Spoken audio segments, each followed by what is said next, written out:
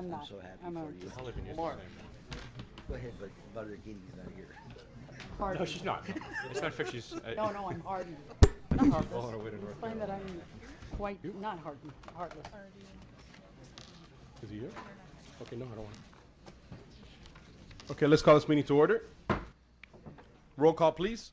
Mayor Garcia, Here. Vice Mayor Buckner, Here. Councilman Best, Present. Councilman Bain, I'm here. Councilman Petrolanda. Here. Please stand for invocation by Councilman Bob Best. Heavenly Father, please watch on these chambers tonight. Please allow us the ability to conduct business of the city appropriately. Please help us to look at contentious issues, have frank debate, civil discussion, and most of all, dear God, please help us do the best for the most. Amen. Amen. Please place the flag, place your hand over your heart, and recite the pledge. I pledge allegiance to the flag of the United States of America and to the republic for which it stands, one nation, under God, indivisible, with liberty and justice. Joellen, Yeah. want to come up? We're going to do the video. Again. Is she?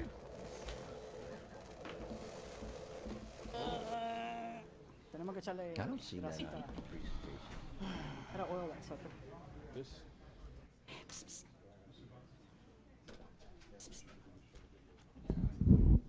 How come I didn't get a red market paper? Good evening, Joellen Morgan Phillips, 372 De Leon Drive. Tony Fejo, 1 Ludlum Drive. Fejo. That's how you say it. That's how you say it. What were you saying? Yes. This Fejo. I said Fejo. say happy birthday, Miami Springs. Can you turn this one off?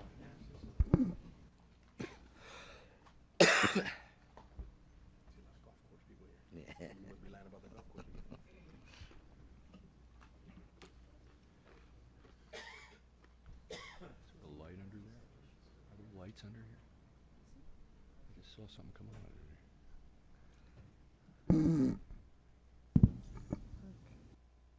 there. It was for the 90th birthday. Maybe we'll do it for the 91st birthday.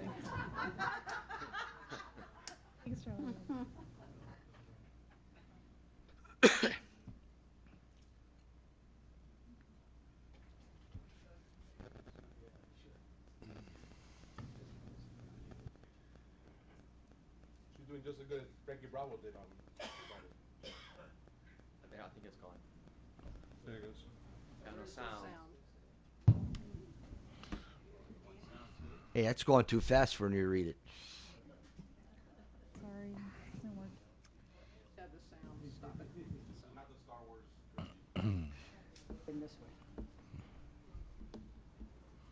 Sound this up on the screen.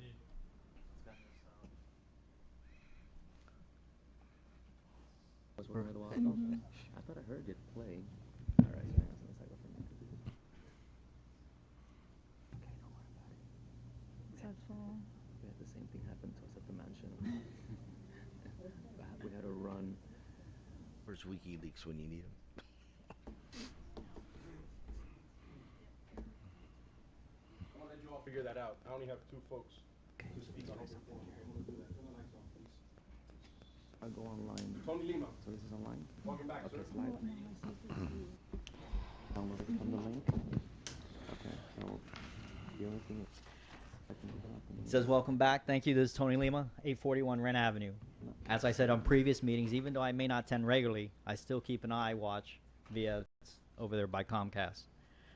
When I participate at these functions is because these are our monies that are being fluctuated from time to time. Now there's another venue that's being pondered, which is the Senior Citizen Center. It is an older site. It's still functional, and I'm not taking this from my own rectum. I've actually spoke to several people that have hands-on direct with the structure. It's not overcapacitated yet. It's slightly to capacity. Most of the participants are citizens of Miami Springs and Virginia Gardens. Virginia Gardens is a direct contributor to the facility when they have people that attend to the function over there, as far as they paying for the food, for instance. So now we're pondering more debt. We're at $6.9 million debt currently as of 28 August. That's with the 2 loans. One was finally folded, which was the golf course. Now this current body is pondering borrowing more money from a facility to build a new senior citizen center, in spite of the fact that this structure is still sound and functional, and like other previous events which have been in haste, such as the rec center.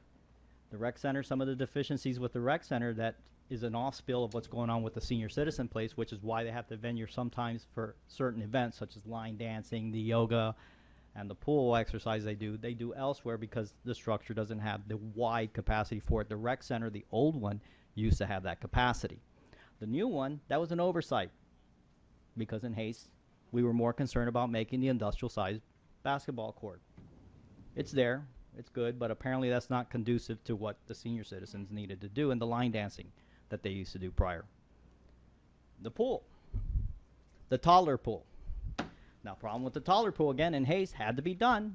We spent $100,000 2 years prior to the demolition of that place to reshore it from keeping it from collapsing.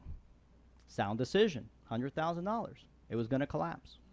2 years later, we said, nah, not good enough. Let's throw that $100,000 away. In other words, demolish it, and let's put another $5 million on top of it. It's a toddler pool. And from what I understand, people are getting the hot foot. They walk on the hot surface without any footwear, and their feet are cooking. So I spoke against that. I didn't speak against the rec center because I wasn't quite that involved with the actions of the body that are up here currently, or the prior body. But however, now we're looking at it again. So I've asked them before, and I'll reiterate it again. Operate within your means. Use common sense. I don't know how you run your household, but when I run my household, I determine whether it's a need or a want. So that's the first question. If it's a need, then you have to do it. In other words, the roof is collapsing. There's mold all over the place. The senior citizens are hanging themselves from the fans. Okay, sound decision. However, that's not what I'm getting feedback from. And I won't name any specific names because these people spoke to me in confidence. But there are members of the staff within the city that I spoke to. So I ask again, and you, because last time when I spoke against the pool, this body told me that this is why we elected them into office, to make these tough decisions. And I said, you're right, we did, but we can also elect you out of office. And I did. I tried to vote some of them out of office. And I was disappointed when last April came around and this is what we got retained. I was hoping for a higher turnover, but that didn't happen because I was told boldly that this is why we elect them into office, to make these tough decisions, versus allowing us to make these decisions. Because I said back in the July meeting for the pool venture, I said, why don't you let us vote on it and add it to the ballot? There was a vote coming up. You wouldn't have just made it a special election. You just could have added to the county ballot and say, here, please put this on the addendum for us to vote on that, the citizens of Miami Springs. No, that's why we elected them into office. Now, again, if they want to put this decision up on the ballot, it has to be submitted by the end of this week. This is the deadline. If they want the November ballot to reflect this possible controversial issue, let us vote on it, versus making haste and making a rapid decision again and finding themselves putting their foot in their mouths again, and then looking pretty and saying, look at this pretty place, and cut the ribbon and say, oh, it looks pretty on the outside. But you don't know what you got on the inside until it's there. So I ask to please table this. Do not make a haste decision, and let this ride out still while the facility is still structurally sound and functional. Don't make a haste decision. There's no crisis on here. This structure is still sound. I thank you unless you have any questions of me. No questions on open forum. Thank you, Mr. Lima.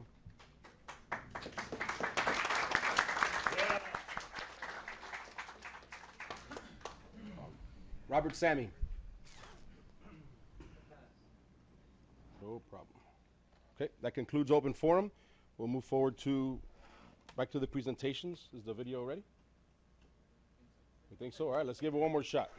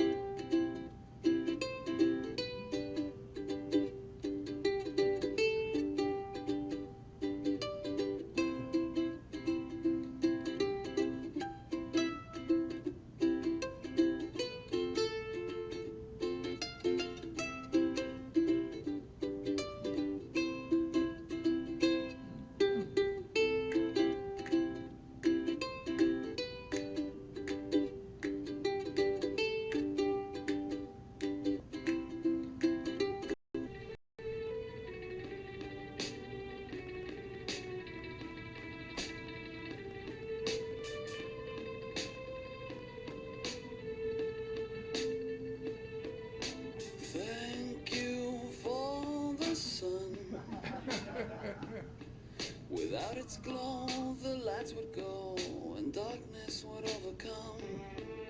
And thank you for the sea,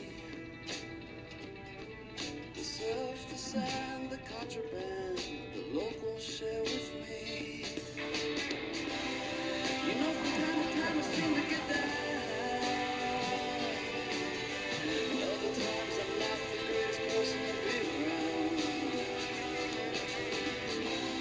So I just want to take a moment to say a quick hello, and I hope you know I thank you for my life. The struggles and the helping hand, my beautiful wife.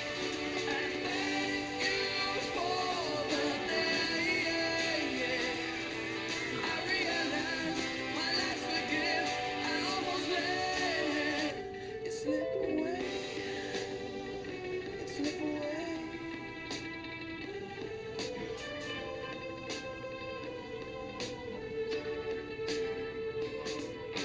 Thank you for the songs that we could dance, lead to romance, and help me sing along. Thank you for the nights, for all the fun and all the ones that ended in a fight. You know, from time to time I seem to get down. Sometimes I'm not the best person to be around. So I just want to take a moment to say a quick hello, and before I go, to thank you for my life. The struggles and the helping hand, my beautiful wife. And thank you for the day. I realize my life's a gift. I almost let. I'm wrong, I'm right. I'm rude and I'm polite. I work, I play, I sit and then I pray. I write for free and I sing it for a fee. And I laugh, I cry, and I live until I die. So thank you for my life. The struggles and the helping hand, my beautiful wife. I thank you for the day. I realize my life's a gift. I almost let. And thank you for my life. The struggles and the helping hand, my beautiful wife. And thank you for the day. I realize my life's a gift. I almost let it slip away. It slip away.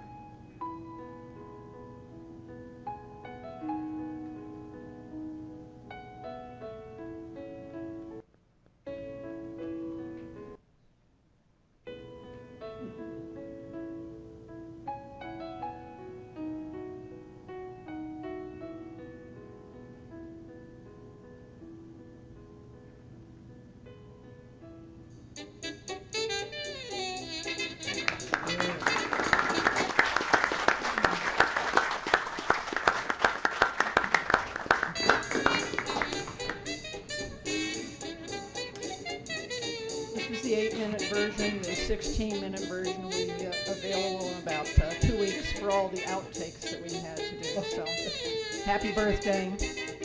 Everybody behave yourselves tonight. Nice job, Joe. Thank you.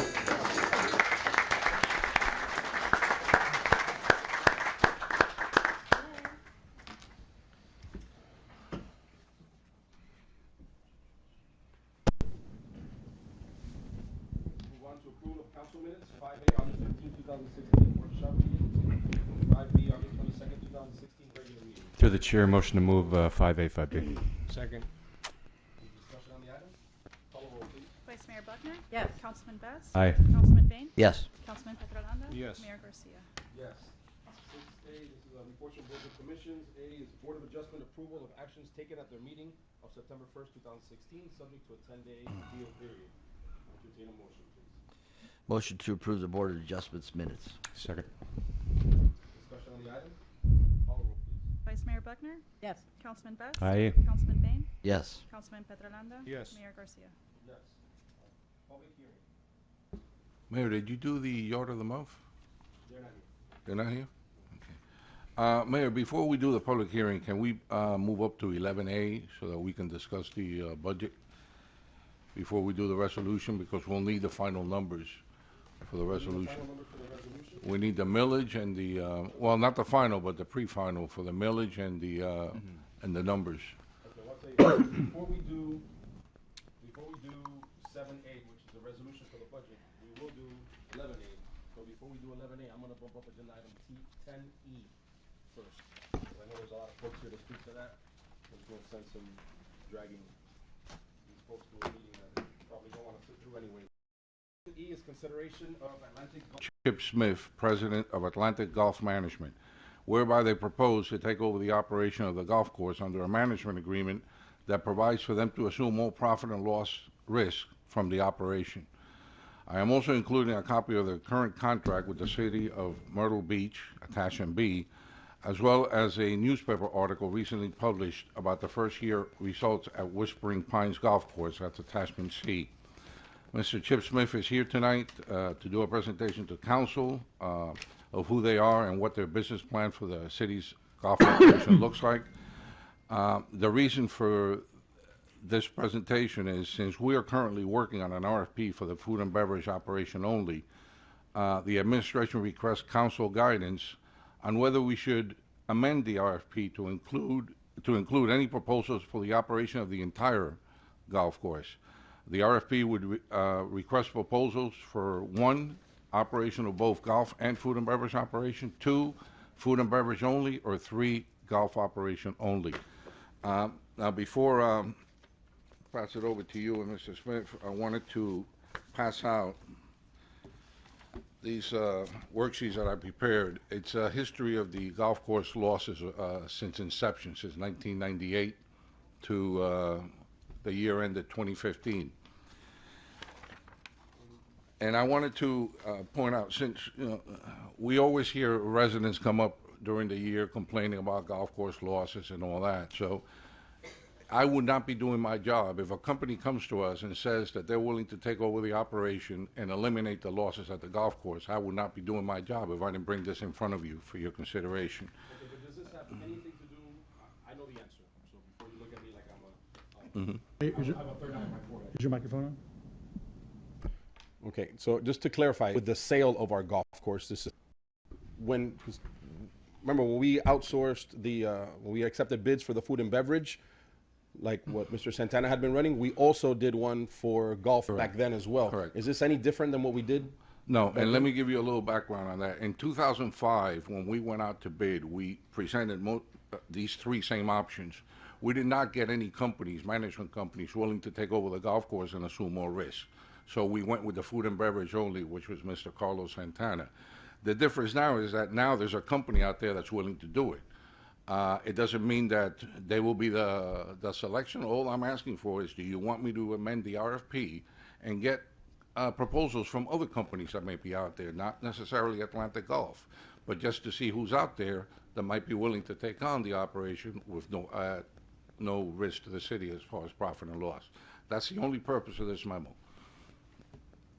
Okay. Well, before we invite him to come up or not, I just want to make sure that we give our residents the opportunity to speak on it that have signed up for it. I have Ms. Neri Owens signed up first to speak. Welcome, ma'am. And to let all residents know who have signed up to speak on agenda items, you have 2 minutes to state your case on the item. 5, I apologize. 5 minutes. Better. Thank 5. you, Mayor. But you can take an extra 2 if you like. Thank I know you. my place. I know my. Mayor and Council. That was a joke. 5 minutes. 5 minutes. In reviewing what we have before us is the idea of having a concession at the golf course, and I looked at the agreement that they had online with Myrtle Beach. Some of the things that concern me, it's a 5-year lease, and they will pay the city 3.5% of gross revenues after the first 1.1 million gross revenues that they get. In Article 9, public records, the Carolinas public records are not as open as Florida, and we need to have the citizens' rights to review all of the public records if they were to give this concession out. In addition, I think we need to have them save the records until 5 years after the end of the agreement. 5-year lease with 1 5-year option to renew. There were some article number 16 and another one says that you can revert back to the federal government if they don't follow the concession agreement.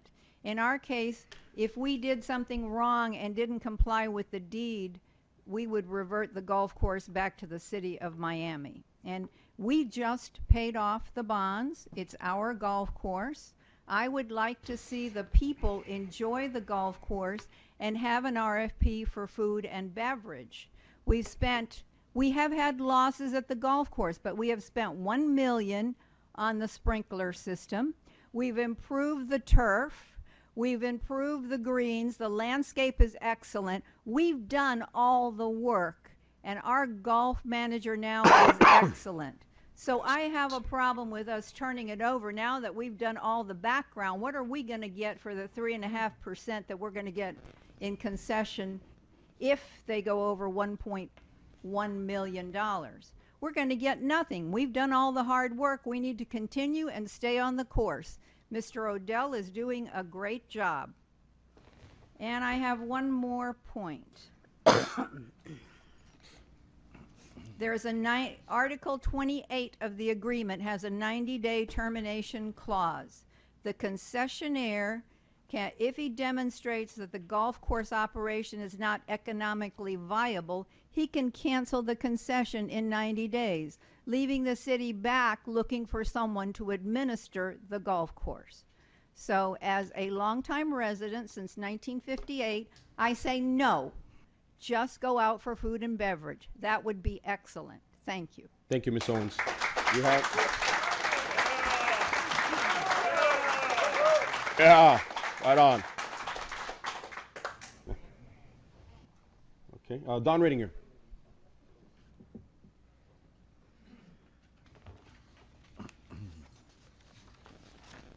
Don Redinger, 991 Hunting Lodge Drive, Miami Springs.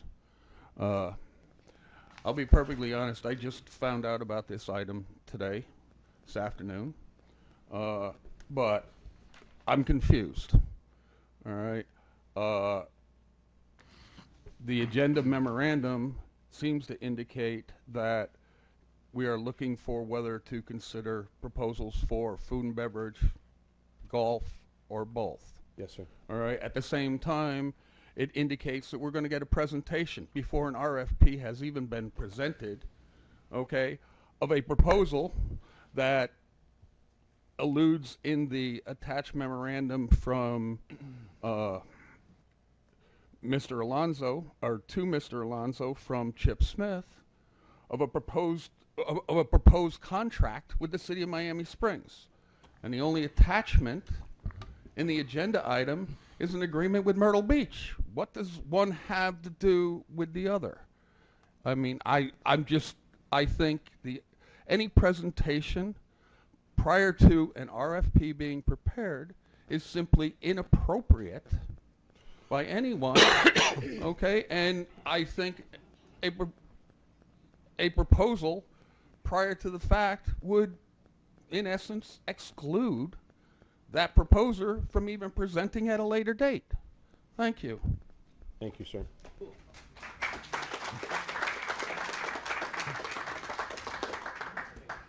Is that true, Mr. Attorney? No. Thank you. I'll defer to the gentleman with the law degree. Thank you, sir. George Hyder.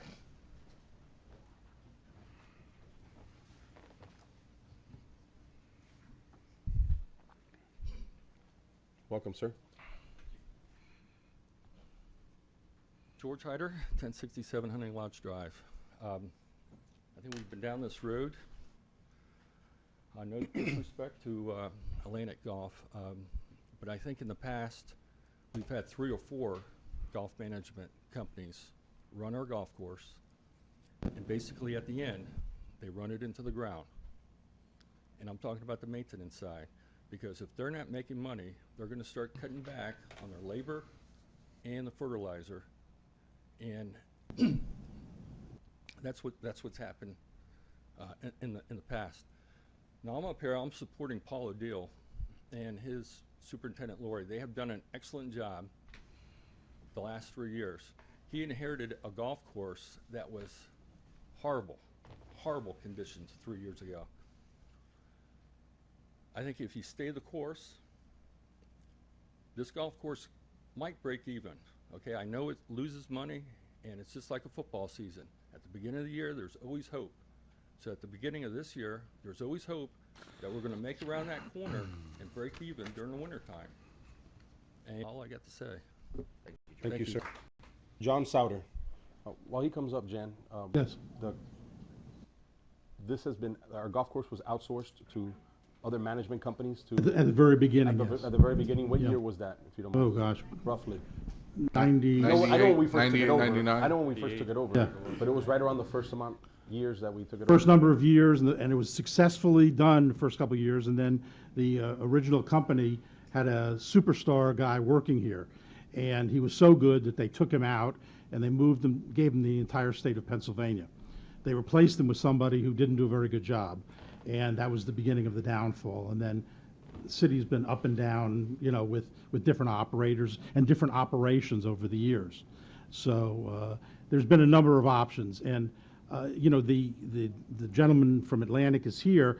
It's up to the council whether they want to hear a presentation or not. That's fine. We understand that. Okay. I just wanted to know about the years, because the years of 96 and 97 don't show up on our list, and that's why I asked. Oh, yes. We actually had management companies until 2005. Oh, well, that the city hired internally. We Yes. hired some, like, people to come in and manage golf and. We food did and beverage. RFPs for them. DJB management and, you know. Right, okay. This through the chair, this must have happened awful quick then, if we're talking 97, that era. Right. Because the sheet that the manager just handed out to us all, as you can clearly see, we were down $318,000 in 1998. Yes. Yeah, okay. Well, let's continue the speakers. Mr. Souter, welcome, sir. Thank you, Mayor. John Souter. Greetings, council, mayor, staff. Thank you for this forum. I have some questions regarding this. Concerns embedded in questions. A couple of people have already spoken. I appreciate their comments. I'm curious how Chip Smith is here tonight. And I know he's here, and Mr. Smith, I don't know who you are. No offense to you, sir, or your company.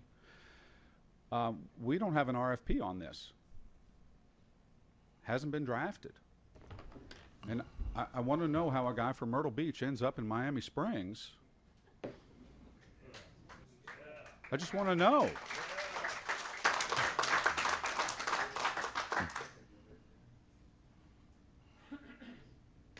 I want the golf course to make money. But you know what I really want?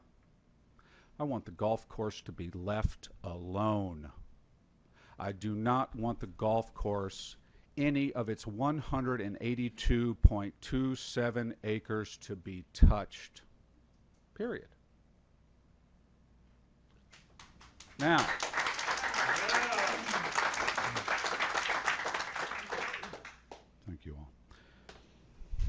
have some questions. I'd like to know if any member of council, before the meeting this evening, has had any direct contact with Chip Smith, any of his affiliates, or Atlantic Golf Management.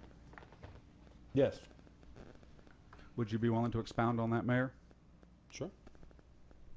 Let me know when you're done, and I'll make sure to expound on it. Thank you, sir. I'd like to know, if so, when, where, how many times, and under what pretense, and for how long were those meetings, and why they weren't done in the sunshine. Since there has yet to be an RFP drafted for golf course and food and beverage management, hasn't been put out to bid. I want to know how the communication began, at whose behest. On July 28, Paul O'Dell stood up here. I believe it was a budget meeting. And I know that dating from at least July 28, because Paul O'Dell spoke about it, the city had been in communication with, I believe it's the same gentleman. If I'm wrong about that, feel free to correct me. I want to know at what date and by whose initiation the city's conversation with an outside management company began, and what the nature of that communication was, and how this all got us here tonight.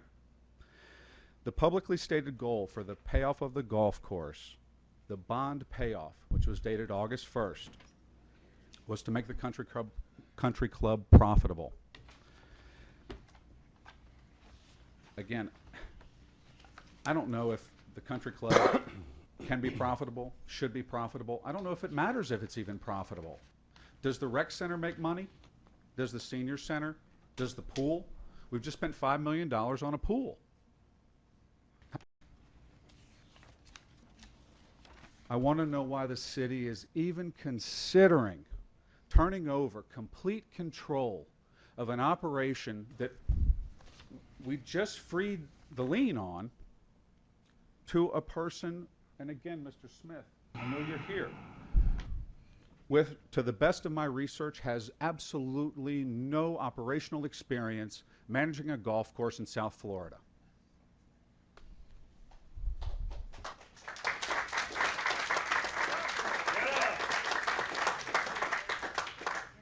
My last question, I'll let you all be.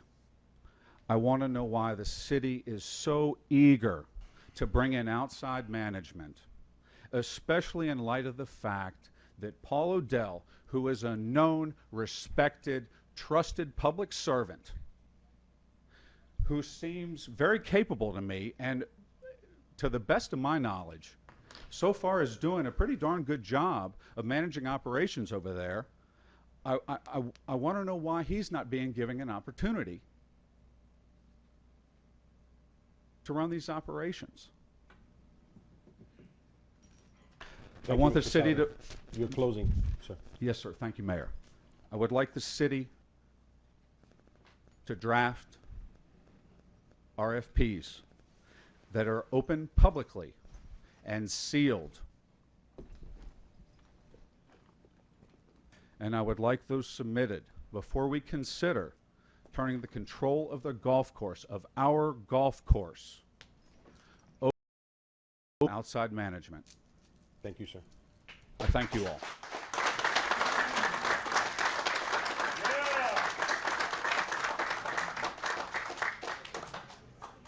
Raul Cruz Alvarez. Welcome, sir. Thought his name was Raul. Mayor, council members, I'm sorry, I'm a little bit, I, like other folks here, just found out about this. I actually found out about this on Friday. Feel free to ask all the questions you like. I understood from the young lady that was just up here, she was saying that the revenue the city's gonna get is after 1.1 million in profit or 1.1 million in revenue? Gross revenue. Gross revenue. All right, but we're not going to get that, so you understand. Someone has made a proposal and brought something to the city. I'm just, I'm trying to understand. We're not even accepting that. This is Understood. the infancy of maybe not even a phase we're going through, but you can continue, sir. Okay.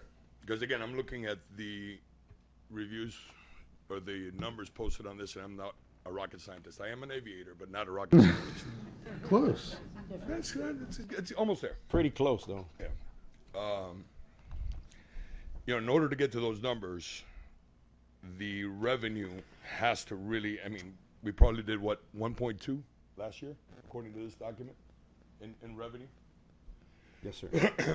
My concern with all this, like I said in 2003 when we had a similar meeting at the country club offices, or actually in the back room back there, the number one reason I bought in Miami Springs and the reason I raised my kids in Miami Springs is because of the community that we have. We have what I've always called Mayberry. Why is it Mayberry? Because everybody knows each other. This is a beautiful little city. Our kids could walk across the street. We don't have to worry about people coming across the place and running them over and doing all these things. Our golf course has gone from being a cow pasture over the world, all over the world, to play golf in our golf course. I'm a member of Doral Trump, but I'd rather bring him to Miami Springs because of the way that golf course is now maintained. Not the case 4 years ago. No. But it really is now. Again, I want to thank you, and everybody keeps talking about Glenn Curtis and the aviation background the city has. Let's be an aviator. Let's think like Glenn Curtis. Don't make a decision that's rash. Aviators do not make rash decisions. Think it through, talk it over with the citizens, talk it over with the people who put you there before anything gets done. Thank you, sir. Thank you. Yeah.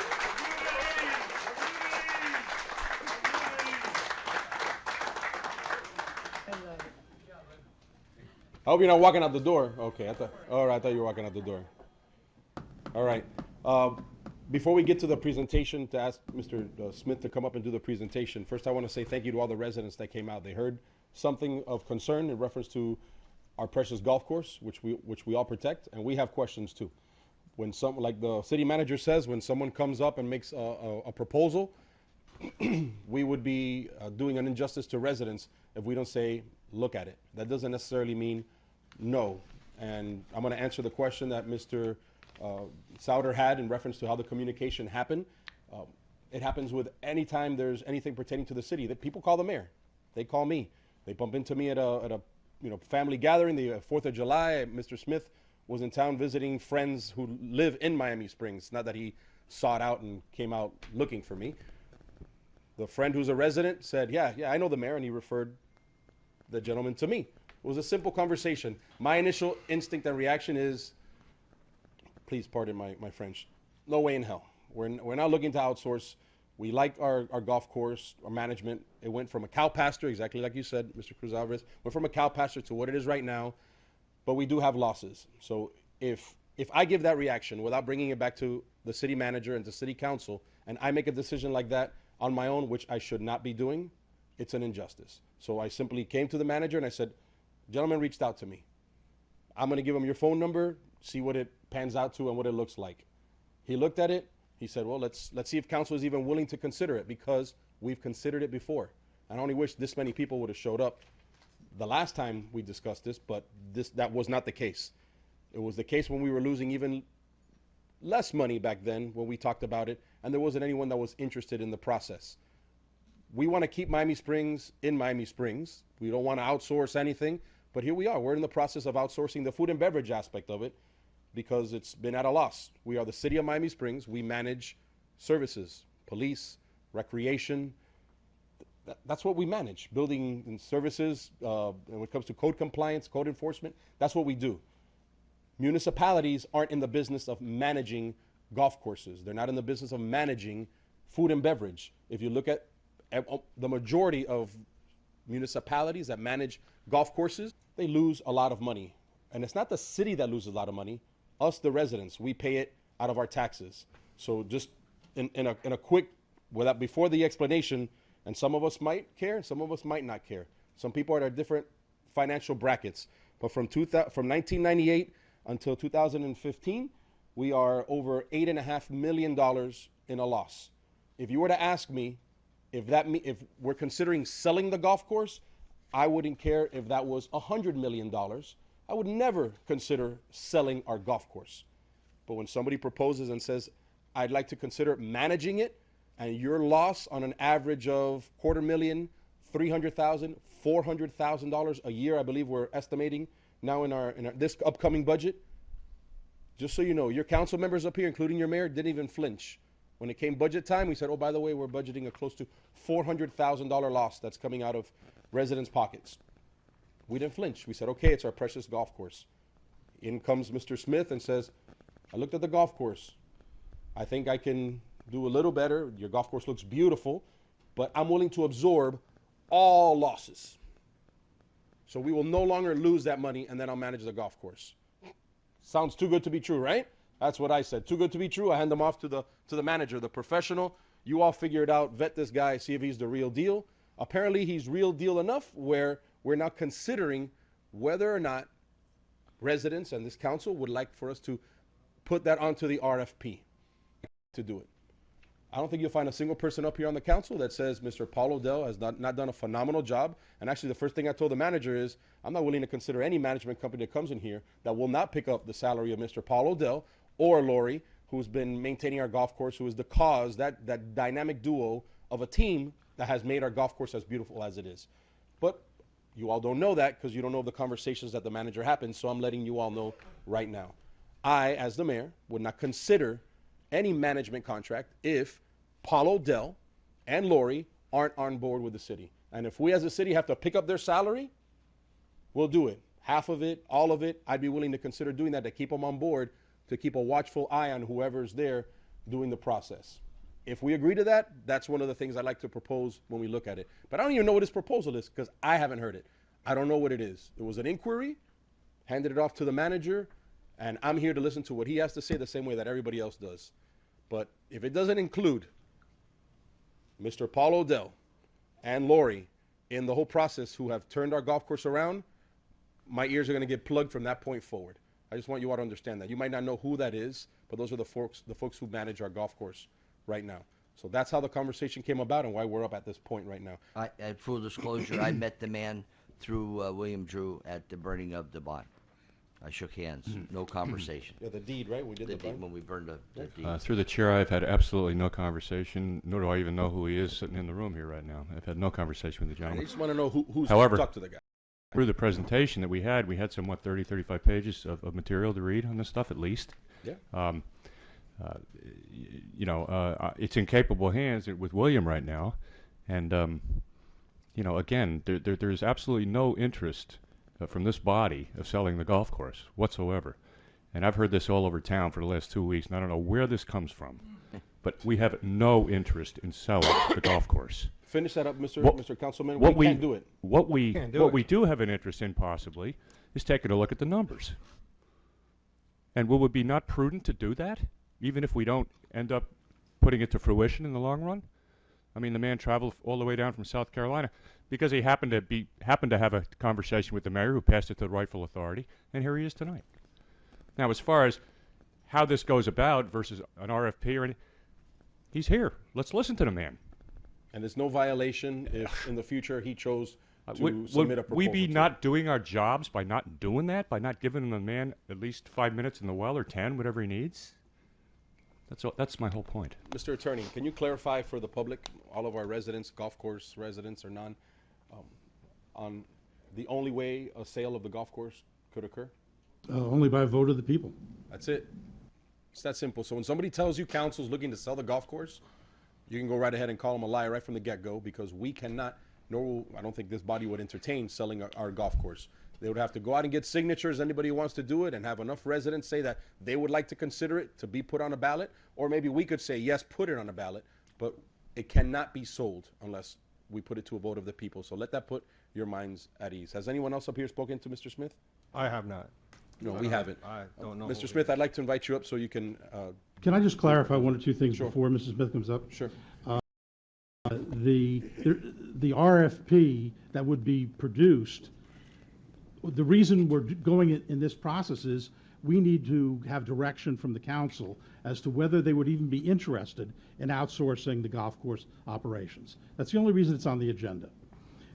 Once that determination is made, yes or no, they will either do it or not do it. Through the chair, Jan, does this in any way violate protocol as we know it, legally or procedurally? If anything, he's putting himself at a disadvantage by putting out there without really any request of the city to say what he's willing to do. It's just information for you to consider as to whether you would be interested in doing it. It has nothing to do with the Sunshine Law. The Sunshine Law only deals between elected officials. Right. With all due respect to Ms. Owens, the contract that was attached for information. That is not the contract that we would use. I haven't even read it. I don't know what it says. And I couldn't care less about what it says, because what we would do is we would design our own RFP along the lines of what the city would require. We don't even know what you would require. You would direct the administration as to what they would put in there. From what the mayor said, he wouldn't even consider it unless the current management team of the golf course were included in that. And one other thing is that Ms. Owens mentioned that if we did something like this, we would forfeit the golf course. Not in a million years are you going to forfeit the golf course. There was literally nothing that the city could do short of purposefully dumping hazardous waste on the golf course to forfeit it. The city owns it. It's deeded to the city. It is owned by the city, and the financing that has been taken off just makes it more applicable to more flexible arrangements and operations. The protection for the city is in the charter about sale, as we've discussed, and I think that the only reason that all this is taking place is for the council to be given as much information as it needs to be given to make a decision as to whether it would consider another option of flexibility to maybe save some money in the operation of the golf course. If it chooses not to go that way, then the RFP will simply go forward as far as food and beverage is concerned, and that's it. But it would be foolish for the food and beverage operation RFP to be published if, in fact, you can also consider a golf course operation option. They have to be done together if they're going to be done together, and that's why it was brought to you. And again, I agree with what the manager said. If he didn't bring it to you, he wouldn't be doing his job.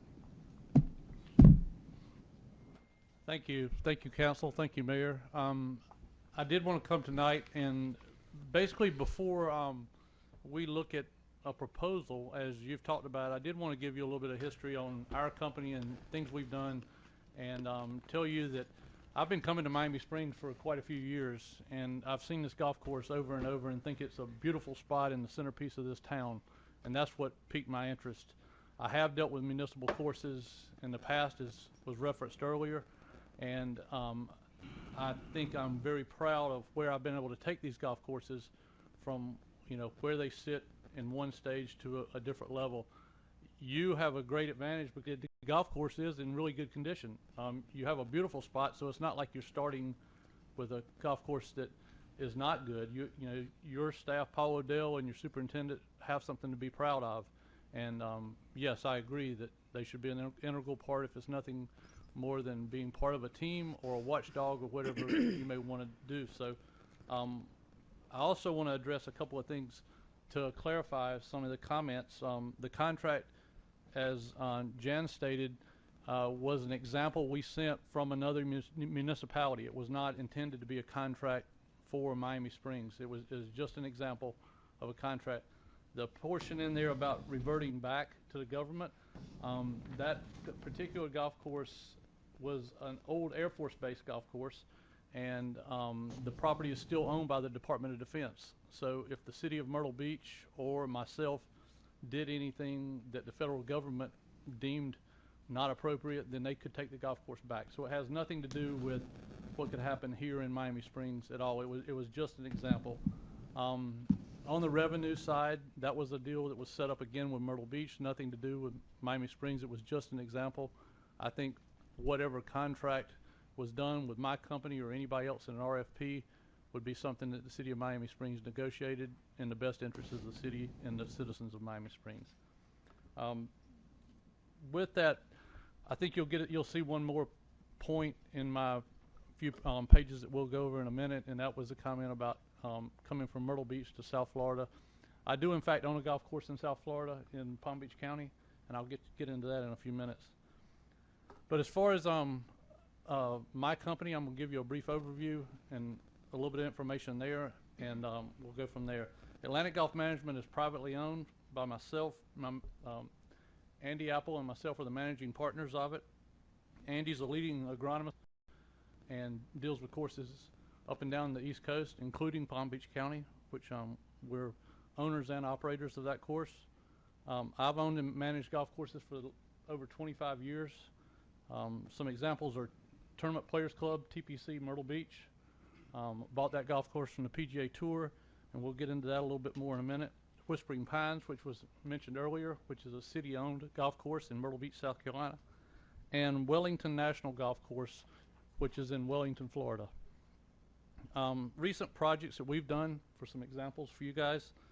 TPC Myrtle Beach, as I mentioned, the PGA Tour owned the golf course and sold it to me because it was, quite frankly, not in very good condition and it was losing money. It had never shown a profit.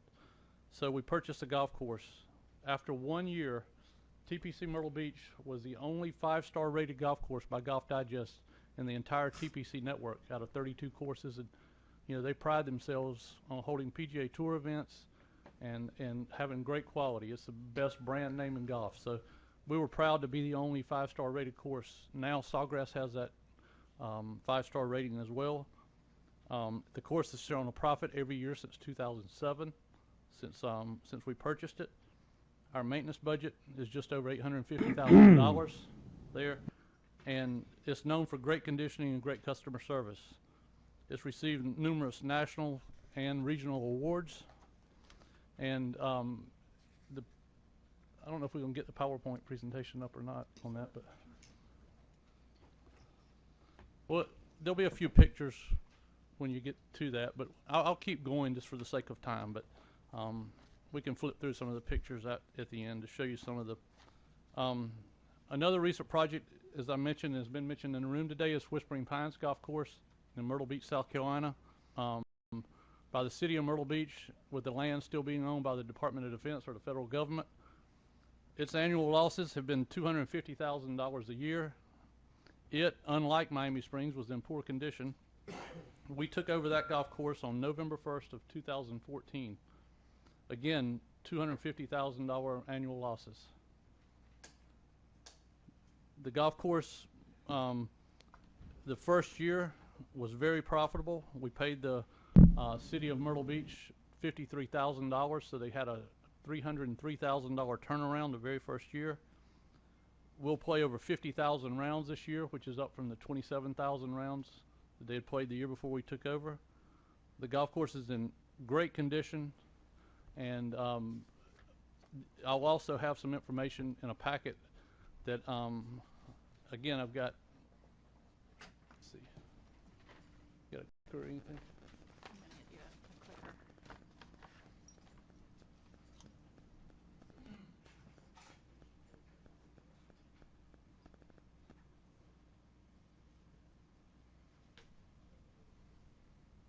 Forward button here. Okay, so this is some of the information we just went through. This is again just a shot of TPC Myrtle Beach after we'd had it. Another shot. As we were just talking about Whispering Pines, golf course is now in excellent condition. I also have a newspaper article attached and some information I'm going to give you guys that has quotes from city councilmen and a number of people in there about how pleased they are with the progress we've made and the fact that it's gone from being a loser of about $250,000 to a profit for them. This is before and after pictures at Whispering Pines. As I said, it was dramatically different than your golf course. The condition was terrible. Today the golf course is excellent. We're probably averaging, or we are averaging, more rounds than anybody in our entire market with 80 golf courses. and the revenue is excellent for the golf course. Wellington, Florida, we purchased a golf course on March 15th of this year. It was known as Binks Forest Golf Club. We actually have some Miami Springs residents that are members there and live there. Purchased a golf course. It was the worst conditioned golf course that I've ever been involved in a purchase in. Today the conditions are excellent. Just from March to today, our maintenance budget's around $950,000.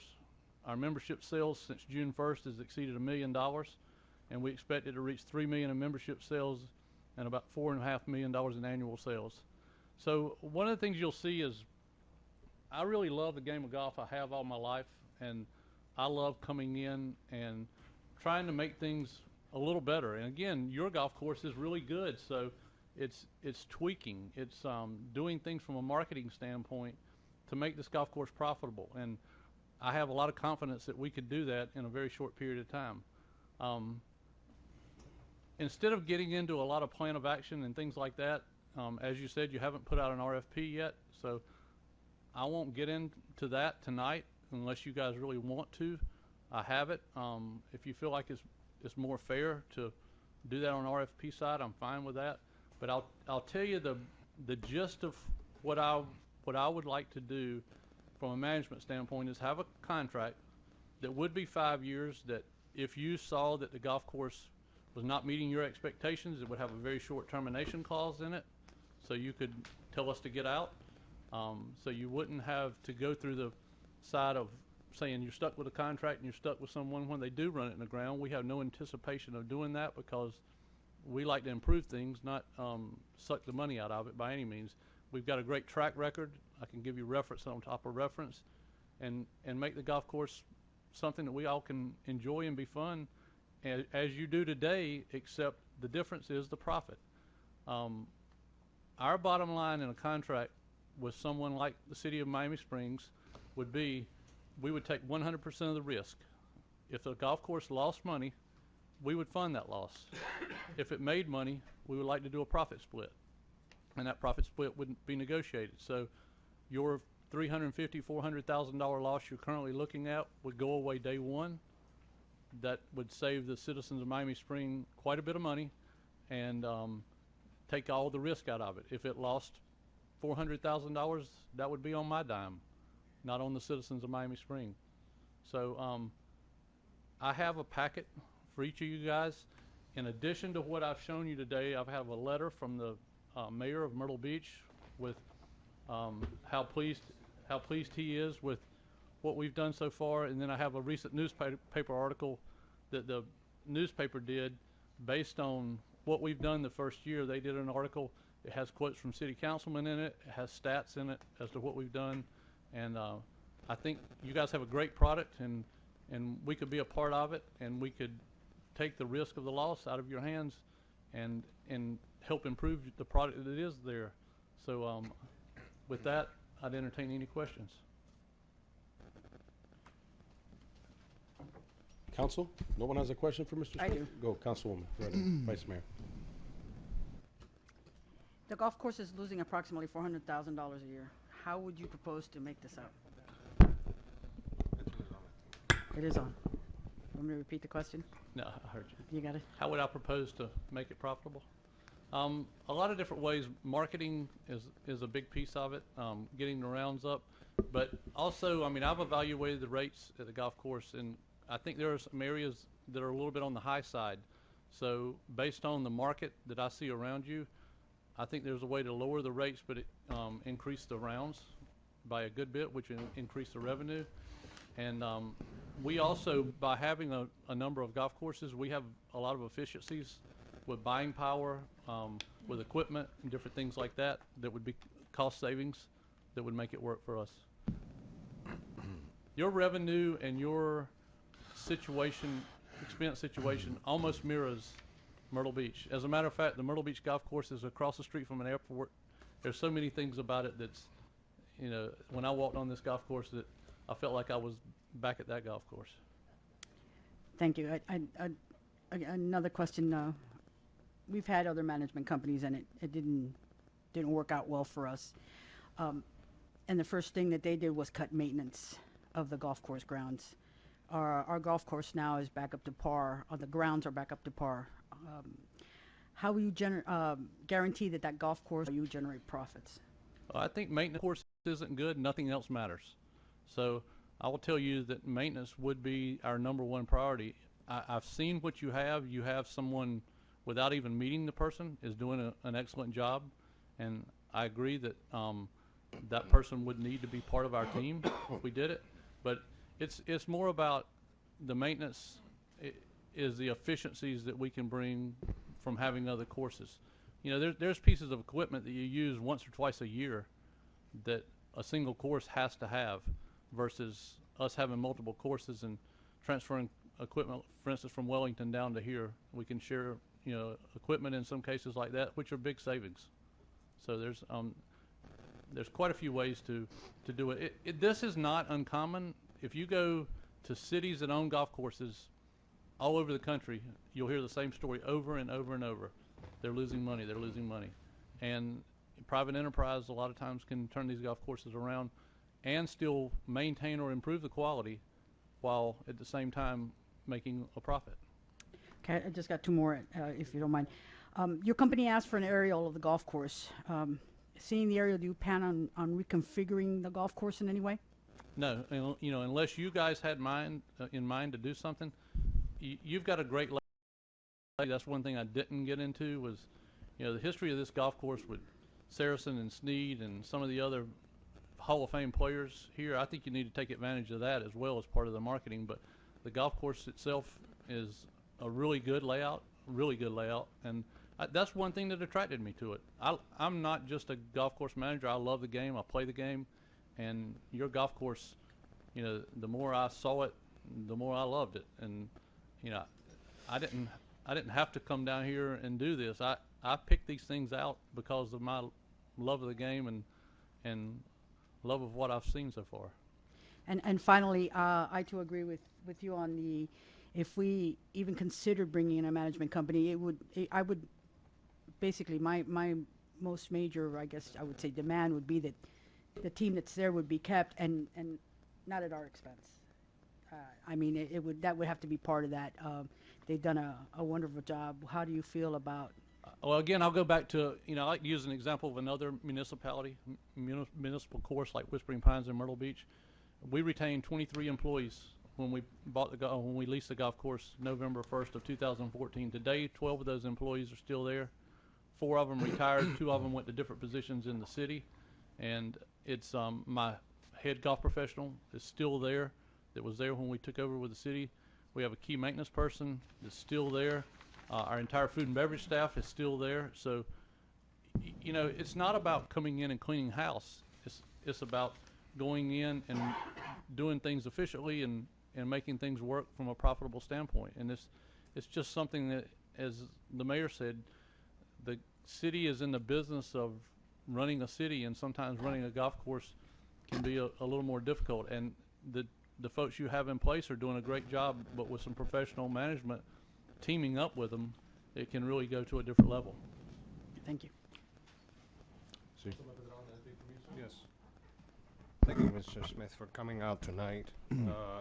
Tell me something bad about yourselves, about your company. Tell me something negative, because everything you've said is pretty what we want to hear. Sure.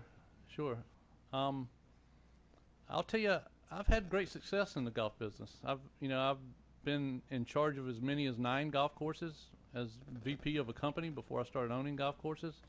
I, like a lot of people, saw a big downfall in 2001. I saw a big downfall in 2008, but I've never had any situation where I walked away from a course. I've never had a situation where I've filed for bankruptcy or anything like that. So the golf business has been very good to me. But, you know, I think I've surrounded myself with some very qualified employees, partners, and been very honest about how I've done business, and that goes a long way. So I guess you can't tell me anything negative then. I'm sure there is. Right. I'm sure we could dig deep and find something. Find where I kicked my dog. I don't know, but. All right, I got one more question, Mayor. With all due respect, I'm not sure if lowering the price is a way to bring up revenue. Now, what we have now is value over quality. What you're trying to do is the other way around, which is bring more quality, other people. Not quality at all. Not at all. I would never sacrifice the quality. Not quality of the course, quality of the folks that are coming to play that. Right. Greens. What I saw is again, I'm not going to get into a presentation that is here because of your RFP situation, but I did a little bit of a market study. What I saw is you have a very good price for your Miami Springs residents, and I would propose having that same price for the Springs residents, and then a slightly higher price for Dade County residents. But beyond that, your walk-in business, your tourist business, looking at similar courses in say a 20-mile radius, I would say there's some times where it's a little bit high and it maybe needs to be seasonalized, where it's cheaper in the summer and stays the same during the winter. So there's just some small adjustments like that I would make. So you feel that would justify, that would get you to the $575,000 that we have a shortfall by just tweaking it? I do. Again, I've done this so many times, looked at so many courses. I have formulas that I use to say if these golf courses are doing this many rounds and this much on an average per round, I can make it profitable. Thank you. That's all I have. Yeah. Thank you. Mr. Smith, again, thank you for being here tonight, coming all the way down and educating us, I suppose. I have three things I'd like to ask you simply. The first, on some of your presentations and on the things that we had read in our packets coming to the meeting tonight, I'd read some numbers like your prediction of $450,000 in maintenance budgets. I see $950 on the screen there for that particular project. Right. We're currently running about 1.2 here, right, with the course and the condition it's in. That's a little bit different than the 450 and I will tell you that the 450 is a very simple golf course. I think you are on the high end. Again, I'll refer to 60 miles or whatever it is up the road. And by the way, I'm not coming here from South Carolina. I'm coming to Houston. That's where I spend most of my time now. But I will tell you that the golf course in Wellington is in a community that demands perfection. It's a very high-end, wealthy community, and so I'm running a budget of about $950,000 there to reach a golf course level that is beyond really good. I mean, I don't even know how to describe. It's close to perfection to get there. So I think there are ways, again, because we have multiple courses and efficiencies, that we could get your budget in line with what I think it needs to be and produce a product that is excellent. Typically what happens in these cases, as others have said before, is that you bring an outfit in, they come in, everything looks great for 3 or 4 months, and then you start noticing the deterioration. And typically it's from lack of maintenance, lack of fertilizer purchasing, sand, et cetera, et cetera. How would you address that? I would tell you that, as I said earlier, if the golf course isn't good, I'm not going to lose $450,000. I'm going to lose a lot more than that. And so the most important person and the most important thing in a golf course to me is the condition of the golf course and the superintendent. You have to have that right. And again, I just have to stand on a track record of great golf courses in great conditions that I've done. I have never taken a golf course and sacrificed the money to make the golf course go the wrong direction. I've only done just the opposite. And my second point, my second question to you, sir, would be, our course is approximately 212 acres. Is that correct? That's correct. There are a lot of enclaves on this particular golf course. Typically, because of the time it was built, there was nothing here. So they just put stuff here, an acre here in the middle of. What would your thoughts be on that? I think you have a very large track for a golf course.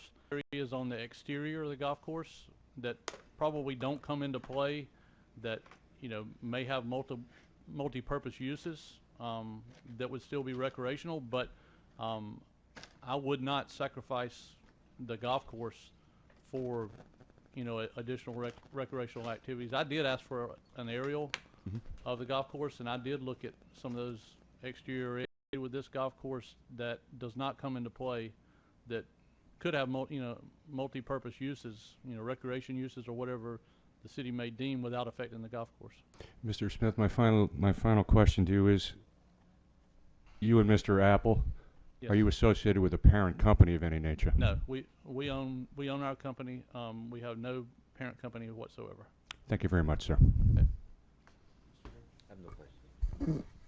All right. I have no questions either, and the reason being is that the main purpose of that, I wanted to entertain questions from council as well as from the residents, was to make it very clear that this was not a matter of a sale of the golf course. So that was something that really concerned me. Right, and I have no, I'm not here to talk about purchasing a golf course. I've heard the rumors as well. I'm here to try to take away a deficit from this city and here to help make a great product that you have even better. So, I would like to look at this as a partnership to where we do something that, takes it up a notch and makes it something even more proud to be. So, and I do have a full proposal if the time comes. If you guys decide to do an RFP, I have a full proposal and can get into that. And I think I have some really good ideas to take it to a different level. But I do appreciate it. Mr. Attorney, my questions, this question's for you. Let's say we go through the RFP process. We have our 3 options. Companies bid on only running food and beverage, some companies bid on only running golf, and then someone with a combination. And at the end of the day, we decide we don't want to do any of it. We went through the RFP process. That's allowable as well. Sure. Correct? We're not bound to have to do it.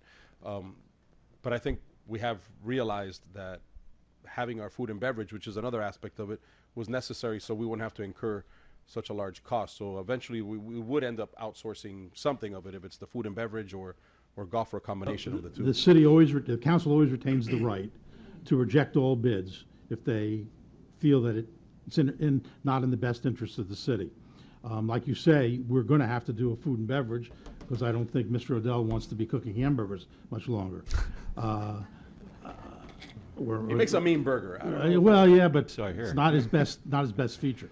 But so the idea is to figure out which direction you want to go in. As we do in all of the RFP processes, if you don't have a good RFP, if you don't have a good beginning, the product that you're going to get is not going to be good.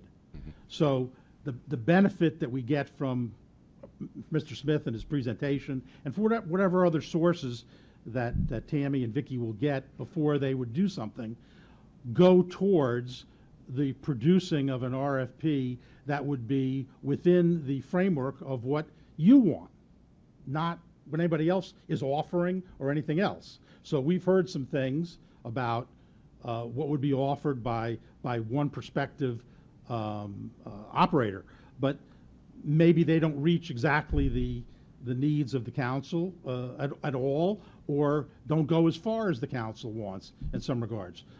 Those can all be taken care of within the RFP document. Once the RFP, and again, it's for you to choose whether you want to go in this direction at all at this point. That's really what the agenda item is about. But for the sake of argument, for the sake of discussion, if you were to go all 3, let all 3 be bid out, a staff, as we do in every case, the staff would get the responses back. They would do a formal presentation to themselves, evaluating each of the companies, both on a multiple use or single use basis, and then they would present the results to you. And you would then determine whether you wanted to have presentations made, or you wanted to reject or go in one direction or the other. And those will be sealed bids, correct? Of course, they are always sealed bids. I know. I think there's been a misinterpretation here, some emails that I've read today that this was some kind of a meeting where this was going to be, that the agenda item was to award this item to Mr. Smith and his company. And if you read the agenda memorandum, it's clearly not the case. The idea is just to get information to the council so the council can make the most appropriate decision it can under the facts and circumstances. Information never hurts you. It only helps you. And that's the idea of bringing all this to you. Mayor, I have a question. Yes, sir. So, Jan, You can sit down. the terms are to be negotiated. There are no Right. We do There's put- just- to go through the RFP, obviously. Of course, absolutely. The terms are to be negotiated, and I like to see if we, Well, if it's- we it- go that route. I like- Excuse me, I don't want you to misinterpret what I'm saying. There's going to be no negotiation. The city produces an RFP based upon what it wants. Exactly. Yeah, Terms. and yes, but there's no negotiation because the person who's going to respond to it either responds yes or no to what the city is proposing. Okay. So it's not a So maybe negotiation. I used the wrong word. Apologize. Now, I like to, if we go that route, I like to see, make sure, like the mayor and the vice mayor are recommending, that the folks that are there Sure. stay there. That could be, we could put anything we want in it. I mean, that's the idea, to put as many controls in it as possible. As I said a minute ago, if you don't have a document to work from to solicit responses that is complete and deals with all the issues, then the responses you're going to get are going to be incomplete and not fulfilling the needs of what the city wants. Vice Mayor? I have a question. I know you and I, William, spoke about revenues so far since we took over. Are we making money since he took over the food and beverage? The food and beverage for the first month in August has made money, yeah. So in fact, Yeah, it's working. It's minimal numbers because we're only talking about the grill, but they are making money. But yeah, I mean, they had to hire. So It's not negative. Sure. But believe me, and I know Paul agrees with this, we don't want to be in the food and beverage Wait a second. business. And wait, when you say it's making money, it made money all the other rest of the years as well, because when we had it, when we took it over, when it was in our control, we lost $200,000, $300,000, $400,000. So when it was outsourced, we no longer lost all of that money every year. When I say lose, all of our taxes were paying $200,000, $300,000, $400,000. This moment now, we're managing it and we're making some money on the in the little food and beverage, the little grill area. The reason I But- asked that is because if we're making a little money, then the operation is working. So okay, all right. I would tend to side on the food and beverage RFP because of the way it's going now. That's why I asked. Say that again. Clarify that. That I wanted to know if he's making money, even if it's a little teeny bit. I know we've made money, and we had a circumstance before that because of the way that it was bonded and everything. I want to know, are we making just a smidgen bit of money in that first month? Then clearly to me, if we've got a golf course that is running and the greens are good, and we just need to tweak, then clearly to me, we need a food and beverage RFP, to me. But that's me. Well, we need that. No one is here debating whether or not we don't need No, it. because we have from this memo I'm reading that we have tonight we have to come up direction, and we have to decide which one of these three is what we want to do. And Or that's no, why all of them. There's no 1, 3. We can do 1, 2, or 3. You can have them all. You don't have to only Well, have that's one. what I'm saying, Right. but I wanted to clarify from my information that you are making just a tad bit of money, and we really don't know how much, but it's working. So that's all I needed to know. Thank you. John. Through the chair, I think this is certainly to Paul's credit that any money's being made there. He's done it all himself. He's put it all together. Folks that I've talked to, myself have been in there. You know what? It is an improvement over what we had before, and it's a big improvement. Does Paul want to flip hamburgers for another 3 months? I don't think it's in his job description, ladies and gentlemen. Nor does the city want to be in the business And of I don't food think, and beverage. correct, thank you. Right. I don't think the city wants to be in that business either. The purpose of this whole exercise, to my understanding, was for us to go out and seek somebody that would want to come in and perform a responsible activity in the food and beverage. And Recommendation to look into it. And what's to harm us in looking at the numbers, especially if it's going to save us tax dollars? Some of the people sitting in this room here right now have come around during the budget process because, well, they want us to maybe help out the historical museum, or can we do something about, increasing the pay for our officers, for our public works department? Can we do those things? So here we are tweaking, looking at what to cut from the piece of pie, and we're not thinking about making the piece of pie bigger. We're just trying to we're pretty much cannibalizing what we already have. So when now this comes up with the possibility of adding $400,000 in loss for us to be able to do something with it, and I think the first thing would be reducing the tax base. looking at some of the debt to pay off. This has been $400,000 consistently, and I'll again say since 1998 to 2015, not even counting the $400,000 we have budgeted right now for next year, $8.5 million into the city of Miami Springs. So, again, if we didn't do that, and you all found out that we had an opportunity to reduce your taxes and we just didn't even look at it, all of you, which have my number, would be knocking on my door and banging my door down and calling me, telling me, how dare you do something like that. So again, we're not giving anybody a contract. This has to go out to bid. So I'd like to, entertain a motion on the possibility of a... Well, I'm in a position where I think that I would like to put out just for the food and beverage. I'd like to keep the golf course operations the way it is right now, and go ahead and have some go in food and beverage, the RFP for the food and beverage, and get that started, and then down the road maybe consider something like this. But I would be for just putting out the RFP for the food and beverage. Right. I appreciate hearing what you're for. I have a question, though. What do we do when we outsource it and then we consider it down the road to do golf, like you're willing to entertain? I want to ask my question. And then you get a company that says, no, I want to do it all, or I don't want to do, or I only want to do golf, or one or the other, and then we're stuck with it again. I'm just asking to consider it, because my decision would be to, let's just do food and beverage. I'm okay with just doing that alone. But when the manager asked and said, okay, so what are you guys going to do when the company comes around and says, well, you'd be willing to consider doing our golf and saving us this $400,000 a year, they'd be like, yeah, I would have been able to do it, but food and beverage was part of my plan, because Mr. Odell will tell you. Actually, I have a question for you, Mr. Odell. Can you step up for a second, please? Well, first of all, part of the reason... I figured these folks all came here and cheered you on. The least I can do is have you come up and say a few words. Mayor, we also answer my question. We also have a company here. Let's ask him, Mr. Smith. You don't even know what I'm going to ask this guy. No, Mr. Smith. Whether you wanted operations and food. Thank you for telling me what I need to ask. No, you don't know what I'm asking. That's not what. Many a times, you've said to a lot of us that it's a cohesive teamwork. Food and beverage has to work with golf. You had your golfers with the bang-up job that you've done, and you're going to continue to do if we have anything to say about it. You keep saying, I need food and beverage to function and to be able to work with me at golf, or if not, it's not going to work. Some folks have come, they've had a great time playing golf, food and beverage not working out, they leave, it's just not working together. You want to do a golf tournament, just didn't work out. Is that the case, or can you elaborate on those discussions we've had? It's true. There's been no food and beverage there for the last 3 years since I've been there. Right. We're looking at outsourcing the food and beverage and having them pay the city money right away. So, it's they go hand in hand. Okay. Now, thank you very much. I want to ask, while you still stand there, I want to ask Chip a question as well.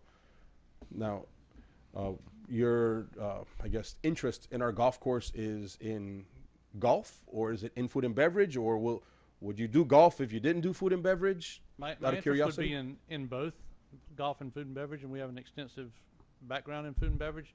But if the food and beverage were outsourced out, we still would have an interest in just the golf. Okay. Thank you. All right. You expressed what you would like. Was that a motion? Well, I think like a lot of the people here that have been part of the golf course, and frankly, part of the reason why I got elected as mayor was because of the people that were running the golf course at the time. They let it run down. They had a 5-year contract, and I know the excuse was that the good greenskeeper was so good that they gave him he had to move out. But I think that's what a lot of the people that were in support of this golf course for years have a real bad taste in their mouth about having a private entity come in and take care of the golf course and maintenance. And the history in this city for that is it isn't very good. I just think that it's in my mind it's baby steps. I mean, we got the golf course in our hands right now. It's ours. If I was doing this, I would give our food and beverage operation, which we can put out for RFP, and we know we can make a profit there because it's basically rent. And I think that after 6 months or a year goes by and we understand what that food and beverage situation produces in revenue, maybe then we can consider, in my mind, to go ahead and go out for an RFP for golf. But the thing that bothers me the most with the RFP is that, you know, this company sounds good, but if the way government works is if the RFP goes out and maybe somebody bids under him, or two companies bid under him, he might be the best candidate, but there's different parameters. You have to go ahead and express why you might want to pick the better, the more expensive product, as we had to do at the community center and other things in this community. You might get, which I guess you can always say you don't want the bid, but you might get stuck with a company that isn't very good. And these are my considerations, and I would go slower than faster, and I would consider the food and beverage, and then let's see what happens when the company comes in, takes over the food and beverage, and maybe make 150, 180,000 in rent, who knows, and then evaluate what we want to do with the golf course, with the fact that maybe Mr. Odell in the golf operation might produce more revenue, and possibly we wouldn't need to even put it out for an RFP for golf. These are my thoughts. Okay. I'm gonna do something besides a thought. Here you go. I'm gonna give you that. You get to handle that. I'll make a motion, then we'll have discussion. A motion to move forward with the RFP for only food and beverage for now. I entertain a second, please. Second. Now going into discussion. Oh, I'm sorry. She's got it. Well, say something. Come on. You gave her the gavel. I gave her the gavel. Okay. I'll entertain No in favor. now. There's, for You just discussion. ask for a second. No, she did. She got. Okay. He got the I got the second. And she asked for discussion. She did that. Good job. I'm not. I have an issue with AT&T, and this is how this comes into this. They bundle everything, right?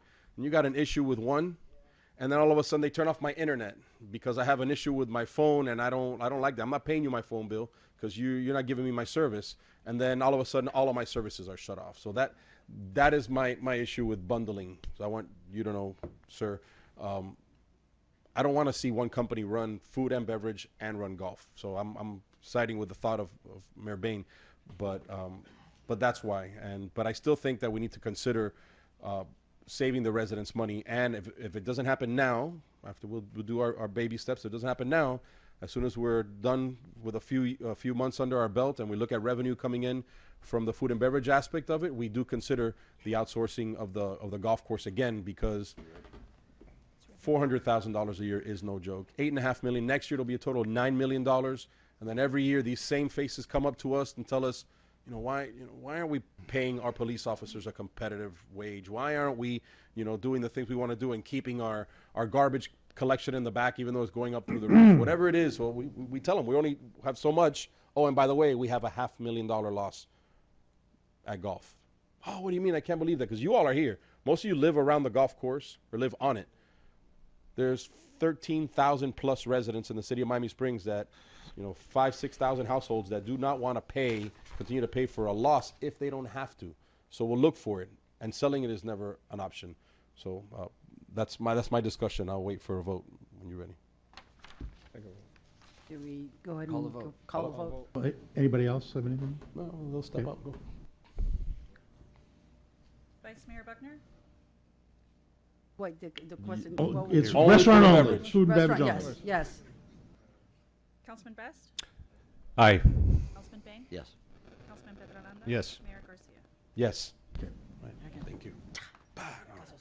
It's not over yet. Okay. Yes. Mr. Manager. Yes, sir. So I don't have to skim through the agenda. Yeah, we need to keep one for the public record. If y'all want to stay for the rest of the meeting, you're more than welcome to do so. Definitely. Only, We're gonna take a 5-minute recess y'all aren't interested There in you the go. marijuana aspect of it? and come back. We're gonna talk about the budget. Come on back,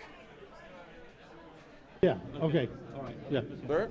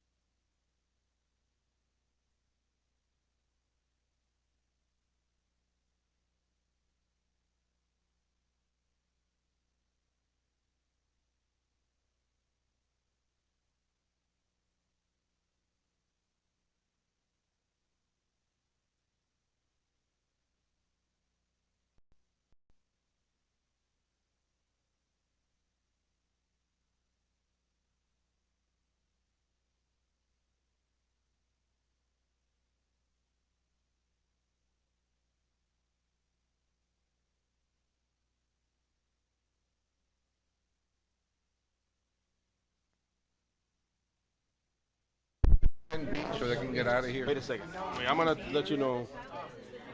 You gotta be careful. You might be. No, you do. and You you made that point. toss You it. made that point. Yeah. You made that point. But I'm sure that could be worked out. But that costs money to maybe do it. It might. It might. I did what we Yeah. did. 10C. Hey, we're hot. You should have put We're a- hot. Watch what you say. See. 10B. All right, we're gonna bring the meeting back to order. Where to now, St. Peter? Bam. Bumping up agenda item 10B, and just so you know, we're following that up with 10C. Yes, Mayor. During the past few weeks, the administration was contacted by 4 people that expressed interest in running the farmers market, and we also reached out to a company that specializes in these events. We asked all of them to submit proposals for their plans on how the market should be operated. As of last week, we had received only 2 proposals from both from residents of Miami Springs. On Thursday, August 25th, we interviewed both parties in City Hall. The interview group consisted of Sarah Vargas, Tammy Romero, Carol Foster, and me. After discussions, the group unanimously agreed that Mrs. Martha Fleitas was the best choice to keep the market operating in the future. Mrs. Fleitas has been a vendor at prior markets under Sarah Vargas. She plans to operate the market from October through March and will not be seeking any city funding. Attachment A is a copy of her plan along with her email where she states that she will not be seeking any city funds. The city will only be involved to the same extent as previously, where we helped with marketing by placing notices on the website, ads in the Gazette, in our bulletin section, placing the banners along Westwood Drive, and for Public Works to provide trash receptacles. Now, I know Ms. Vargas was here. I don't know if she had to leave. She left. And Martha Fleitas is here. Yes. In case you have any questions, but I thank Martha for stepping up to take on this challenge. And I also, at the same time, want to thank Sarah Vargas for all the years she ran the farmers market and the wonderful job she did and the service she provided to our residents. Okay. I entertain a motion on the recommendation. I think that she should come up here first. This is not this is not for a vote. This is just notification of that is the way it's going to go. It's a staff decision. Good. Oh, perfect. Thank God. Can you come up, please? Just show your face to the camera. There you go. That's your face. There you go. Thank you. Thank you. Listen, the last thing you want is her in front of a camera. You don't. Really? You don't. She's that. You don't. She's like you. Yeah. Right. Oh, okay. Yeah. Right. Thank you. Wonderful. Before we move on, and thank you for the notification, I just want, like the manager said, this is a voluntary position. She's taking on this on a voluntary role to put this on for the city. The city's going to help with some of the minor expenses of some of the marketing, but at the end of the day, this is a person that is taking it upon herself because she lives in the city of Miami Springs and wants to see it continue to flourish. And what's good is that I was able to speak to Sarah, which I can speak to all the time. She's my front door neighbor, and she's spoke very highly of you and how good you're going to do at the market. I'm happy because you're still going to be there and I can buy the wonderful candles from you. So I'm happy that that's going to continue. All right, we're going to move on now to 10C, a recommendation. Mr. Yes, Manager? 10C is a recommendation. The council approves a designation of $150,000 to cover the initial cost of the design-build process of constructing a new senior center building. Pursuant to council discussions during the budget workshops, the interlocal agreement from Miami-Dade County for $800,000 for the $800,000 GOB grant will be received sometime in October 2016. In order to begin the RFP process for the development of a design-build project, we will designate $150,000 from fund balance in order to begin the process, and as funds are used, we will submit reimbursement requests to the county and replenish the fund balances accordingly. It is important to note that we will not be spending the $150,000 at one time. We will use it as needed to pay invoices and then submit those for reimbursement. There's no fiscal impact since we expect that these funds will be replenished from our county grant. And just as further information, we have already started issued the RFI, as we mentioned at the last meeting, to see if there are any other companies out there that specialize in senior centers. So Tammy has worked on that. You all have my email that this morning our grant application was passed by the Strategic Board of the County Commission, and now it's set to go to the full board on October 5th. On another issue, we're supposed to be discussing today the locations, but we're going to put that off to the 9/26 meeting because there was some further research that we needed to do on water and sewer capacity and all that and the different. So we're getting that information, and we should go. Welcome back, sir. Thank you. Don And I know Reedinger. which are the items that concern you. I'm going to start putting more of them on the agenda so I can see you more often here. Okay. Don Reedinger, 991 Hunting Lodge Drive, Miami Springs. I asked to speak on this item simply because I was totally unclear as to what we are doing. All right. I don't know whether that $150,000 was already budgeted for this fiscal year. The backup is not clear on that. Okay. I don't know, in fact, has the Board of County Commissioners approved the $800,000 grant that is supposedly going to reimburse this $150,000. I have heard rumors about sites being considered, and we're putting out. I just heard that an RFI. I don't know what an RFI Request for has to do. information. Request for information. You already have the answers to your first questions, or are you looking for answers still? No, I'm just trying to understand exactly what this item is. Okay, I haven't had the chance to review. Okay, the sites that are being considered, I don't know the site's been selected.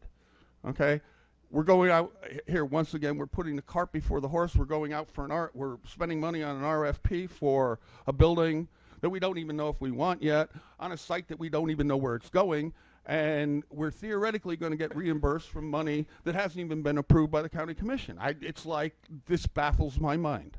That's what I wanted to bring up. Okay.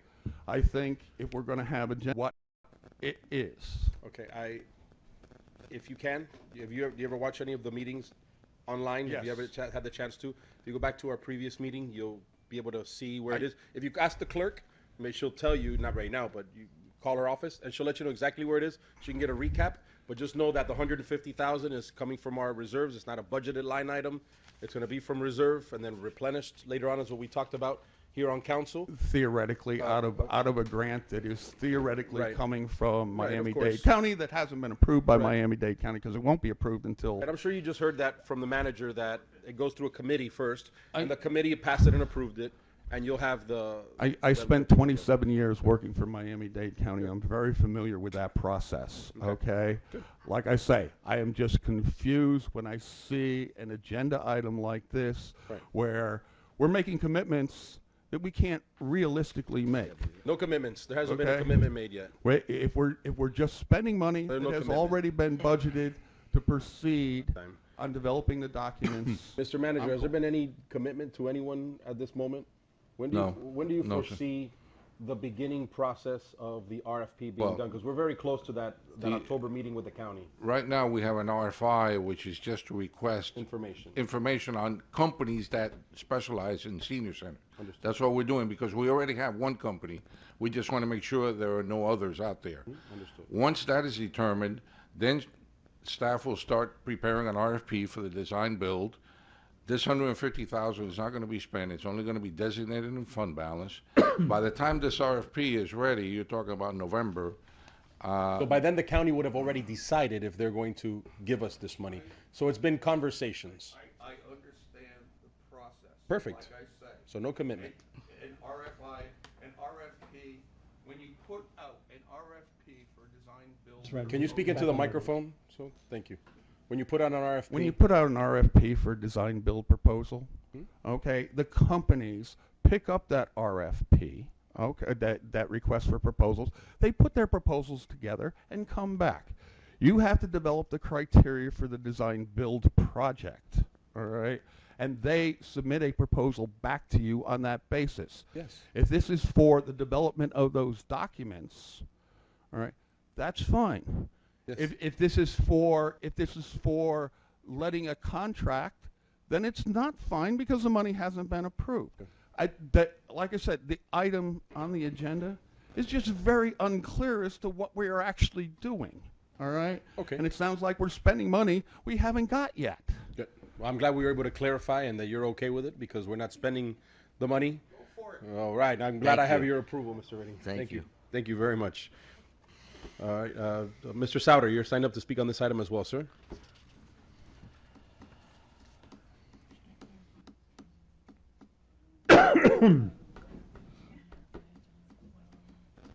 Good evening again, folks. John Souter. I'd like to know first if the city has decided on a location for the new senior center. We just answered that question, sir. I'm sorry, I was outside of the Okay. of the room. if No, I that's may. going to be discussed at a later date. Very good. I'm wondering if the city has followed up with Councilman Petrolanda's request to follow up with the hotel that owns the green space. Yes. We have. And may I just very quickly, is there a synopsis that I can? Mr. Manager, want to answer a question? Yeah, I sent you an email about Right. 2 days after our meeting. We saw it. We met with the manager of the hotel, and they have plans for that land. They want to expand the parking lot, and they plan on building an additional wing to the hotel. So the land is not for sale. I want to make sure that everyone also knows that the reason, and correct me if I'm wrong about this, from our email earlier today, the reason that agenda item is not on tonight's meeting is because you're still trying to find out if it makes sense to put it there because of the Water and Water sewer and sewer line. capacity. Water and right. sewer is the Right. reason. As stated earlier. Right. Yes, sir. Mr. Souter?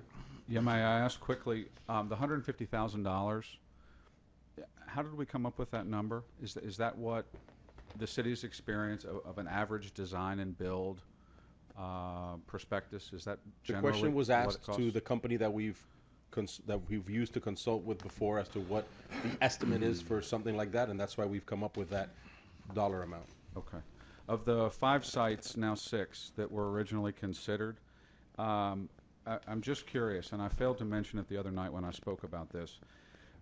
As Karen Rossum spoke, she mentioned the rec center as a site where a lot of senior activities were conducted.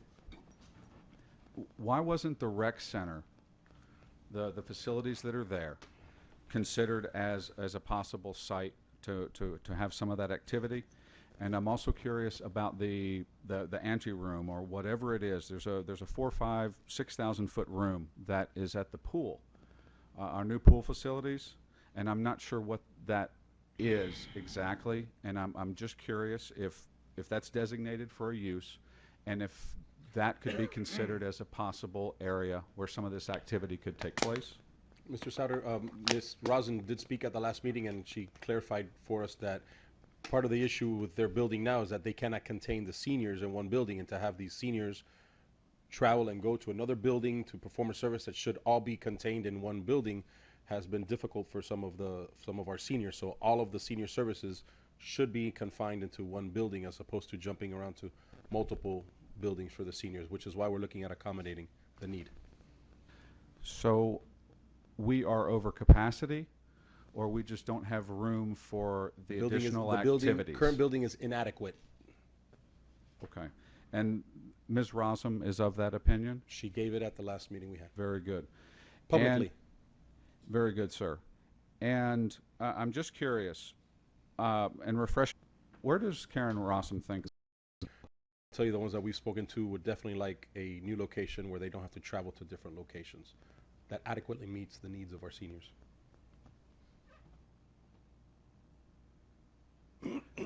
Thank you all so much. Thank you, sir.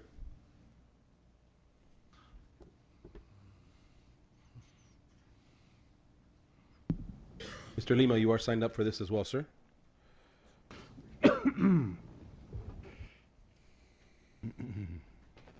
Tony Lima, 841 Wren Avenue. Council, public. Following up with my earlier statement on open forum, one of the major sites, definitely a possible venue for this location, is the golf course near the Curtis Mansion, due to the new parking lot that was just renovated, one of the issues with the senior center is adequate parking for those that still drive versus being bused to and from the site. Majority are being bused, but there are some that are still driving. So that was one of the conditions, and that was probably the only few sites that the city owns that has the adequate space to make such a viable senior site. Whether or not they'll be bused to different locations or have to do different venues, the answer is yes, because they do pool aerobics. So there's no pool unless you're going to use the little pond at the... Mr. Lima, they don't. That's not one of our senior services. That's a separate service the city offers, but that is not a senior center service that they It's provide. one of the activities they do, sir. Listen, I understand. I'm just giving you a fact. We offer other senior services. We have senior golf, but that is not a senior center.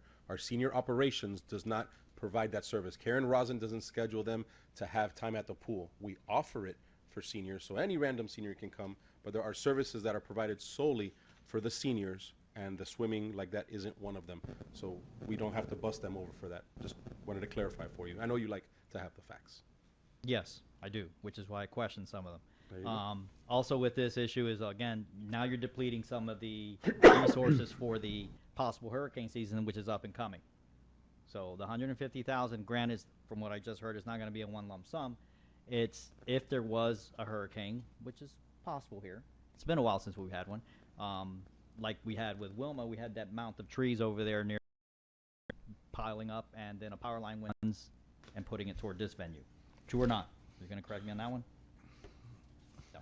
Okay. No, yeah, I'll let you know that we're not spending a penny of it until we receive. We're also going to have money too. That's for the service when we put out an RFP. The RFP is not going to be put out until we actually get approved from Miami-Dade County. So there is a very good chance, nor you or I could predict it, but we will be receiving the money from Miami-Dade County before we even have to spend a penny of it. So if the money's not committed by the county, you're still going to proceed with this process? We will have to entertain that at another time in the future. But right now, we are in need of a senior center.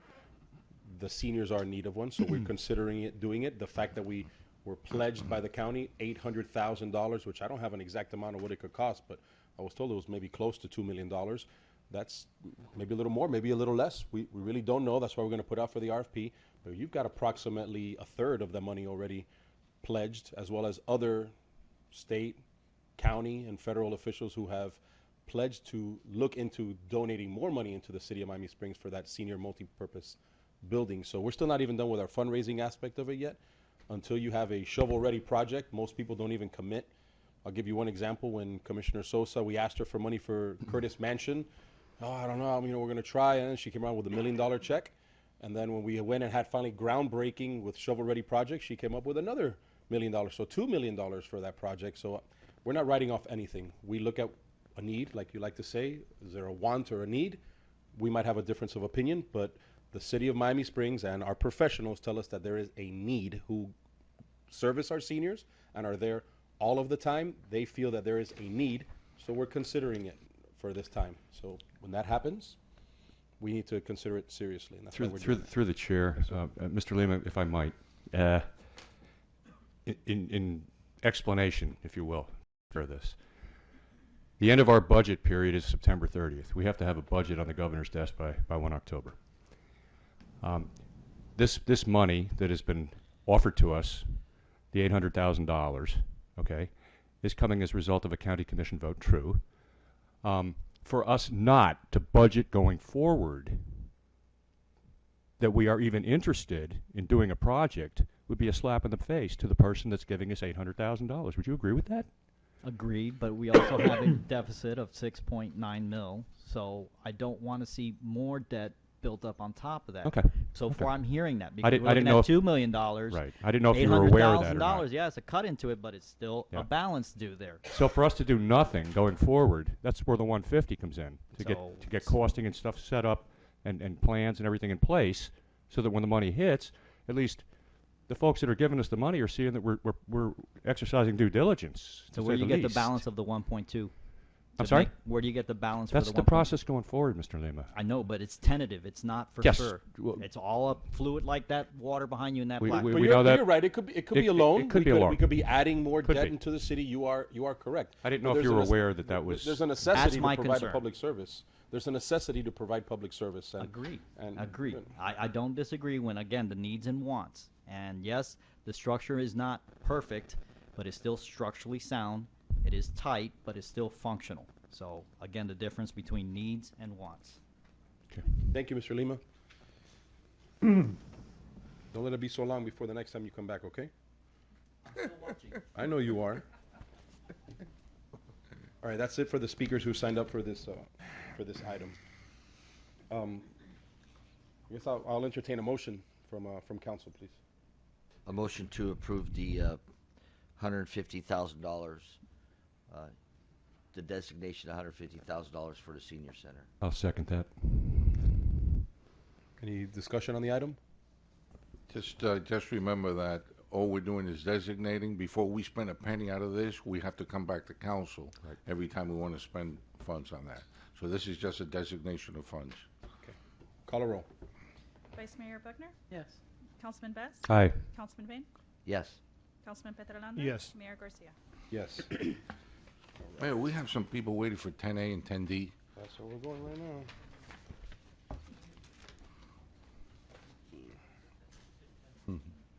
We did B and C. No, we did not do D yet.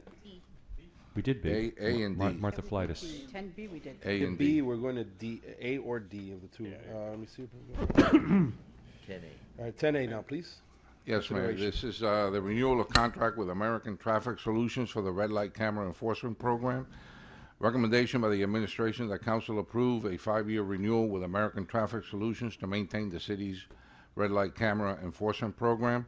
The city's original contract with American Traffic Solutions, Attachment B, was signed on August 22nd, 2011 for a 5-year term. The company has provided a 5-year extension, Attachment A, which provides for a cost reduction from $4,750 per camera per month to $4,250 per camera per month.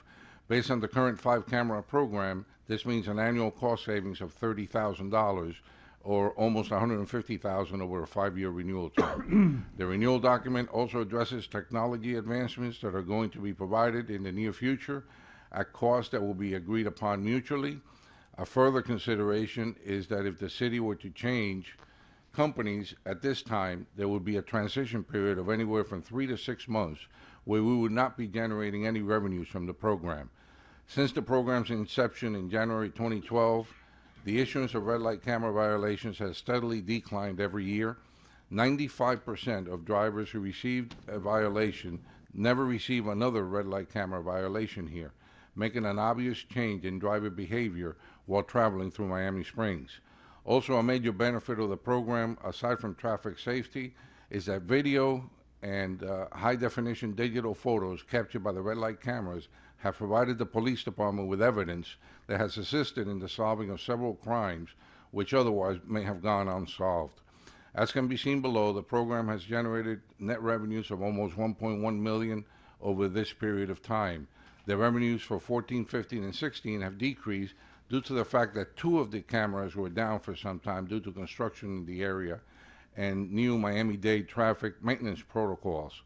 One of these cameras went back online July 1st of this year, and the other is expected back up and functioning within the next few weeks, which should significantly increase our revenues. The program up to date shows that less than 5% of the violations are Miami Springs residents. Both representatives from American Traffic Solutions, Sandy is here, and so is Lieutenant Deal, who is oversees this program, are here tonight in case you have any questions. All right, I have, no, there's actually no one signed up to speak to this. Look at that, wonderful. Okay, yes, ma'am. I have a question. Ask away. To whom is your question? To the red light camera lady. Come on If you up. can come Camera up. lady. Because I went and ATS. had a meeting Yeah, with them so yeah. that they could explain to me what it was they did. And aside from what the city manager was speaking of, I'd like for you to tell us that some other services that are coming online that would be part of this contract that we wouldn't have to pay for that would be good for us. Okay, let me introduce myself. My name is Sandy Mickey. I'm with American Traffic Solutions. I actually don't live in your beautiful city, but considering moving after today. But also, I've been with ATS for 8 years, so I have also been responsible for Florida, for many of the clients in Florida as an analyst, so I understand the back end of the system and how the system works, and also I've seen the so on demand. So what happens right now is if there is an accident at a location, the police department will contact ATS, and they have what's called a client support services person who will say, hey, we want this video on January 1st from 10 to 2 at this particular intersection.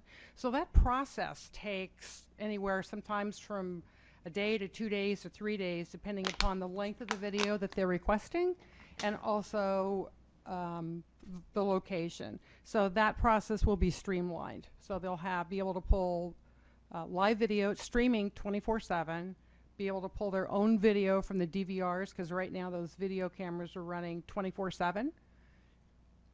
And then the other item is, and these are on non-FDOT locations. So if it's a Federal Department of Transportation location where those cameras are located, the Federal Department of Transportation has not given ATS or any other service provider for red light the okay to go ahead and use that for any type of video pull.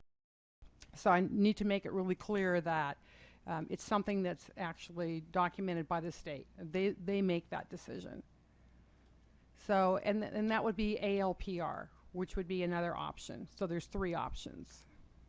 ALPR is, automatic license plate recognition, so that the police department could, when that is up and running, be able to scan, look at the video, and actually pick up the license plate, and then the license plate they could put into their system or run it through the DMV and get information on that particular vehicle. And when these things come online, I'm right here. Where? Right here. Over here. Oh, sorry. Guy in the crowd. I'm like, When these things come online, there's no extra cost. you know, I don't know about the cost yet, because what's written in the There will be extra contract is that cost. it will be negotiated. Oh. So I think that has to be determined. I think we need to go a little further and look at that. But I don't know the Councilwoman led me to believe that this was part of the new Well, that's what I was under contract. the understanding too from. It isn't, but it's not free. Okay, Oh, but that's not what but I think she was under the impression It'd that be it a was part savings of to us. the Yeah. new contract. Yeah. Mayor, I have a I don't think question. they've determined what the costs are going to be for it yet. that is correct. Okay. As soon as they do, then what they've agreed to within the contract under sections 3 and 4, the first one dealing with streaming says pricing for the video streaming and the video pull options will be negotiated and agreed to in writing. And I guess we have the option of not agreeing to it, but not having it. And the next one is on the ALPR, the same thing, negotiated and agreed to in writing. So at the time that it comes online, they will propose to the city that it's going to cost X number of dollars for these services. Right. The city will say, wow, that's a lot of money. We think it should be half that cost. Yeah. Right. I also Right? think that you need to be that one of the things that needs to be brought out is that currently the cameras that you have here in Miami Springs are all on FDOT property. So at this point, until Tallahassee changes their mind and works with FDOT and that gets changed, we cannot have the opportunity to have that video, whether it's ALPR, video streaming, or the ability to pull video will still be available, because the DVR is actually streaming 24/7 and it overwrites itself about every 30 days. So Lieutenant Deal or the chief would have the opportunity to go in and pull that video, because basically the city of Miami Springs, it's your video. It's your program, it's your video. So that benefit will still be there. Mr. Manager, I know that you had shared with us an email when it came to when we deferred this item for this meeting as to when our contract is that it's up for renewal. I know we're discussing it now, but I believe you all mentioned to us that it was sometime in January, I believe, that it was up for renewal.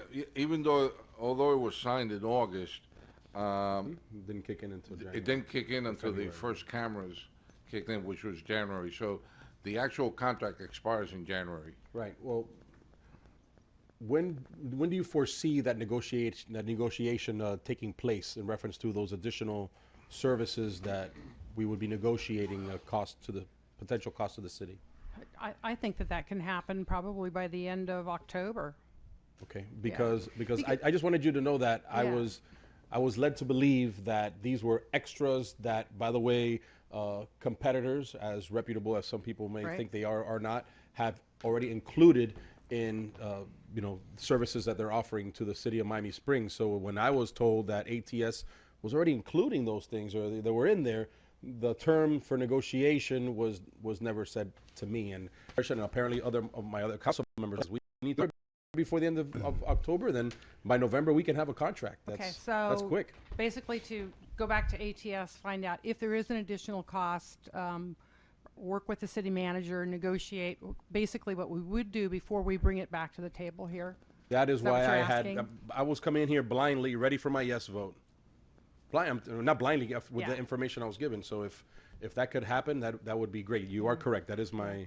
I'm just going by the contract language. I mean, I obviously didn't write the contract, but it isn't real clear as the devil's in the details, my friend. A specific amount. So before I commit to that, I want to make sure that perfectly clear.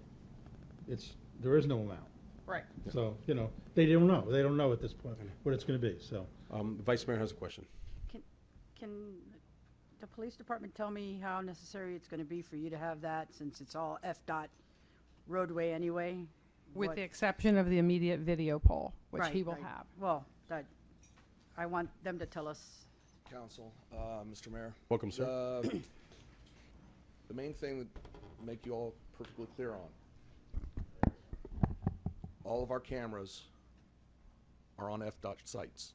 You cannot do streaming video yet for ATS or any other red light camera provider. Understood. Cannot do ALPR. Same situation. When they get the technology and are able to do it, FDOT still has to give them the okay, as well as any other red light vendor in the state, or the country for that matter, that wants to do business here. Which we want, correct? We like that capability to do that, correct? Absolutely. We have the capability to get video. We've had that since day one. Right. What they were trying to put into place is basically that if we have an incident occur that we need video right then and there, we can do it ourselves. We don't have to wait a day sometimes or longer to get that video. Now, one other issue that I would please think about this, and the city attorney can tell you this. ATS's legal side, they flipped the bill for all of the court cases that we've had to deal with recently from Broward and Aventura. And all those cases got decided.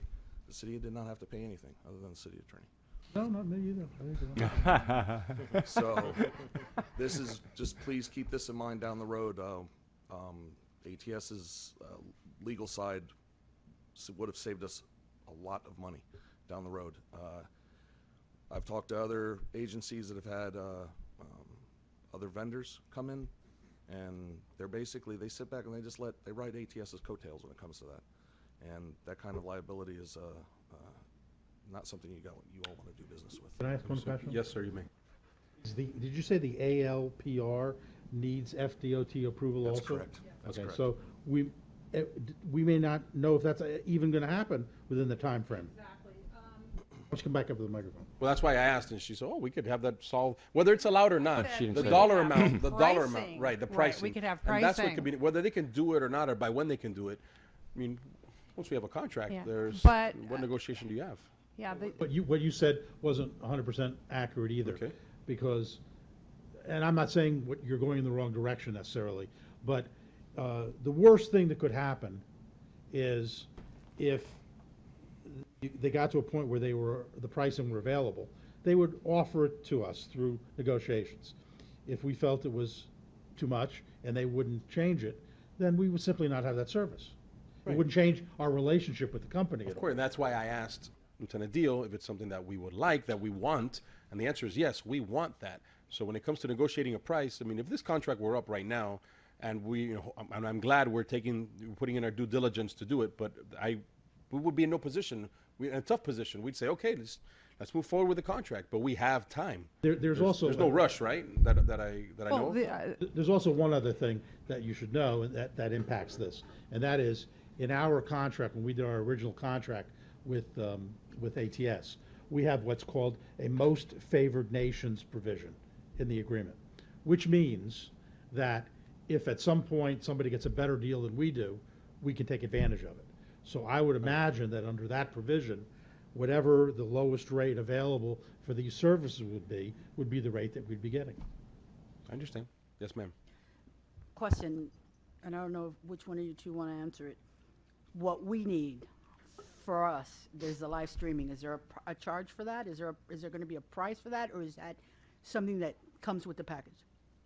The live streaming video is also what's only available on FDOT, which has not been approved at this time, and that's mentioned in the contract as that we will come and negotiate that particular price on the live streaming and the ALPR. So what you were talking about, the immediate pull of the tapes? No, the immediate pull. There's three different things going on. The DVR 24/7. So is that he would be able to go into the system, put the date, the time in, and he would have that video like that. The way that they do it now, which there's no cost, Okay, and so they've requested them 150 times. We've done 150 video polls for the police, over 100 for the police department at no additional charge. It is part of the contract. So that video poll, no charge for that. The only negotiation that's in that contract would be for the ALPR on non-FDOT, which you don't have any cameras, and the live streaming 24-hour video poll, which is also on non-FDOT locations. So my thought is, and you can take it for what you want, that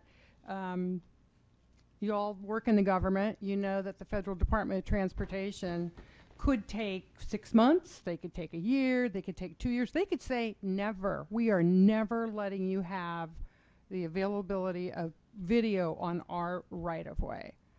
So in that case, it becomes kind of a moot point because you don't have any cameras. Only they're all on FDOT.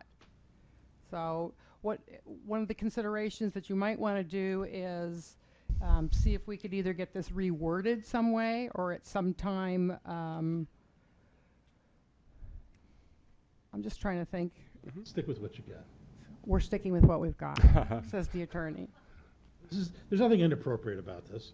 I mean, again, if no one said there was anything inappropriate. No, but I think so I that's think not necessary. the mayor is there's nothing wrong with waiting and see if she can go back and see if they'll put them two items into the contract we're negotiating. Right. So we have the opportunity to negotiate them two things. Maybe she could come back at whatever date she can, or the end of the year before January. I agree, and let's see if they come back and say, well, we'll put them two items in when they're available. We'll put them two items in as part of the contract, and I think X number of dollars, or no dollars included into a contract, or possibly with in the contract now. So I'd wait. I'd see what she comes back with. Our agreement doesn't expire until January, right? That is correct. So you've got time. Okay. I don't think there's any indication that they're. The only thing I want to point out when we do the budget workshop, I had included in the worksheet the $30,000 savings, so we'll have to adjust that down. No. Right. Well, it's 5,000 if the contract is signed. Like this is the end or coming up towards the end of September. Let's assume that it's signed by October 1st. There's a $5,000 savings in October, November, December for each of these cameras because it's. $500. 500. Sorry. Yeah. So there's 2,500 a month. 2,500 a month. Correct. For $500. Okay. You could Yes, still sir. include it. So bottom line here, Ms. Mickey, bottom line here is that we're talking about the advancing of equipment here. We're talking about new equipment coming, a new capability is what we're saying. That is correct. Bottom line. That is correct. New capability, and for that new capability, we're asking you to go back to ATS and to determine if we can do this for something. You are in what I'm seeing here in our packet, offering us $500 less than what we were paying on the initial contract. Is that not correct? That is correct. Per camera per month. All right. I realize that there was also some legal disjoinment on this for a while, where nothing was happening. As a matter, Not with this. I'm referring to the legal cases where Are they you shut it referring down to- for a to while. the Aram I'll case? tell you about all three cases. Yeah, no, you already Yeah, have. That's we- why I we bring it know up. It's actually other news, but go ahead. So it was shut down for a while. So I don't think that this is unreasonable to have you go back to ATS and try and negotiate these things and move forward. Yeah, it's not going to kill us. So the numbers are right since we started this in 2011, and I voted for it back then, and I am also a victim of it. I'm one of the 5%. I'll freely admit that. And I paid my fine. So, what's the date of our next meeting, please? The exact the 26th, which very well happens before October 1st. Yeah. So you could have it bring up back to us, and when the city attorney tells you, just get us a price. No, Okay. get it for us for free. How about no price? That would be wonderful. Wouldn't that be wonderful? That would be great. Yeah, you know. The it's the data streaming that you have to store and. Listen, besides knowing that we were one of the first cities here in Miami-Dade County that did it, I also know that we are one of the most loyal to it. So I'm hoping that loyalty is rewarded. And again, because you all have been good to the city of Miami Springs. we know it's ATS a great- appreciates your partnership. I know you. I know they do. Yeah. Phenomenal. All right, I'll be back Yes, on ma'am. the Yes, Ms. 26th if I can get pricing. She Yes. just said that it would cost us to store the live streaming, but that you'll inform us when you come back in 2 weeks. Well, I'm assuming that they would want all that part of the Package. the package, the fee. Okay. Yeah, 'Cause there's- we'd want to know what it's all going to cost Right. or not cost, the total package. So there is no. We'll find out in a couple months what additional cost there is. We'd appreciate that. All right. Thank you. Thanks. We'll Any see you at the other next council questions? meeting. See you at the 26th. Hopefully. I can hardly wait. All right. All right. You know what we'll do, ma'am? You will be one of the first. Yeah, get agenda around items, early. I promise you. Get that. around early next time. Yeah. And if from here to then you put a contract on one of the houses here in Miami Springs, you'll be the first agenda item. Come by the house. There you go. There you go. I will hold your feet to it. There you go. That'd be great. Get to have teachers on council. You want a brief? Yeah, thanks, Jim. You know the third district ruled in Right, that I know. favor of the ATS position. The second district has not ruled yet, which is a little surprising.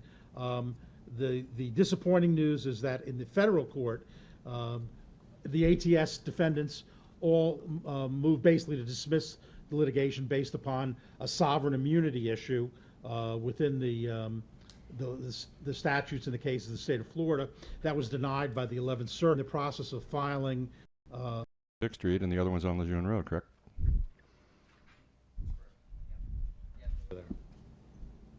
And that's and i.e. that's why the FDOT involvement, because of your explanation just there. Well, FDOT really, in regard to what I was talking about, it really doesn't involve. It's just who are the defendants, the Okay. cities and their companies. Okay. Thanks, Jan. Thank you very much, ma'am. Thank you. Bumping up agenda item 10D, please. 10D. This is a consideration of request from Renew Pace that council approve their program within the city of Miami Springs. The city has received an email request, attachment A, from Renew Pace to have their program approved to operate within our city limits.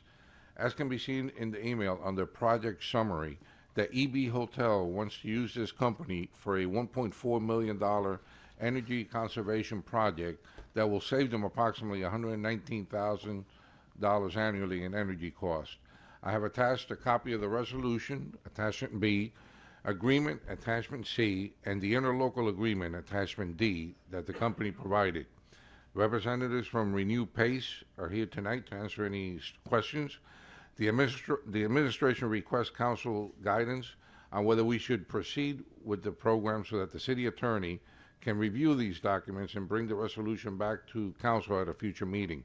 The documentation involved is of a complex nature, and as such, city will need to spend a substantial amount of time reviewing these documents without any real benefit to the city. All right, my question is for you, Jan.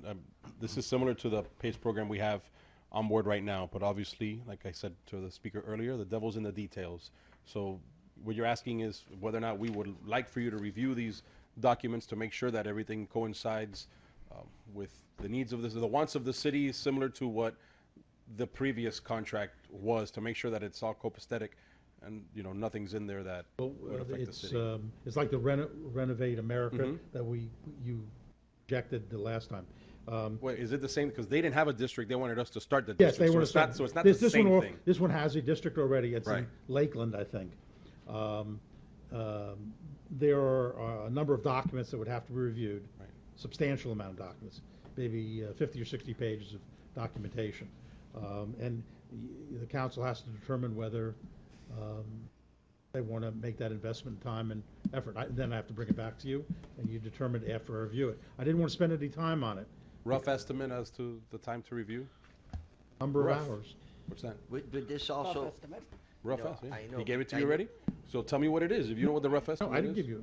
No, we were discussing that earlier. Oh. And I have no clue. I have questions with that. He said it approximately 40 hours. 40 hours more or less for him to review. Is that not what we discussed? 40 hours. 40 hours. I really, I don't even, I don't really, no, it's not 40 hours. But I don't want to make an estimate about it, because I really haven't looked at it. I know what it is. I put it aside until you guys told me, but it'll be a substantial amount of hours. Right, but let me finish my statement, because this is, every time we talk about PACE and a program that comes in, you did spend time reviewing the documents for that first PACE program that came in. It was very simple. There was only one resolution to do it, basically, and a very simple interlocal agreement. This is a 38-page interlocal agreement, which is the second. This is the second amended one. Right. It also has an administrative document attached to it, and I think I have this. I have the same question on all of these situations, and that is, eventually, one of the things that the city would have to do from its own standpoint is the benefit to them of having the city be involved is that the financing that for this deal would go on to, we would have to make arrangements with the taxing authorities so that this would be a separate line item on the non-ad valorem part of the tax bill of the property owner that was taking advantage of the discounted rate. So Is there any way that this can be simplified? No. Okay, so what's different? Let me ask my question before there wasn't a joke. It wasn't a joke there, because you tell me, why was it so simple with the first program that it was just a simple document to review, and now we have another program that seems to be, a long dissertation of a document that could take hours. Yeah, I can only tell you that in the first one we had a 1 or 2 page resolution, and we had a 2 or 3 page local agreement that we opted out of providing. That original one, we opted out of basically providing the main function of it, which was the revenue stream. To provide financing to citizens for that. Basically, we joined, but really it's there. I believe it's in Lakeland, if I'm not mistaken. Just north or right along the Yeah, above the I-4. and this is what we're looking at. Okay. And the bottom line is the benefit to, I guess the main benefit is the benefit to the residents, or again, the resident here is a commercial establishment who's apparently going to save some money. If we join this, then we need to take whatever steps are required with, and William, I don't know the answer to this, maybe you do, with the taxing authorities to get whatever the loan is going to be, and their loan hasn't been approved yet. It hasn't even been reviewed yet, onto their tax bill for subsequent years, as I understand it. And that's just a cursory review of what's here. Mayor Bain has a question. Does this benefit anybody besides the EV Hotel? At this point, no, but there would be, this type of, I don't know what they're doing. I think it sounds like a little bit of what we did at City Hall through those other companies where we had the lights adjusted and everything. I think it's that type of service. They would know better than I. And that type of thing would be made available, I guess, if we joined to people within our municipal jurisdictional limits. Businesses only? Are you done with your question? I don't even, I don't, I would think it would be businesses primarily, because I don't think it would be a big benefit to residential property. Like what is it, ComEd that does it? I'm sorry? What's the? The company that does it, White Green, is the one that has it right now, right? No, this is. Con Edison out of New York? Con Ed, yeah, Con Ed Con did Edison? ours. Right? Did ours, yes. Yeah, they couldn't to us to help the EV with their That was for our purposes. only our purposes. Yeah, this is, Well, then would it justify us asking the EV Hotel to pay for your services to review that contract? Since they're gonna save this kind of money and it's proposed by them? Well, we can. I don't know. We can I ask mean, any of them. ask them We can ask whatever any of you'd them. like. I don't know. Give me I don't know. Jan, because he asked a question. Does this benefit anybody else? And he, obviously you're. Well, he's here. apparently no, but they're better able to. Okay, so EB's the one that's doing a project right now, but the same way with that Y Green, we use Con Ed, but the same way that Y Green benefits anybody who takes up the opportunity, and I don't know if you still get phone calls about Y Green, but I still get phone calls about Y Green. People asking, is this legitimate? Does this really exist? So more and more people are taking on the opportunity. I know plenty of residents that have taken it up. This is just, and we mentioned it from the beginning, and even Y Green. With the water and sewer? No, I'm talking about the PACE program through Y Green, which right now we have one provider that offers the service. And what we talked about back then, and even the Y Green provider said, is that there will be others. And then that other company, what was the name of the company that we just discussed? Renovate America came around, but they didn't even have a district. They wanted us to start them up. Right. And we don't want to get tied up in that. I'm okay. But now we have another group, another company, which already has their district, and they're going to be somewhere else. And they're not all going to be in our backyard, but we're giving residents and property owners options. Because right now, the only company you can go to is Y Green. And even Y Green has communicated with me saying, hey, listen, if there's more competition, we're okay with that. We're okay with more competition coming through. The part that concerns me is the long, I guess the expense on our end to have you cover, to read through the documents to do it, when one was more simpler than the other one was, and that's what I was hoping to ask the folks who are here to speak on that item. So if you don't mind, sir, stepping up. I'm assuming that you are Devesh? I'm Devesh, yes. Correct. Devesh, Dermal, welcome. Renew Financial. We are another provider, just like Y Green. Both of our providers, we also work in California and Florida.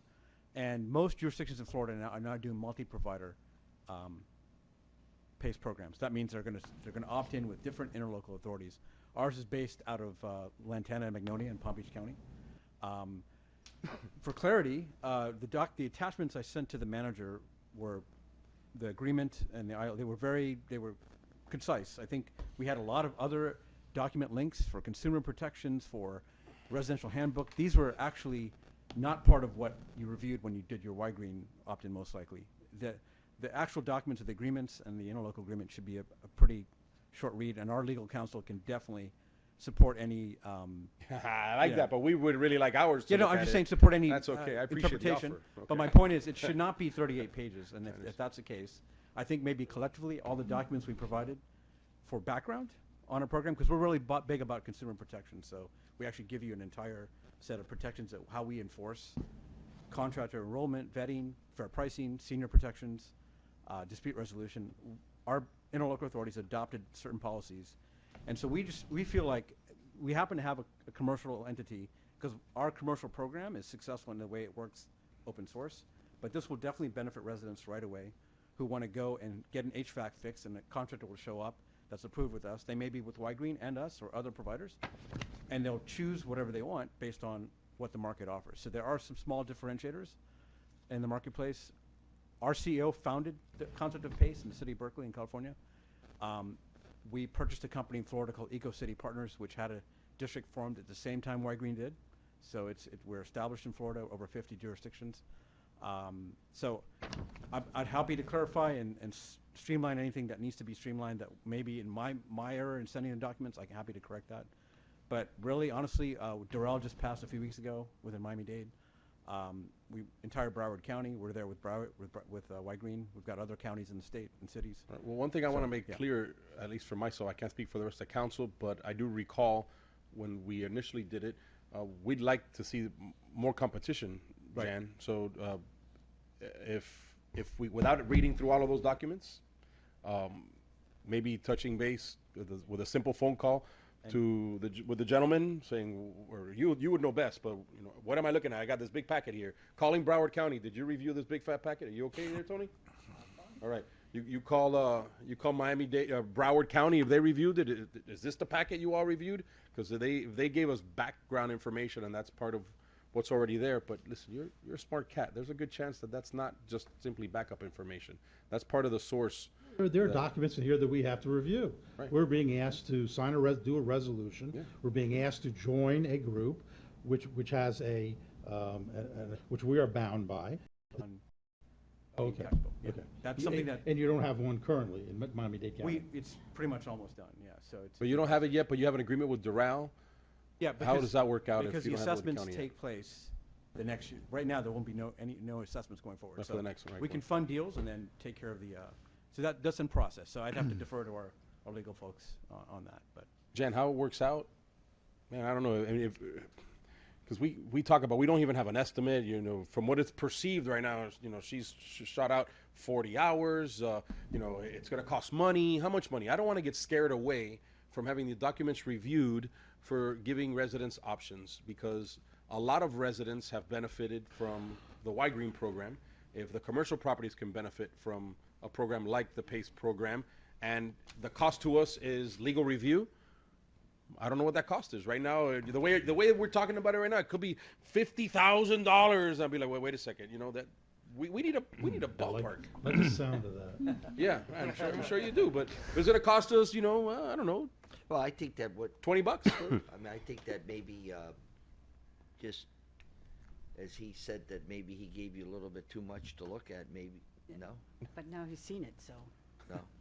Yeah, let's figure it out. Vice Mayor, yes, ma'am. Do we know, is it EB here? Anything? Okay. Can I ask you a question? Okay. Please come up to the speaker. Did you try to go with PACE? Yes, we are actually working together with Thomas Harikens, the owner, and the VP in finance, and we are just trying to figure out the best way to save money and create a new environment to our property. Okay, but did you go to our program that we have already in the city? Yes, but we're checking all the auctions. Okay, so and the only auctions is Y Green here. Right, the only option is Y Green. Did you check? Did you look? Why are you going to this company versus the other company that we have within the city right now? Well, because actually what we're doing is touching different companies, and talking doors and figure out what's the best auction. And hence part of the issue. It's like almost a monopoly here right now. We got one company doing it. We're not actively going out and looking for other PACE providers. The providers come to us. We review the document. We consider it. We've had one other besides Y Green come to us. We didn't like the sound of that. We brushed it aside, or we said we don't want to do that. Come back to us when you have your district and you can bring us a document. And now we have a third company coming to us. First was Y Green, then it was Renovate America, and now what's the name of your company again? So Renew Financial is coming to us right now, who has their district. We just have to review the documents and repeat again. Who was it that you read it, Mr. Manager? The EB is doing this, but there's a certain dollar amount. They're going to save, $100,000. $119,000. $119,000 they save, but they're doing improvements to their property, which are close to the $1 million and change. Can you say that number again? $1,416,000. Is this part of what they proposed, the ballroom area? What is it used for? No. What we're doing it's we're going to change all the lights. That's the basics. First, like we did here, step, right? But also we're trying to install solar panels, and we actually, well, he can explain it better than me. They're gonna trying to substitute the use of electricity using gas with another new equipment. Oh, that would be nice. Who are you? Hi. We're the developer of the project. Basically, we're doing a whole renovation of the hotel, make it energy sustainable by itself. So we're doing solar carports. We're putting CHP so they can generate their own electricity, not depend on the grid so much. And we're gonna feed in the chiller system with cold water coming out of CHP, which is combined heat and power. We're doing lights, and we're also doing the environmental controls. This will lead to getting the hotel to a LEED certification on a very high level and be almost sustainable on energy producing. It'll be a hotel of its class. Nobody's doing this in the Miami area. It'll be first here. And basically the reason why we work with Y Green and other projects. We bring them in as financiers for other projects. But the reason why we started working with Renew Financial is a project this size, it needs stage financing. White Green is not willing to do stage financing. They just say, this is our rates, and then after you finish and you finance your project, then you go out and do it, and we come in and pay you back. So with Renew Financials, which they use, and we may use in other latitudes as we do as with our PACE providers from Houston area and Georgia, it's actually look at ways of making it easier for a customer, because we don't want our customer to put in $1.4 million and then get paid back. We want somebody that can help us along the project and say, this is stage 1, this is stage 2, this is stage 3, this is stage 4, finance parts of the projects, and then actually my clients can have the benefit of having that finance towards the PACE program for 20 years. That's the main reason we're looking at alternatives, not only sticking up to White Green. So that's basically what we're doing. Renew offer the same service for residential as well as commercial, or is it only commercial? So residential, our advantage right now, like for HVAC, you probably have not seen too much ACs being replaced. One thing we do is we gap finance. It requires a lender notification of 30 days. We started 2 months ago in Florida, beta launch. We're at 3.5 million in applications in just a couple jurisdictions. Not all approved, but that's the volume. And you know, I would need consensus from a council or not. Do we want to review the documents to see if we want to give residents options? Because having folks come up here and say, well, did you consider the one and only other company, is not kosher in my book. We need to have multiple companies doing it, because it doesn't cost us any money except for the reviewing of documents. Okay, so reviewing the documents for benefit of the resident and businesses. And if you look at what specifically this one property owner, the EB Hotel, has put into that property in millions of dollars into it, and then for us to say we don't want to review a document, well, this is something that will benefit not only the EB Hotel, but multiple commercial properties will have this as an option. And to shake our heads no, knowing that residents have taken up the opportunity with White Green, is just we're not really looking at it. We're maybe being penny wise and pound foolish, because someone will come in and say, I want to renovate a commercial property, which, by the way, if you've looked at Northwest 36th Street lately, you'll realize that it continues to be deplorable, and the only properties that are up to par are the ones that buy it, they knock it down, they build something brand new, or they renovate it like the EB Hotel did. So we should be doing as much as possible, even investing, God forbid, we invest in our commercial district by reviewing a document that could help commercial properties. It doesn't have to just be, well, what are we getting from it right now? We also have to be proactive, not just reactive, Well, which is our motto, apparently. I have a question for you, Jan.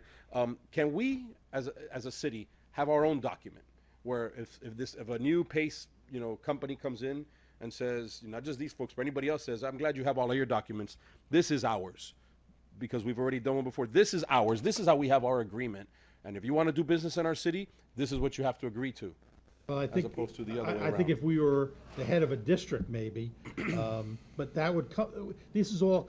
You have to remember that in the final analysis, this is just a legal maneuver to provide a benefit to other than the city benefits not at all from this, except that it provides a benefit to its citizens and corporate citizens. The city will not make any money on this.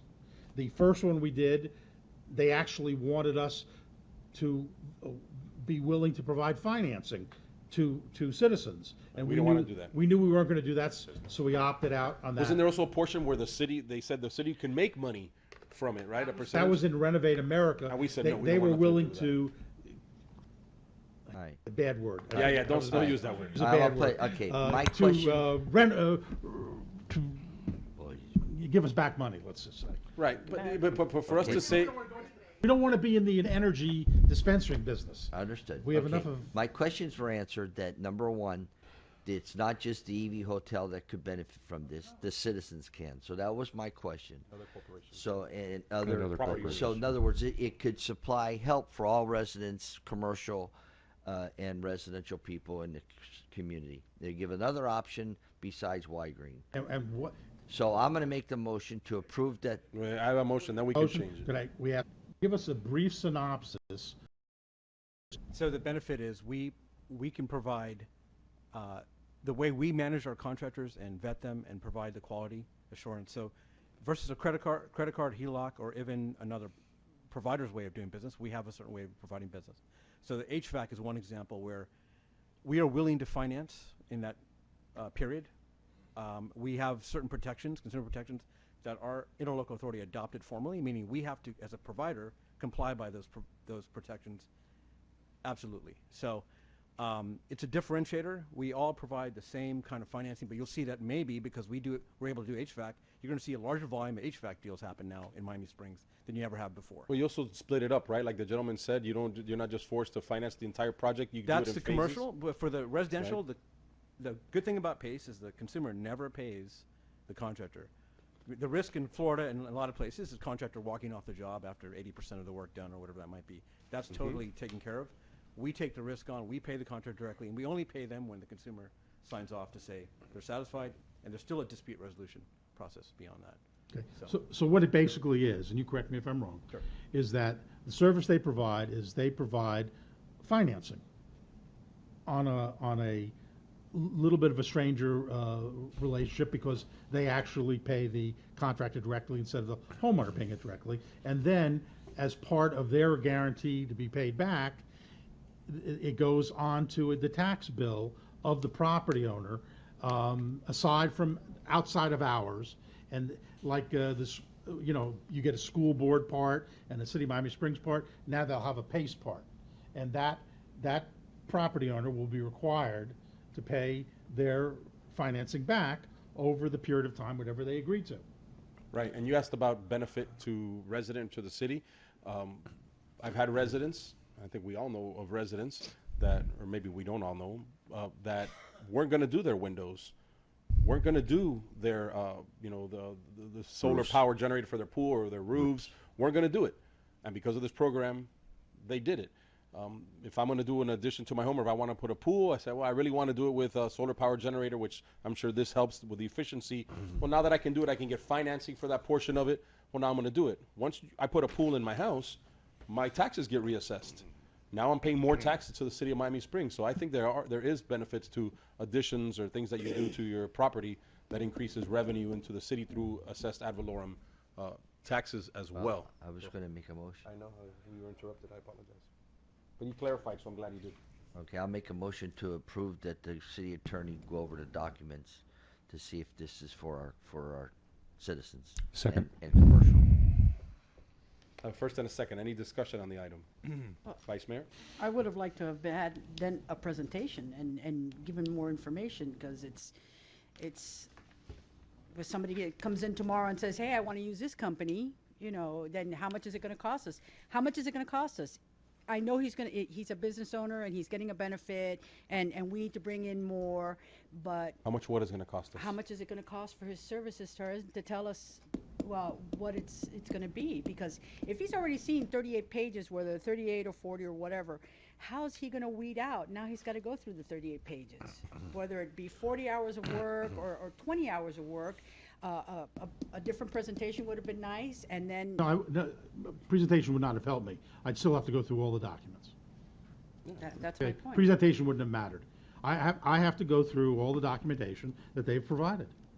And That's simply it. And when I looked at it, the reason we put it on the agenda, one of the reasons we did, the same reason we did before, is I don't spend your money without authorization. It's here. And you also said that you haven't gotten approval from Dade County yet? We're in the process of negotiating our agreement with Dade County. There's some very key pieces that we need to negotiate with the county. And when do you think that's going to get resolved? We have a meeting this week. I think we'll have our agreement in to them end of next week. So. Okay, then I would say Durrell's then- already in place for this county, and Broward, we're Y-Green in Broward County, Y-Green and ourselves are the only two providers right now. So, Just for my edification, I'd like to ask the clerk, if you can please ask Doral and Broward County to supply to you the documents that were reviewed by their legal counsel for this. We're still going to review ours regardless, but I'd like to know. I'm curious if the same packet or same information was sent to these municipalities for their consideration. Was it the same thing that you sent to all those Yes, other correct. It municipalities? just will have It a was. different city name. I'd like to see them anyway. So if you can get them and just for us to look at it, I also would like to know, what did that work, and then their research into that cost them, which is irrelevant to them because I trust my attorney over their attorneys regardless. I don't need a second or third opinion.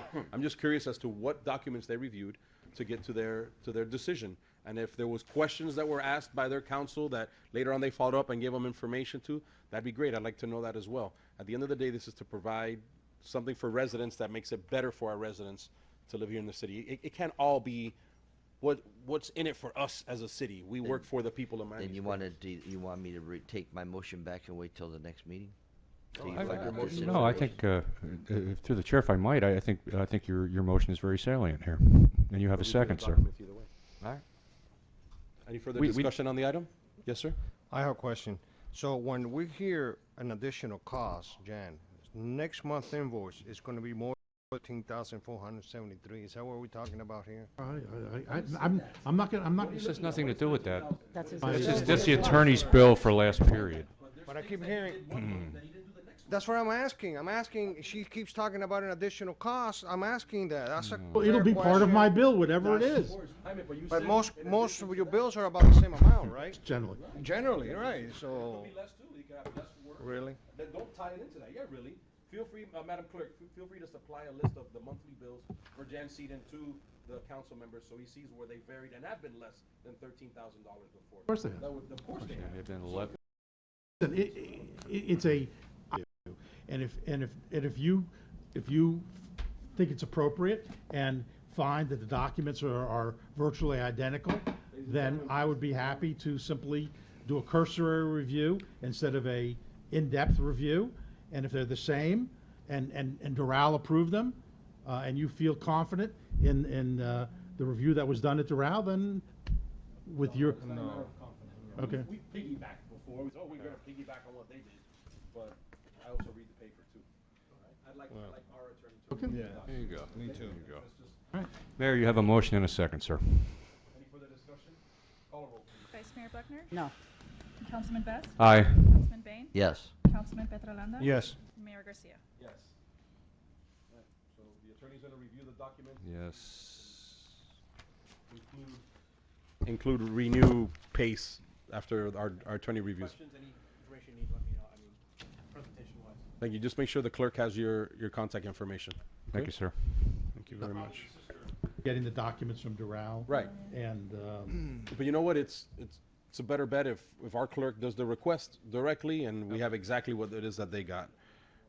That's perfect. I have a speaker set to speak on 10F, and what I'd like to do is get rid of, not get rid of, but at least hear all of the speakers. So we're going to move up on agenda item 10F.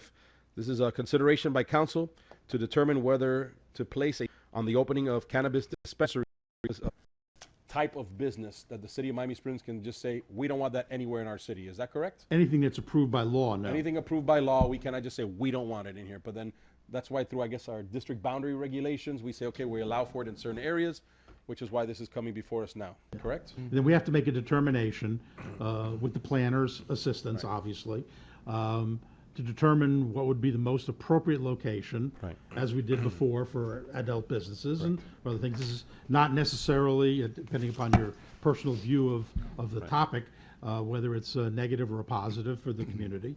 But apparently this is becoming a very hot item across the state since the governor signed the Compassionate Medical Cannabis Act of 2014. There's also going to be legislation on the upcoming ballot for further expansion of that. I think what we've got documentation that was provided from the City of Orlando and also City of Hialeah, which they're considering it tomorrow night a moratorium. Who was that? Hialeah. I thought their moratorium was already in place. No, it's tomorrow night. I think they did it. If they did it by ordinance, then it's going to have two readings. So this will be their second reading. Okay, that's what I'm saying. They had a first reading already. And again, before someone comes up and says, how did they come up here? All these companies, there's companies that have approached me saying, hey, we're coming into your city. And that's when I looked into it, and it is allowed by law. So unless we put this moratorium in, they could be knocking at the door of our occupational license department and saying, hey, I'm moving into 101 Westward Drive, and that's a location for it, which could have happened before today if we do pass a moratorium. Well, you can't do it today because we still have to prepare the document. Right. But if your intention goes on the record this evening, I think we'd have that would protect us enough till the next meeting to actually have first reading on a document that would give us sufficient time as a staff to determine where the appropriate place would be. It's a legitimate question, especially in Miami Springs, because you have the NBD and the CBD and the 36th Street And there are some questions on all the districts as to where it would be appropriate for it to be placed. Okay. So I think that's why I asked for us yeah, to consider yeah. the moratorium. I didn't want somebody No, walking no, in here. I think it's. and doing it. I had no idea that it was such a hot topic until. It isn't hot. It's not that it's hot. I mean, we want to get ahead of it. And Again, people are concerned about being proactive. No, Right. I've had no calls about concern. Okay. They're already inquiring. These companies are already inquiring, saying I'm allowed to do it. Yeah, there's 6 companies. Hey, apparently. I'm just introducing myself to you, Mr. Mayor. I'm going to be coming into your city. I was like, yeah, where? We haven't picked the location yet. Oh, where are you? Oh, we're also looking in Hialeah. What's happening in Hialeah? Well, they put a moratorium right now, so we really haven't picked a spot. I said, wonderful, thank you very much. I walked out of that meeting. I called him and I said, hey, moratorium on the agenda right away. Let's look at where we want to consider it before somebody just comes in. Better safe than sorry. Better safe than sorry. There's no reason for it. Through the chair, it is in fact a hot a hot item, not just in the state of Florida but nationwide. Yeah, sure. And I will suggest to you that a moratorium makes perfect sense at this point because you got a ballot November 8th, which potentially could push this thing a lot bigger than what we're looking at today. That's true, because then they will go, right now, as I understand it, the current legislation only allows for non-leaf type products. Compassionate, no tree, low level of THC. Correct. It's patches, creams, gels, liquids, liquids, and things of that nature. And then but here's the thing. Yeah. They're looking in November on the ballot. It's how to expand it. Yes. It's not how to reduce it or whether or not No, to no. allow it. It's allowed And in if the it- state of Florida. That's to expand as to how much more they're going to be allowed to do. So regardless, we need to consider where we're going to allow it within the city of Miami Springs because we cannot say we just don't allow it. Right. So That's the point. Right. Meadowlark Avenue. The corner of Meadowlark and Hammond. Meadowlark and Hammond. This is medical use, gentlemen, not recreation. I'm sick. We got cataracts. We're good. I'm glad you mentioned that it's for medicinal purposes. That Well, is you know correct. what, That is Mr. Lima, correct. the floor is yours, sir.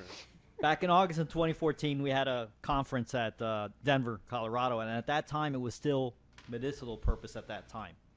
During a common area I was going during lunch from the seminar, it was a convention for Civil Air Patrol, and I decided to go off the hotel and go try some local cuisine.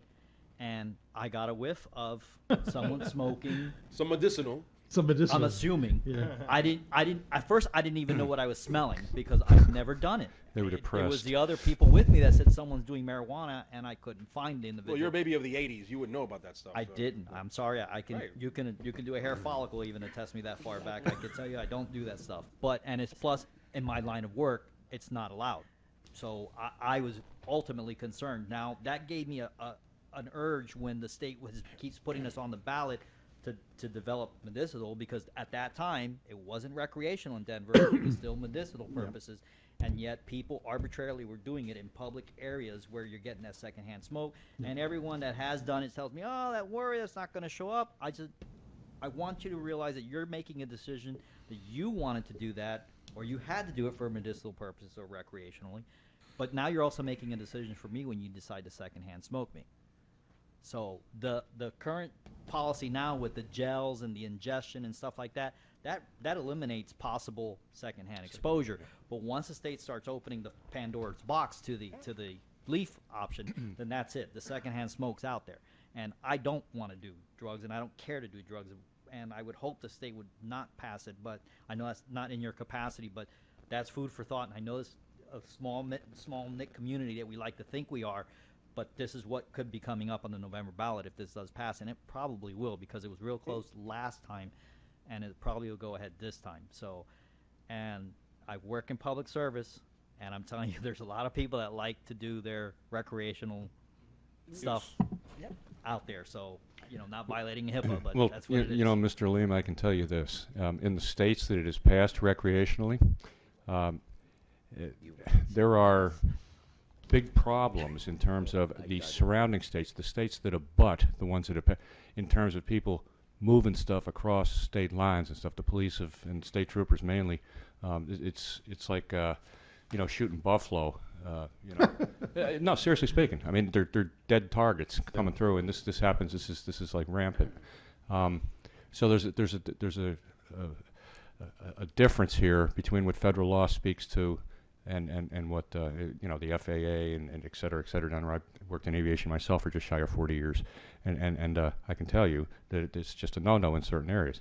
So the states that have approved this type of usage, not what we're going to do on November 8th, but a step further than that, is a wrestling match, and it's got to be figured out, and you know.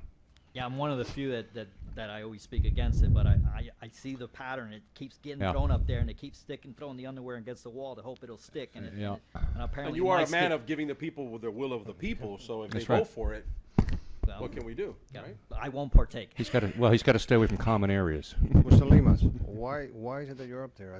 I don't. Are you for it, against it? I mean, what? I mean, I realize what you're trying to do. You're trying to Curtail. probably restrict where they're going to put that, but that's fine. There's no restriction. We're obligated to say where they Right. can, because if we don't, then they're allowed anywhere in the city. Anywhere, So even we're not trying to residential restrict areas? it. They can sue us. No, they wouldn't go into residential areas, But now but commercial. any commercial area of the city. Yeah, probably. that's why the moratorium makes perfect sense for us to do here. Absolutely. So It's that's the reason why I speak. it- And a little background information as to my personal experience that happened in Denver when it was medicinal. As Yeah. close to a no-brainer as you can get. Right. Okay, so Through the chair, a motion to move the item. Second. First and a second, any discussion on the item? Far out. Just a food for Groovy. Far I'm out. thinking 36th Street might be a place to, once we. No, let's. No, No, this is a moratorium. We're not designated. No, a no, no, I location. know. I'm No, you talking see, for about the later future, on, right, yes. it's just We're Well, thinking- that'll be yeah. later. I mean, Right. You can still give your 2 That's cents. something that we're going to have to discuss. Discuss, Because right. we've discussed it internally, and that's why, because there's. Right in the vicinity where they want to. There's gonna be. You speaking sounds like from experience there, buddy. Right next to the massage parlor. All right. All right, no problem. We have a first and a second. Call a roll, please. Vice Mayor Buckner? Yes. Councilman Best? Aye. Councilman Bain? Yeah. Councilman Petrolanda? Yes. Mayor Garcia? Yes. Bring you a ordinance back next meeting. Thank you, sir. Thanks, John. An ordinance, but who does it benefit when you do that ordinance and the time you put into the ordinance? How much is it going to cost us for you to Oh, develop come it? on, Well, it see. benefits the whole city. But financially, I mean, really, it's just the people in the city. Yeah, Well, exactly. it's not All right, 38 let's pages, move is it? forward. Is it 38 pages? All righty now. Recommendation by finance. You know what? Let me do something. William, you still Yeah. have some of your staff members that are here. We'd like to come home, so they Yeah, don't have really. to do it. Well, Besides the budget, well, I guess they're all have to That's hear talk uh, about the budget. they're all here. Appointments to advisory board, okay, let let's me just ask a quick accept, question. Let's here. just nail all 10 this, 10 all this I. other stuff here, and Wait a second, we haven't done consent yet or any. Mayor Tom is here for 10I. Is he gonna stay for the budget? Yeah, yeah. Okay. All right, you're looking at 8B, recommendation by golf that council approved. You wanna continue that? Okay, the consent agenda you want to do? No, Yeah, let's we're just the get rid of consent consent. agenda. Yeah. All All right, right. consent agenda, knock it out. Approval All of right. city Do A, attorney's we haven't report. done 8A, approval of the city attorney's invoice for August 2016 in the amount of $13,473. And 8B, recommendation by golf that council approve an increase of the city's current open purchase order with Acushnet in an amount not to exceed $2,500 for Titleist and FootJoy merchandise to be pro shop as funds were budgeted in the fiscal year 15-16 budget pursuant to section 3111 E6G of the city code. And to clarify, all of these items are funded or already budgeted That's in correct. our budget. Through the chair, motion to move the agenda. Second. First and second on the consent agenda. Any discussion on the item? Call a roll. Vice Mayor Buckner? Yes. Councilman Best? Aye. Councilman Bain? Yes. Councilman Petrolanda? Yes. Mayor Garcia? Yes, going to old business. 9A, any appointments to advisory boards from from any council members? I have none, Mayor. Thank you for new asking. appointments. Wonderful. 9B, a resolution. Yes, sir, Mayor. This is a resolution of the City Council, City of Miami Springs, Florida, authorizing and approving correspondence to Miami-Dade County in support of the four municipality annexation agreement involving the City of Doral, Town of Medley, Village of Virginia Gardens, and the City of Miami Springs, authorizing the city manager and the mayor to execute the subject correspondence and transmit the same to Miami-Dade County, providing an effective date. We recently received a copy of a letter and a resolution very similar to the one that we have here from the City of Doral. We were asked from the county to submit these types of authorizing and approving documents so that all the four city applications can go forward and evidence that there is in fact an agreement between the four cities of the continuing approvals for the boundaries. So you'll see that the resolution is here, and attached to it, there's actually a couple of pages that you should don't worry about, we after saw my that. signature, there's a Yep. couple extra pages here. But and then in blue, the letter, the purple, whatever that is, that color, to Mr. Fernandez at Miami-Dade County is the letter that the manager and the mayor are going to be asked to sign. Through the chair, I have one question for the attorney. Is there anything different in language between what the interlocal agreements were previously, going back a few years, versus this particular item? Never had an interlocal agreement. There is no agreement here. Well, I say... We had a boundary. Thank you. Yes, there's a slight difference, but it doesn't impact us. Medley, during the period of okay. time this is going on, Medley and Doral have made a Separate. side agreement as to certain other properties that don't impact. But nothing else that affects Nothing Miami that Springs. impacts us, right? Based on Follow that, the treaty. Mayor, motion to move 9B. Will you let somebody else make it? Sure, just I have a made one. first and a second. Discussion on the item. A roll, please. Vice Mayor Buckner? Yes. Councilman Best? Aye. Councilman Bain? Yes. Councilman Petrolano? Yes. Mayor Garcia? Yes. 10G, recommendation that council authorize. Mr. Manager? Yes, sir. Down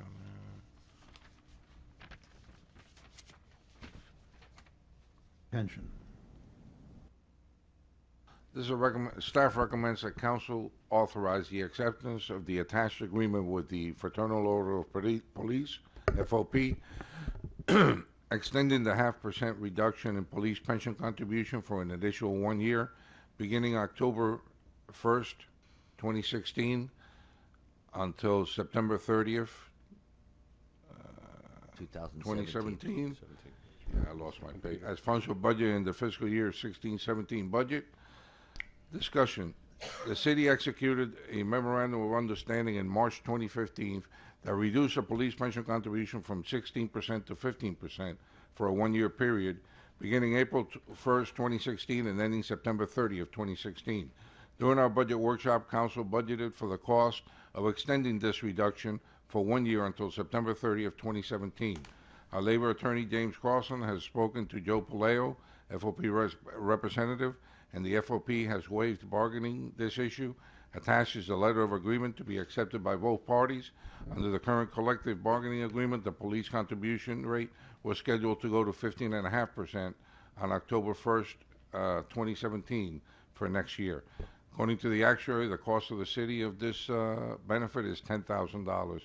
And Mr. Paleo already signed the MOU, and the police had a vote last week, and it was unanimous vote, 26-0, to approve it. I entertain a motion on the resolution. Motion to move. On the recommendation, I apologize. Motion moves the recommendation. Second. Any discussion? Oh, can I? Yes, ma'am. Floor is yours. Just so everybody knows that I can vote on this because my husband isn't affected by this. We all know. Good Well, job. So that, No one's questioning you. no, but That's her. You could be, On record. Oh, that was you good could that be you the said subject of speculation and innuendo. Lord Windows. forbid. that's why. Hey, we wouldn't be Miami Springs if we didn't. Good job. That'll be I'm the- glad she clarified. All right. Call a roll, please. Vice Mayor Buckner? Yes. Councilman Best? Aye. Councilman Bain? Yes. Councilman Petrolano? Yes. Mayor Garcia? Yes. Okay, we're going to 10H, recommendation. 10H, recommendation by Finance that Council award City RFP number 05-15-16 to BB&T Bank, the lowest responsible bidder, and authorize the execution of an award contract for banking services as funds are to be approved in the fiscal year 16-17 budget pursuant to Section 3111E1 of the City Code. Discussion, the city advertised request for proposal 05-15-16 for banking services on June 3rd, of which 19 banks were notified of the opportunity to bid. On June 9th, the banking institutions were required to attend the mandatory pre-bid conference, and 6 different banks were in attendance. That's in attachment A. On June 22nd, the city received 4 responses, attachment B, and all were considered responsive. Responses were evaluated by Vicky Panoff, procurement specialist, attachment C, based on banks' service fees, proximity to the city, customer service and ratings, basis points, and discounts offered.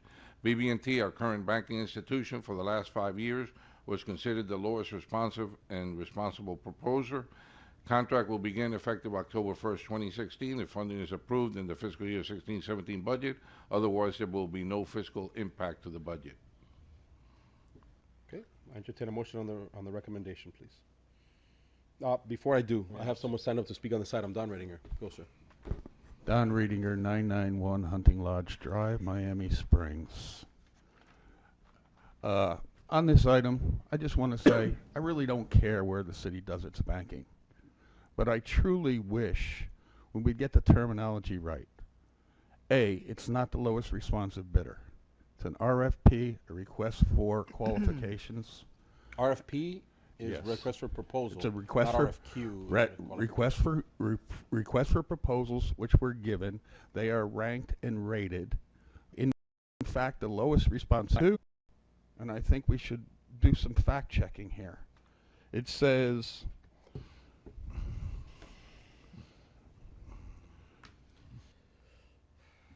a proposed earning credit of 0.75 guaranteed for the next 3 years, not offered by any other bidder.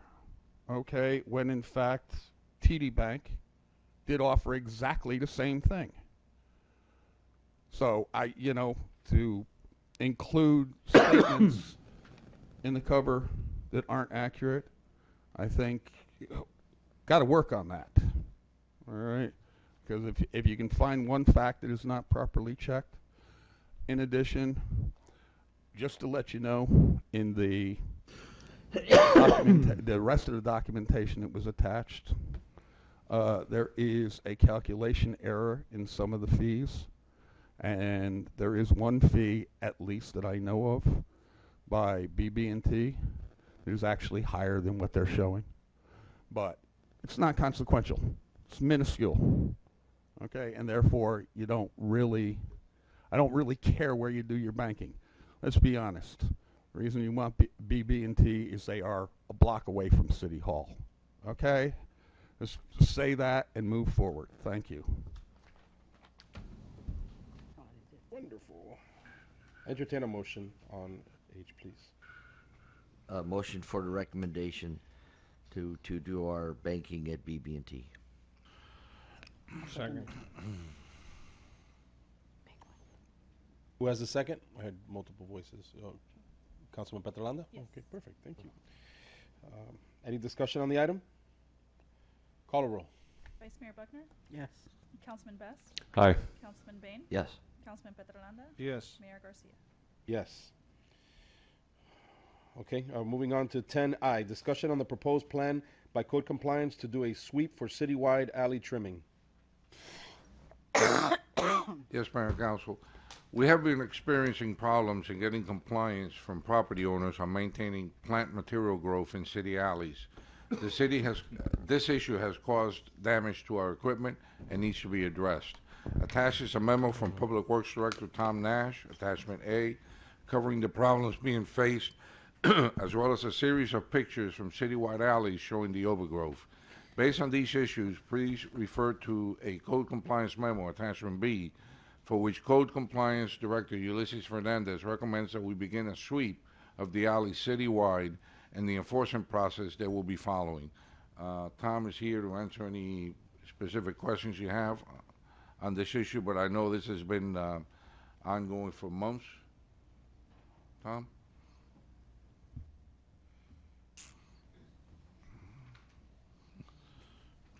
Hello, good evening. This issue actually has been with us for at least when I started with the city a number of years ago. I actually started as a part-time temp. For the 6 months prior to Hurricane Andrew, one of my responsibilities was alley trimming. After Hurricane Andrew came through and we lost a lot of the trees and vegetation, there was a moratorium, if you will, placed on trimming of the alleys, and then we just kind of sort of got out of that business. And then over the years, it started to develop into a significant issue with us, with residents buying plant material to replace what they've lost, and instead of planting it on the inside of their property lines, they're placing it on the outside of their fence lines, and then not maintaining it. We've gone in on numerous occasions to trim this material, and we meet a lot of resistance. We have quite a few areas in the city right now where we have 3 to 6 foot of encroachment from the outside of the property line into our alleyways. And when we go in there to do the management, 3 to 5 feet in some areas is a significant amount of vegetation, so now it opens up the property. There's no screening or takes away their privacy, and we get a lot of resistance, and then we get phone calls to stop or move or see what else we can do, and there's really not a whole lot that we can do. It's really getting out of hand. There's a few alleys that we have where you can barely see the front of our garbage trucks coming in. So what we're trying to do is not get code enforcement to go out and ticket the residents. I mean, we've tried numerous variations of this over the years, and what basically Public Work wants to do is just go in there and open up our easement. We have a 16-foot easement in the alleyways. The outside mirror to outside mirror on our garbage trucks is 11 feet. And we generally try to stay within 14 feet to try and give a little bit of room for the residents and not be so invasive.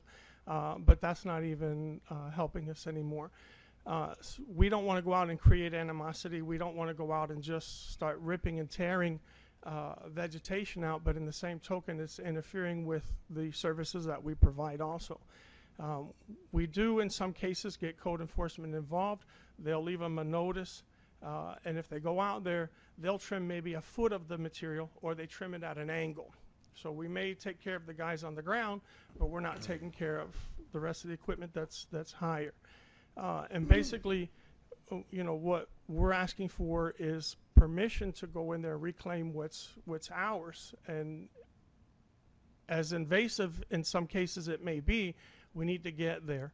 And I also have been working with code enforcement and with the city planner to see if in the future we can not allow plantings of any type outside the property lines in the alley.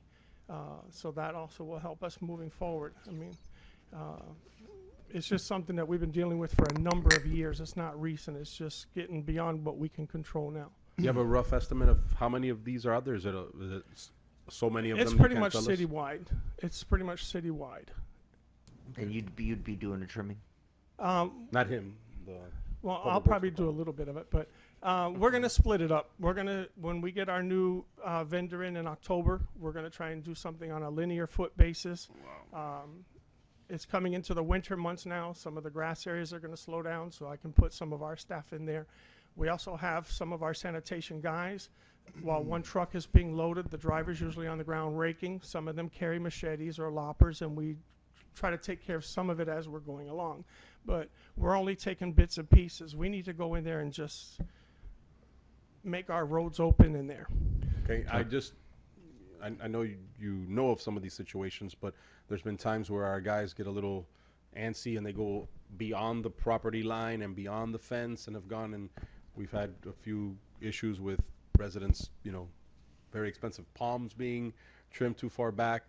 How do we curtail those things? Well, in some of the instances we can't because of where they placed the trees or the palms. It's the same thing with FP&L. They'll put some of these palms that have the potential to do 60 or 80 feet right under the power lines, and there's really not a whole lot anybody can do other than take the top out of it. We try to cut back what the problem is. We don't want to go to a palm, a Sylvester or a Bismarck here or something and just leave a stub cut. We do try to reach in to take it off and leave stubbing as the mayor pointed out a moment ago, had some issues before going in and cutting some things that are. I'm sure you've got it matrixed out, or you will have it matrixed out before you start the project in terms of what sections of the city you're going to do first, and like maybe 6 or 8 alleys one day, and then the next kind of deal. I don't think in the past, correct me if I'm wrong, that we have notified residents that we're coming in like a week ahead of time or something. So we do. That's part of the deal. We'll send a crew out a week or 10 days out ahead and put out notices. That you intend to come on that particular. Correct, and we give them the option to either do it themselves or we'll come in and do it. A lot of times, even with the sorry. The idea of this item is requesting permission to do a code enforcement sweep citywide. We want the residents to take care of their own alleys, not for us to have to do it. Right. Well, we're just- So that was the idea of this, to do a sweep, and as Ulysses said, we give them a first day, a courtesy notice of 7 days to comply. If they don't comply, we come in with a civil infraction, give them another 7 days, that's 2 weeks. After that, we start finding them if they don't do their own. Or you go in and at that point, then you can go in and cut it. Right. And then build And the property build owner the back property for it. owner. I'm gonna tell you right now, I don't like the idea of the citizen going into the alley and doing the work on city property. Well, in fact, it's on their property, though, It's on Bill. their No, he's You can do it talking- from inside the property. Yeah, Yeah, but he's he's talking doing, about- but he's talking about things that are outside, Right. where they'd have to come outside of their fence and cut the trees. Well, then they can hire a contractor somebody. to take it off the city property because they're trespassing on city Well, property. then it's got to be clear that you've got to, there's some liability there if you have citizens going out on your public places, like on a swale, and cutting a citizen going on a swale and cutting a tree. He can't go. See, that's what I mean. It's you have like a little bit of a double standard here. If a citizen wants to go out in a swale and trim a tree, one of the trees that we planted, he gets a citation for working on the thing. Now you're telling them that it's okay for them to go on public property and cut a tree inside. totally- What is the No, it's difference? not. Hold on. What is the difference between somebody building or planting a Royal Poinciana 3 foot from the side lot, and the thing grows 15 years later now? It's hanging on on the neighbor's roof. It's the same thing. I'm not saying that's wrong. It's the same thing. Right, no, but what you're talking about it because there's people who have mango trees on Exactly property right. lines, and they're encroaching onto the opposite That's side. right. That's right. And then, I appreciate- the little lady that asks and says, hey, can you cut down, Right. can you cut this tree? It's not my tree, it's my neighbor's tree. How much is it actually cut outside? I just want to get on the record. I don't. The problem is mostly from inside property that grows over, right? It's all, if it was It's outside, all of then it. we cut I it mean, ourselves, we'd have to ask most- anybody. most for is permission. Nobody's planting in the alleyway. Very No, few. there's There's some. areca palms, there's cherry hedges, there's all different types Bamboo. But they're of- coming from the Bamboo. property. That's Well, you put a fence line on your property line, right on the line of the Right. property. You have an option of planting your material on the inside of your fence in your backyard or on the outside of the Okay. fence, which would be the easement. Right. Right. The bulk of it is on the easement side, on the city side of the fence line. It's And on it- their easement. No, it's on ours. It would be on the outside of the fence. Stop. When you have an alley, there's a 16-foot alley, okay? Right. If a person puts their fence on their property line, then anything that they would plant inside or outside of the fence line is a trespass on city property. That's right. Correct. So are you saying to me that people have been planting cherry hedges outside of the fence line of their property? Well, how many Some people? use the cherry hedge as the fence line, and Correct. it grows and it encroaches. Well, How many But people that- put plantings on swales where their sidewalk exists out Okay, and make it nice? Let's just deal with what we're dealing with. Let's deal with the alleys. That's all we need to deal with right Right. now. Okay? But it's And the question is, do you need to authorize the code enforcement action Yeah. as at least an initial step. And then whatever happens after that, if action isn't taken, then the staff can come in and do what they have to do. I like that. Okay. That's not what you. I like what you just said. You go ahead and let them know about it. If they don't take care of the problem, then we take care of the problem. Okay. That's You know, but the way you guys were talking, you're making it the fact that they had to do the cutting and going there, and I think you're looking for. primarily they are responsible. I know, but they're physically, now you have, in my mind, now you have the option as a city that you gave them the notice that it needs to be taken care of and take care of it. And if they don't take care of it, you gave them the notice that we can take care of it. At a cost. I think you're missing the point. If they don't take care of it, they're going to be in violation of the code, and they're going to be hit with fines. Right. I'm not going to vote. After 14 days. Surprise. After 14 days. Yeah, after whatever. Listen, Which is ample time to have somebody come in and trim a hedge. No Right, different. there's a process. They'll be served a notice. They're given a certain amount of days. If after the number of days they don't come into compliance, then they get some other form of notice, which gives them They an get- additional they amount could of be- time. They'll be ticketed or something. And then once they get the citation, now they have the option to come in to the code enforcement board and dispute the citation. So in the interim, we have 2-3 months of time that we've lost on that one property times however many properties have been noticed or citation. So what we're trying to do is find a way to minimize or not put that type of burden, but still get what we need to have moving forward. Well, under the memo from you, the period of time is going to be 2 weeks.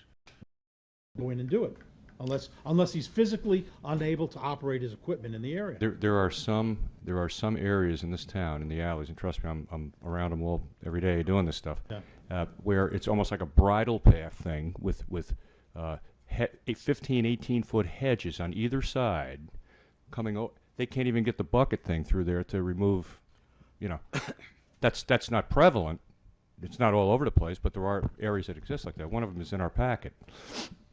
Do you have I saw one. Yeah, Is there a different? Do you have a different solution that you'd like to suggest? I like what one I just. solution would give them a little more time. Well, What do you want to do, Bill? most people are Give them a little more time. most I'd people give are them 30 compliant days. when there's a sweep, because I got cited when I first moved in because I didn't know the height and stuff, and I took care of it as a week. I asked for a couple of days extension because my tree trimmer couldn't come till then, but most people are compliant. I don't think that you're going to get a lot of. We have had resistance. Like I said, when we get into some of these areas, the amount of material that we have to take off to get our equipment in is in some cases 2 and 3 feet. So you take a cherry hedge that's 4 or 5 feet wide, and you take 3 feet off of that, it's going to look horrific. It's going to look horrific for a while. And then, of course, like I said, it takes away their screening, it takes away their privacy. But in the same token, those same hedges are what's pulling the mirrors off the truck. It bends the aluminum that supports the mirrors. It pulls the air brake lines. And then every time a piece of equipment is damaged, the driver has to stop, and we have to send them for a drug test under our policy. So that mirror came off of one of the garbage trucks when I rode on it, and the guy cursed like there was no tomorrow. I'm like, what's the problem? The little mirror, the little round circle is like, you have no idea. Yeah. If, now if, we have and to so stop. I'm gonna get out, and he goes, if I can't get out and put it back on, I get caught doing that. I get fired. I hit something. Right. I gotta go through the process. So I now we couldn't have a believe it. delay in service because we have to shut that equipment down, and it's Sure. because of a limb, a hedge. You know. Tom, will you provide that service for some folks at a cost of trimming the hedges? Well, it's the same thing as when we do a maintenance of property. If a home is abandoned or if it's in a different foreclosure story, right? situation, they do all the notices and there's no response. We'll get notification from Building and Zoning to go in there and do the maintenance of property. And then, yeah, we do send a back charge to that property for the services. How about if the mayor wants that service? Would you be able to provide it to him? His hedges are kind of. You're describing something. If he doesn't comply with the He knows very well I don't have hedges on the side of my house. First, and then go to the mayor. I don't have any trees, so that's When you drive down the alley on Whitehorn Drive, just notice whose trees encroaching on whose property, and then we'll can we, if you're, it looks like consensus to do this, can we give them more than 14 days? Can we give them? Can you? Because you're Maybe gonna. this is how this is how You come know we what's are gonna where we happen. are. You know This what's going to is- happen, like Give 'em a when year. you did the sweeps on cleaning. Well, you didn't do 1 it. year. When we did the sweeps on cleaning the roofs, once you start giving citations out, it's going to explode on everybody up here. That why did I get this, and what about this, and what about that? Well, the most important thing in my mind doing this kind of stuff is to make sure that that it's got to be a gradual thing where everybody understands what's going on. Otherwise, it's going to be. Send them a notice. Hey, you're out there in the field. You know what I'm talking about. Right, but this Can- is can we this give is them a something little that more has time been than 15 days. I you mean, know, than th- 14 days. Say it again. What were you saying, Tom? Finish your statement. No, I'm saying it. I've been here for almost 25 years, and this has been a situation since right after Hurricane Andrew. Maria Davis has been here. Robert Williams has been up here. Denise Rozelle's been up here, more or less with the same, concerns. We try to be as fair and give the residents as much of an opportunity as we can, but for us being lenient and trying to go the extra mile, it only continues to make the problem get to where we are. I mean, like I said, we do what we can with what we do in passing, but we need to get a little bit more involved. Somebody make a motion. And if there's a complaint, just blame the mayor. We're good. That's okay. Mayor, through the chair, item 10I, Second. motion to move. I have a first and a very quick shotgun second from Councilman Petrolanda. No discussion? Call a roll. Vice Mayor Buckner? Yes. Thank you. Councilman Best? Aye. Councilman Bain? No. Councilman Petrolanda? Yes. Mayor Garcia? Yes. Ladies and gentlemen, I'd like to entertain a motion to extend the meeting 15 minutes. Can somebody make that motion, Motion please? moved, sir. Second. A first and a second. All those in favor? All those in favor? Aye. Aye. Aye. All opposed? Please remember what happened to the last person that said they opposed the extension of the 15 I remember. minutes. I remember. I wasn't here, but I- Yeah. All right. All right, go. Jay. First extension. What? Her first Send her- extension. It's her first extension. Send her flowers The tomorrow. clerk's first extension. Okay. And mine too. All right, we got Hey, Rosie. Jay, the recommendation for the historical board, and then let's go to that budget.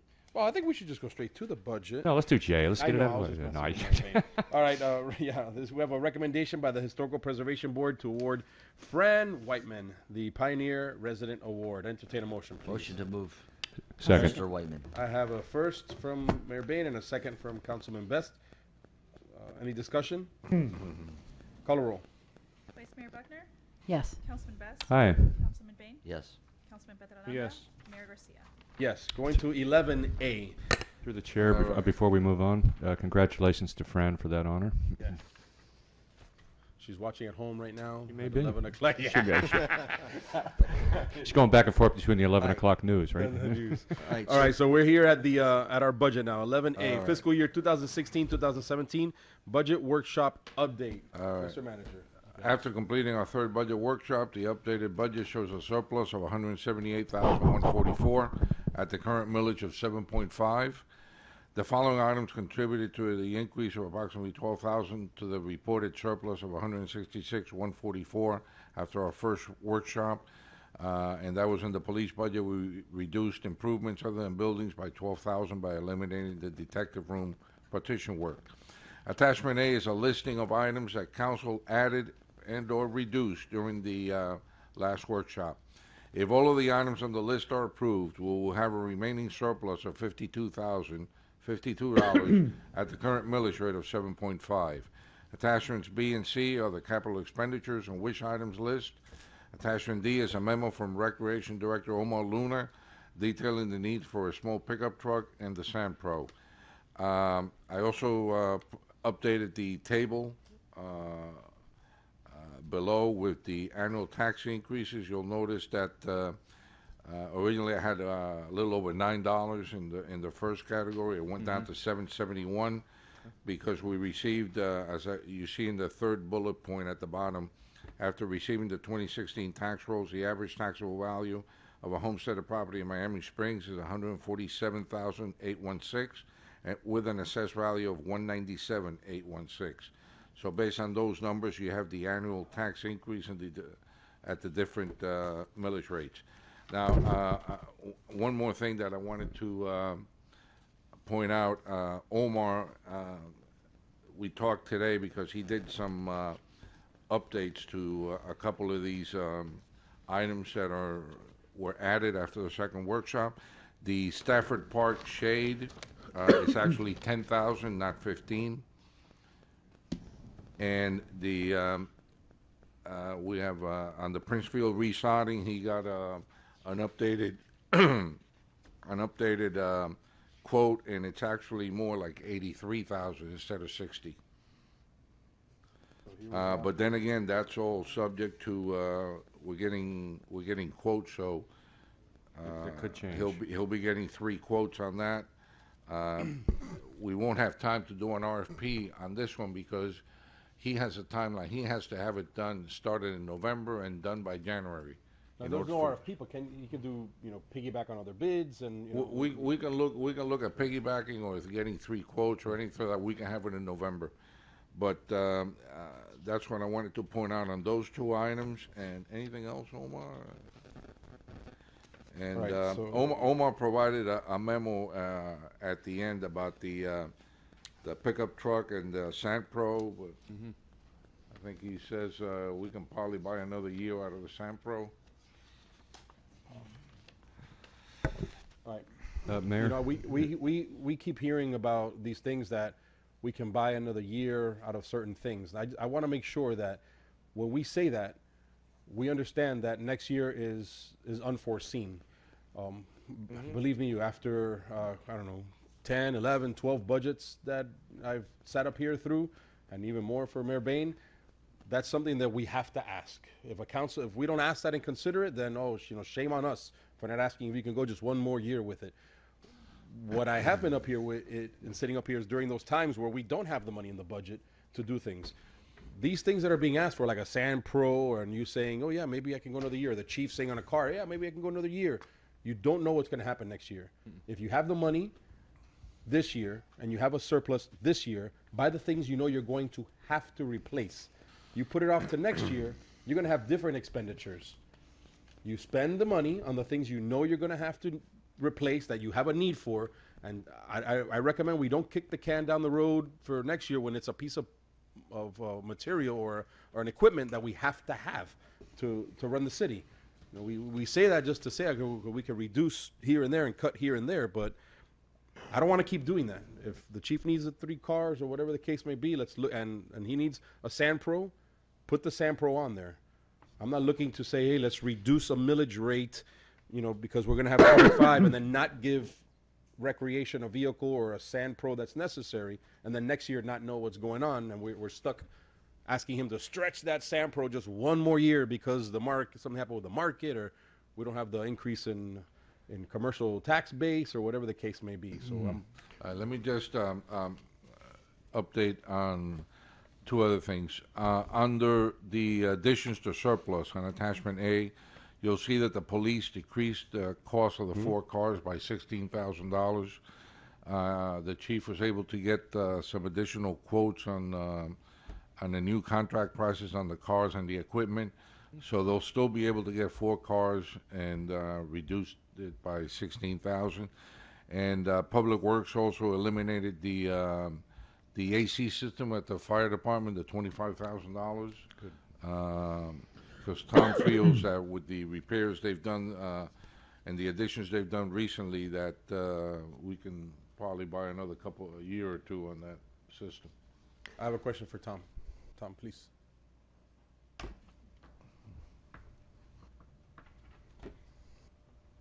Don't make me look for the numbers. The cost of the AC that we're saying we can hold off, what's the cost that we originally had talked about? The new one, split units were 28 and change, and then we went out and tried to get some quotes that Councilman Bain asked for, and they were running around 26,000. So give or take a couple $1,000s. But in getting the 7.5 ton unit for the fire department, we'd have to use the existing duct work. And in doing that, we'd have to go in and ask that they give up one of the dorm rooms, because we'd have to go through the back wall of one of the last dorm rooms in their sleeping quarters to set this whole entire unit up to go through the wall to catch existing duct work. That was the most cheapest route to go with the existing system we had.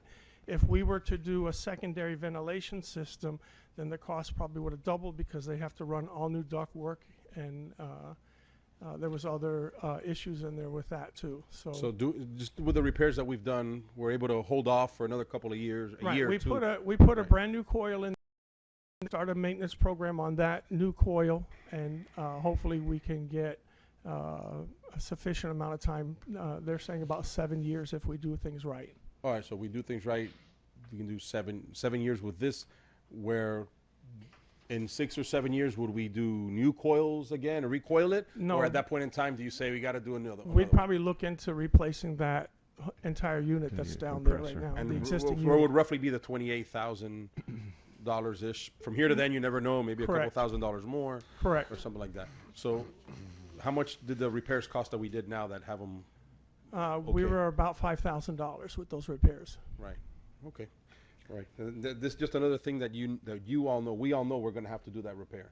That's Right. a one-time only You gotta expense. It's not residual. It's not every year. It's not like a salary or pension or a cost yearly to the city. Right. So whether we do it or not, or if we say sticking to these replacements, again, putting money aside because this is a repair that we're going to have to do as call opposed PACE. to figure it out. We'll call PACE. Call PACE. Yeah, There you yeah. go. Yeah. Renew PACE. Yeah. Yeah, renew or the other one. All right. Any other questions for Tom? Okay. No, but see what a little research does. See what they come up with. Well, you got. Well, I think that Yeah, the chief did a good job. He got down 16,000. So Yeah, he did. He still gets his 4 cars, but Yeah. well, So- that you already knew Having- about. having- You tried to sneak that in, but yeah, I through, know. through the chair. Now, But now that's that 16. now that we have covered these items, which are all good things, I'd like the council to consider the thing that just jumps off the page at me, which is on attachment A, the asterisk at the bottom, reducing the millage, and giving a little bit back to the citizens here, to 4750, which is $25,000 for us to pull that off and reduce the millage. All right. Let me ask you, let's say here. These things for Stafford Park, the shade, the historical museum, pickup truck.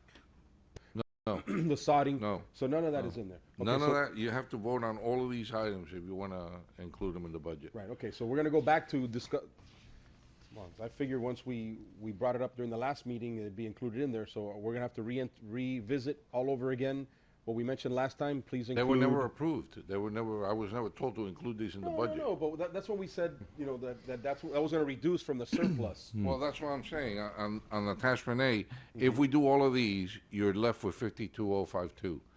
Right, but Now, there's if still, you add- where's the wish list? Is it on here again now? These are all the things you No, guys it's on proposed. attachment C. Attachment Right, it's on C. attachment C. So what is up here, because I don't want to confuse the two, the Stafford Park, what's on here now, which is the pickup truck, the Council Historical Museum, these are the things that we said, hey, let's try to consider them, where we went down the line and asked each council Right. member, what are things to consider? Right. Since that time, staff has done some tweaking to the budget, we've ended up with the surplus of 178, but it does not deduct those items. What you're saying is if once we deduct those items, holding the millage rate at 7.5, we have $52,000. But what we're not considering is we selected those items and reduced the surplus to a point where we selected the items to fill that gap of the surplus, because there's things, you can call it a wish list, you can call it what you want, but there's things that are necessary. Golf still needs a pickup truck.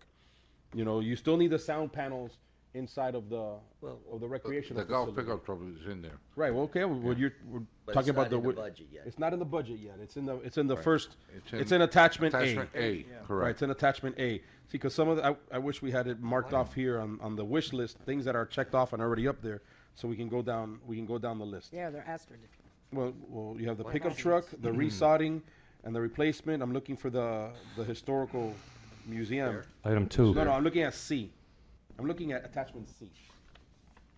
Yeah, the historical museum is not wish list. Was not a wish list No. item, okay? So it's not on there. What else that's in attachment A, in these things that we have, the additions to the surplus is different in that we have 1, 2, 3, 4, 5, and here I have 1, 2, 3 asterisks. So besides Right, from the wish list, you only historical included museum 3. is one, and what is the other? The 2% pay raise. 2% pay raise. The 2% pay increase is not in there. So with the Now remember, keep in mind that the Princefield resodding is now 83, Right. and the park shade is 10.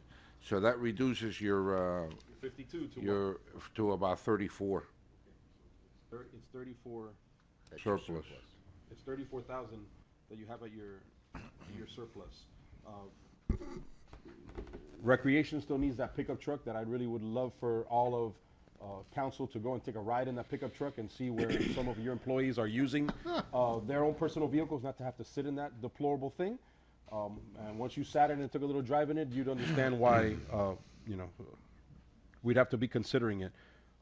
Okay, so just consider that. We're talking about a potential of a millage reduction during a time where you have things that are necessary in your city to continue to provide services and adequate accommodations for your employees to be doing their job.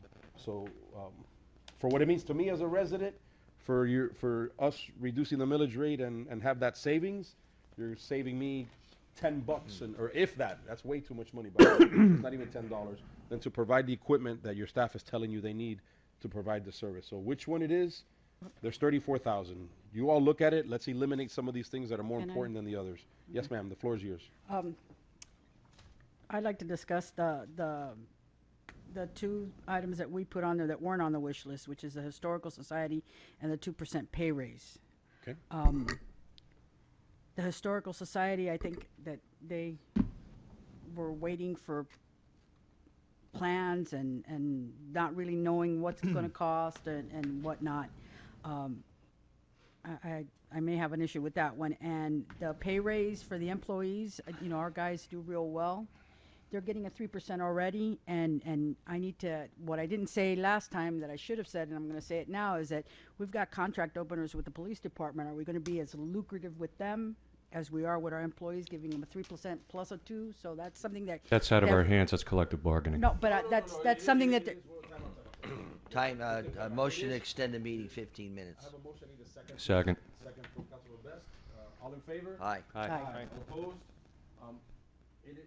When we go into, besides the collective bargaining, we're the ones that agree on that contract. That's one of the things that we decide on. That's right. So it does fall on our laps during that process. And I appreciate the Vice Mayor bringing up that process, and that's something we're gonna have to take into consideration, that we have these contract negotiations coming up right around. And that's part of what I'm trying to say now. Well, what I'd like you to do, I'm not the one talking, she's talking. well, no, what I'd like you to do Yes, sir. is the list here, is to just go ahead and say, to ask council if, for recreation, the Stafford shade structure, do they want to put that in the budget this year? I'd like you to ask for a vote on that. Are you talking about just the, not the wish list, you're talking about the attachment A items, reduction? Attachment A items, and I included on that since since you brought up about the Ranger truck for recreation, I added that on there. So what I'd like to do is you have a surplus of the if they're all taken down, you take the surplus to 152. If they're 52. If you vote on these and some of us say we don't want them, then you the reduction is to 34,000 because of the increase that Omar figured out on the sod. So instead of 52, that number is actually 34 at the bottom. That's fine. But that's fine. And we keep it at 7.5.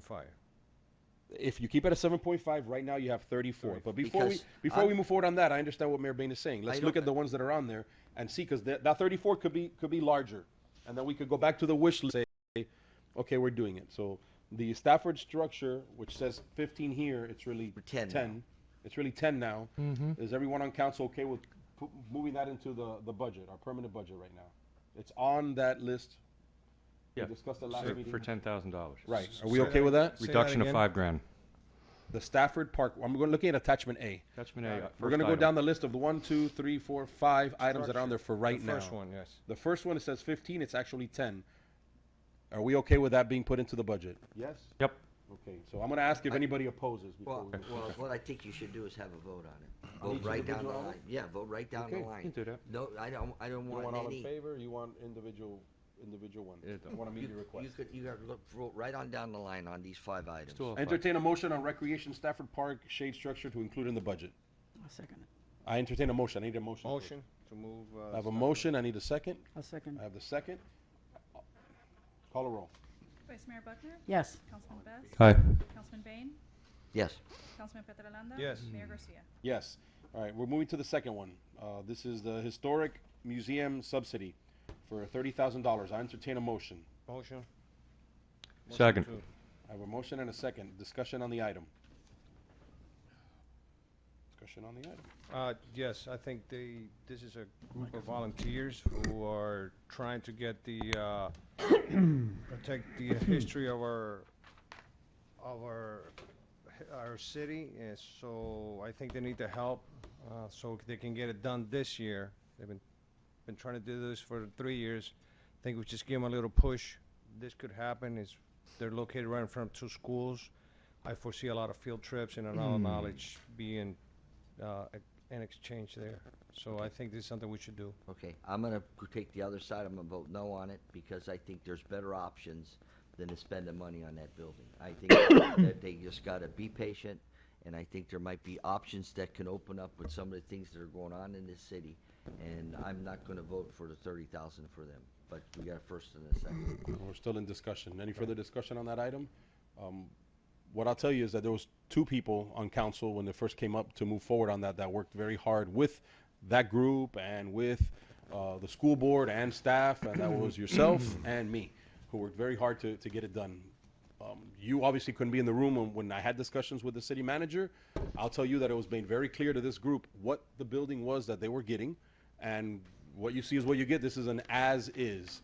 And until they saw there was other monies coming around to other building and structures, all of a sudden now they were asking for more money to do one or the other. And can't recall if you were on council or not, when we were subsidizing the location, when we were saying, okay, we're paying you for the location on Westward Drive, we're going to cover the expense of that. And at some point in time, we're like, that's it, we're not going to continue to subsidize for that. You have to be on your own, and on your own. Then it went to, okay, well, we really like that building. We said okay to the building. We have yet to accomplish what we're trying to accomplish, which is to put that group on their own 2 feet. It's not a city building or anything like that. So I'm not saying I would want to vote. I'm not saying that I would not want to give them the money at all. I just think I don't want to give them the full $30,000 and have them continue to push for fundraising. I'm okay with $10,000 of that money, and then continue to push to see if they can continue their fundraising to accomplish their goal, to make that happen. But again, we're still in discussion, and we have a motion and a second. Let's be fair, there's a whole bunch of other groups in the same position that we keep giving them money, and they should be on their own, and we still subsidize A whole them. bunch of groups? There's a few of them. Okay. Don't ask me to. No, I'm not going to ask you. No, thank you. I wouldn't do that to you. I know you've done it to me before, but I won't do that to you. I won't ask you to name the groups. Who are those groups? Like, I understand that. When don't worry did about I it. ever do that to you? Oh, please. Come on. All right. Don't worry about it. So, but I understand what you're saying. Let So me. is there further discussion on the item? Yes, there is. Through the chair, I'd like to withdraw my second on that, and I would like to propose to council that instead of 30, we go to 20 and save and knock 10 off. I'll second that. I have the first and the second. Just understand you won't have my vote of support on the $20,000. I want to make it clear. I know. I just want to clarify. That's fine. I want to clarify. You withdrew your motion, and I still did. think that there's other entities, just maybe like the school board. Maybe we can ask the school board. This is, their property. It's our building, but their property. All right. Maybe we can ask the school board to Jamie. chip in and to do something. Those are all great. Yes, It's a great Jamie. recommendation you've made before. Maybe Mayor, they ask can chip in Jamie a little about that. bit. We're all Ask right. Jamie about the school We're all board. responsible for our votes. That's all. Let's take a vote. No, I and- know, but I like the idea. I like the idea when we deal with something of school board, or that they're asking us to pay. We're like, oh, let's go back to school board. I think this is a great opportunity to go back to the school board and ask them to chip in on because after we do fix the building, if they take over the property, we lose whatever investments they made on that property. I think it's a great recommendation that's been made before. Let's go ahead and ask them to see if they're willing to chip in. We're chipping in 10 on top of the money we've already chipped in. This isn't the first 10. Any further No, but it's discussion? 20. Well, That's- I'm sorry, you have a discussion? on the I'd item? like to see it brought down to 10 until we can discuss that, and, We at have least a- that's something to give them that they can start their process. You can make a motion after we pass this vote, I guess. Oh, no, but you can still withdraw your motion, because I can certainly count to 3, and hoping that the dollar amount that can be given to the historical. Okay, I'll withdraw my motion on that, and I'll counter with let's do 15. Let's do. Hold on. No, this is. I really want to compromise, folks. No, but you've had 3 people that said a third of the money. Mind you, it's not the only dollar we've had. I said a third. All right, now I'm saying half. 15 instead of 30. So we say 15 on that line item. And accommodate these guys. Come I on. have a first and a second for discussion. Any further discussion on the item? No. Call a roll, please. Vice Mayor Buckner? No. Councilman Best? Aye. Councilman Bain? No. Councilman Petrolanda? Yes. Mayor Garcia? No. All right. Well, I'm gonna pass the gavel, and I'll make a recommendation. We put $10,000 on the budget for historical museum Do I get a for the second? construction. She's asking for a second. Second. First and a second. The vote. Discussion. Discussion, anybody? What exactly do you mean by that? We give them $10,000 instead of 30. Okay. There's no. Right. Okay. Anybody else have a discussion? Nope. Call the vote? Vice Mayor Buckner? Yes. Councilman Best? Nay. Councilman Bain? No. Councilman Petrolanda? Yes. Mayor Garcia? Yes. So it passed. Okay. That's $10,000 on the line item. The shade and the One more thing on the 10,000. How would you like that distributed? Paid out like we've discussed before. They do their things and we as Reimburse back then. right. We want to make sure all of that happens because they still have to raise $20,000. Of course, So and they have that's the one of full- the things I'd like to occur. Once we get the ball rolling, our $10,000, somebody else can Should can be the most last additionally- piece of the, should be the last piece of the puzzle. I Should don't want be to put as in money. needed.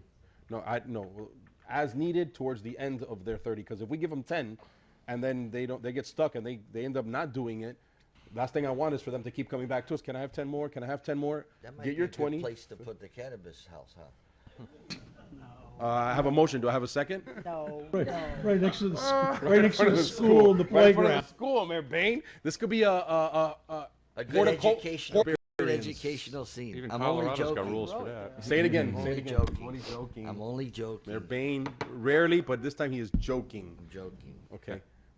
Okay, so we need to chime in on that. I'm okay with them getting the money, but obviously they need to finish everything else that they need to do, raise the money to finish up. If we put in our 10,000 and they don't move forward with any of the development, then what do we do with the $10,000? Goes back Does into any- the surplus. I mean, goes back into the Right, so that's why we general should fund. wait General until they fund. do their fundraising and collect the 20 that they need and finish it off, and then we're gonna come in with the final 10 that they have to finish off with. Are you okay with that? That's fine. You have a consensus, Mr. Manager? You Okay. got it? Okay. Got it. Going to the next line item. This is golf. Golf pickup truck, $24,000. I entertain a motion. A motion to move the truck for the golf. Second. Any discussion? Call a roll. Vice Mayor Buckner? Yes. Councilman Best? Aye. Councilman Bain? Yes. Councilman Petrolanda? Yes. Mayor Garcia? Yes, this is for recreation, Princefield resodding. The estimate is $83,000. $83,000. I entertain a motion on the item. I'd like to hold that item for a minute till we go cover a couple other things. I concur. Hold it until we go to a couple other things. Okay, we're moving now to, but you're keeping track of the balance over there, right? You guys? Okay. Yeah, Willie's got it. Okay. We're going to the general employees, the 2% pay raise to all employees. Entertain a motion on that or discussion? Or Motion to amendment? move, Mayor. Second. I have a first and a second. Discussion. Discussion, I believe that we should go ahead and, what's the 2% across the board? How much is that inside that 68,000? That's it. It's That's 2%. it. 68,330. That's the That's cost. 2%. Oh, that's the whole thing. That's Right. not counting the 3% they're getting No. already. No, that's No. just So that's it's COLA. 68. Right. Right. 68. Mhm. I believe that you're giving them the 3%. I can't vote for this to go. At all or partial? You know, I just think that 3% raise for the fellas and the ladies and the people that work in our facility is a good enough raise. That's my opinion. I would argue that COLA is COLA. An increase in pay is an increase in pay. I just Right. And both of you have a good point. Just understanding that we're going through And not to police be negotiation. right, and not next to year. mention, these guys haven't had a raise in 6 years. Come on. That's not true. They had a cost of living increase. I'm not saying a cost of living. I'm saying a 3%. raise. Right. Okay. But what do we call the COLA? I just want to make Cost sure. of living allowance. Cost of living allowance. Allowance But- and then a cost of living But it's increase. it's a permanent raise in their salary. It's not. It's It's based not on- like a one-time, It's based 1 on an year. index, right? Right. Yeah, right. Cost of living. Wait a second. That's 63,000. 68. 68,000. Well, I know we've done this before. I know we have a motion. We have discussion right now. And give me your thoughts. I'd be okay with doing what we've done before, which is like a bonus as opposed to changing their salary and permanently affecting and impacting their salary. Would any of you all entertain that? Would that help you, Mr. Mayor, if we considered a bonus as opposed to an additional increase? This is all city employees. This is not just public works. So let's clarify. No, it's all. This is all of our employees during the process, or even a reduction of 1%. Is there anything that we would consider, or not? No, well, I'm not the one that made the motion, so I. No, you're not. That's just for discussion. Wouldn't the 68 be a lot less if it was paid like that? Or it would? No. Yeah, no, it would Same be, thing. it would be the same amount or half. We decide on what the total amount is, but it'd be like they got it. I think it'd It's be not a a- permanent adjustment Right. to I their think- salary. I think it'd be a wash. next And year. it's a 1%, and then when we go next year, we still have the. So what's the motion again? Right now, the motion is to give the 2% pay increase to all employees, but And we have a second on that? we have a first Yeah, and a it's second. called you. I seconded, right? Yeah, Yes. Remember that Just- that we're gonna have to be just It's as 11:30. lucrative. Right, but just, did everybody hear what the vice mayor just said? Yes, I did. And let's keep in mind what Councilman Bain mentioned, that we're holding on the resodding deal, which went from 60 to 83 grand.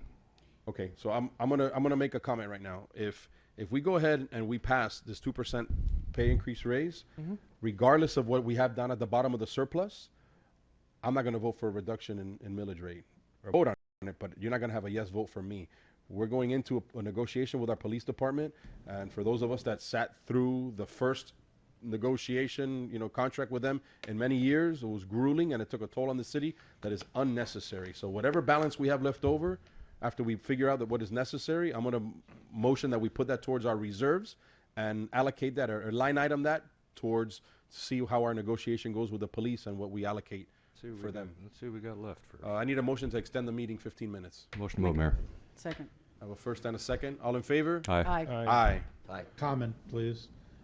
You must conduct item 9 For the next half hour. before midnight. That's correct. Well, I think part of that is seeing more. Anybody else have any discussion on the item? Call a roll, please. Vice Mayor Buckner, No. Councilman Best, Aye. Councilman Bain, No. Councilman Petrolanda, Yes. Mayor Garcia. No. Especially if you wanted me to consider the reduction. Then the last one that I put up on this list is the Ford Ranger for recreation. That's 15,000. 15,000. Yeah. Ford Ranger, I entertain a motion on the Ranger for recreation. I make that Where's motion. that at? I have a motion. For It's the on the wish Ranger? list. We're I adding moved it. from- We're Moved adding it it. from the wish list into the. Because of the discussion by the mayor that the truck is in deplorable state, I moved it into this into the 5 items there. And Vice Mayor Buckner has made the motion. I need a second on the item. What was the motion? That Yes, to we approve do it. that. I'll second it. Okay, I have the second. Any discussion? Call a roll. Vice Mayor Buckner? Yes. Councilman Best? Aye. Councilman Bain? Yes. Councilman Petrolanda? Yes. Mayor Garcia. Yes. Staff, can you let us know what we're at Where on the we're at surplus now. right now? Well, how about the resodding? We're gonna take Well, that we're off. not there Where yet. we're We at want to know now. what it is, not counting the resodding. Right now, not counting the 190. That's surplus? Yeah, 190 is the surplus, not counting the resodding. If we included the resodding, that leaves us with how much? 20. You included. That's 83,000. Leaves us with Um, 100 It will and be 7,000. 107,000. Just for knowledge, 83.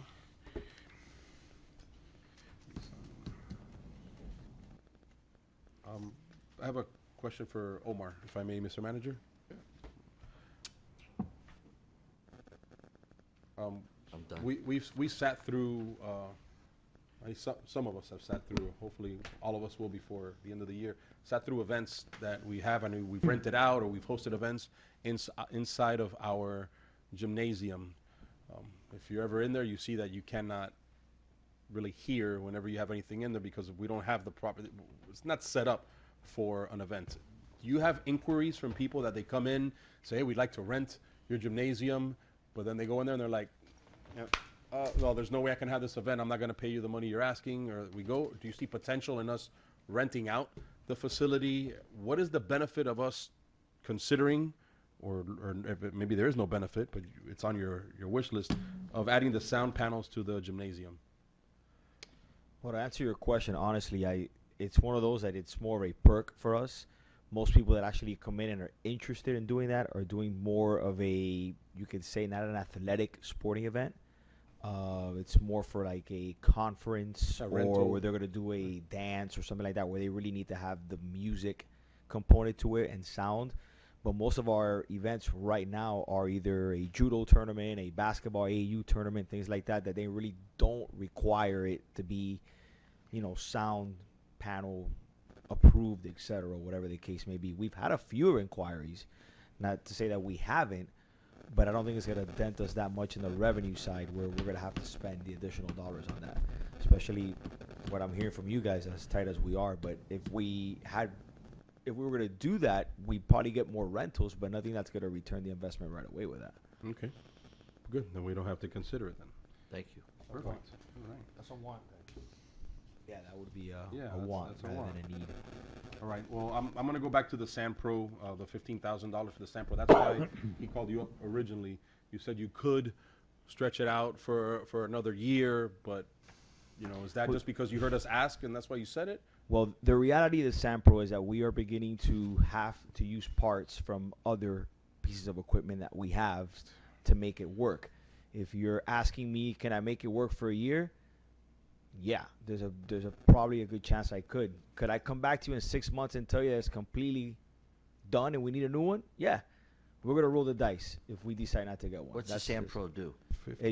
We use it to drag all the baseball fields. Right. Right. Now, when we resod, if we resod, what does that do for the fields? Is there also going to be a grading of the fields, or that's just sodding and the fields are going to stay as is right now? We Talking just about recently, the actual clay of the the baseball actual clay of the fields? baseball fields. It's a great question that you asked. The reason why the Wait a cost second. I has want to gone make sure up, everybody hears what you're saying. Go say it again. one of the reasons why the cost has gone up because I brought Kevin Hardy out, which is the guy who maintains our fields now, and I told him, listen, I need a real legit cost here because the issue I'm having is if we just tear that grass out and put new sod, we're still going to have the drainage issue that we currently have. And I was like, I don't want to do that. I don't want to just resod the field and have the same drainage issue. So I asked him to let's do it right. We did a soil testing. We know the soil there is pretty bad, so we're going to bring it up, which requires us to have a lot more earth to the ground, which requires dollars. And that's where that dollar amount came in. With that said, we do have to kind of add a little bit of clay to the field and regrade it a little bit. But that, in my opinion, is the best option for us because if we're gonna spend $60,000, I understand 20 grand's not, it's a lot of money. But if we're gonna invest like that, I think it's better to there's a 20 grand where we get the field done the right way rather than have it done. So that will include the clay Yeah, for the field. it'll bring it baseball up, fields. and then we'll have to add a little bit of clay to it, and It's included in that 83 already then? Yeah. Okay. And the reason why I bring it up is because I'll say it every single time we talk about it. Prince Field is the only field that the city of Miami Springs owns. So if we're going to do any type of maintenance to it, we should be doing it properly. All of the rest of it is somebody else's property that. All right, we I'll make the motion to, for Prince Field resodding for All the right. $83,000 in the budget. I have a motion. I need a second, please. I'll second it for discussion. The floor is yours, sir. Discussion. Can we do half of it this year and half at the next year? I mean, Let's do first and second. No, you can't. He was asking that seriously, so answer him seriously. yeah, I am please. serious. I mean, you could, but it's gonna look very unprofessional. How do you properly grade and adjust the drainage on half a field and not on the other half of the field? I mean, you really. I mean, listen. No, I didn't mean it that way. I mean, they do You have really, to you work. really can't. You really can't. I mean, if we wanted to do it, I mean, you could do anything. That's the beauty of this country. We've noticed that in the past couple of weeks. You can do whatever you want, but it doesn't make us right. I mean, if you want me to answer you, that's probably not what I would recommend. No. But I don't mean like half the field. I mean half the work. Like if you put in a new sprinkler system, you can put the sprinkler system this year, and then next year put the sod down. That's what kind of. You still got to tear all that out, so That's you still what I got to was put asking, sod could on we do top. this? Yeah. Okay, no, you won't be able to do that. No, No, I didn't if mean that's half the case. field. No. I mean, no. In that case, Oh, well, no. somehow, based on the question, so that I give one record to entertain a motion on the 15,000 for the SandPro maintenance equipment. But that brings it to 106. Wait a second, 107. 107 right now. We're done. 107. Request for motion for the SandPro, $15,000, the maintenance equipment. I'll make a motion for the SandPro. I'll second that. 1.5. Z? 1.5, 15,000. So how much is that now? 15,000. I have a first and a second. Any discussion? So it's going to bring us down to 105. 92. 92,000. Call a roll, please. Vice Mayor Buckner? Yes. Councilman Best? Aye. Councilman Bain? Yes. Councilman Peterlanda? Yes. Mayor Garcia? Yes.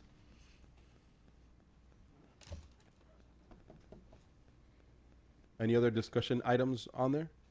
I'm done. None. Okay. Before we move forward with what we have there in the balance of the surplus. Give me the number again. 90 what? 92,382. 92,382.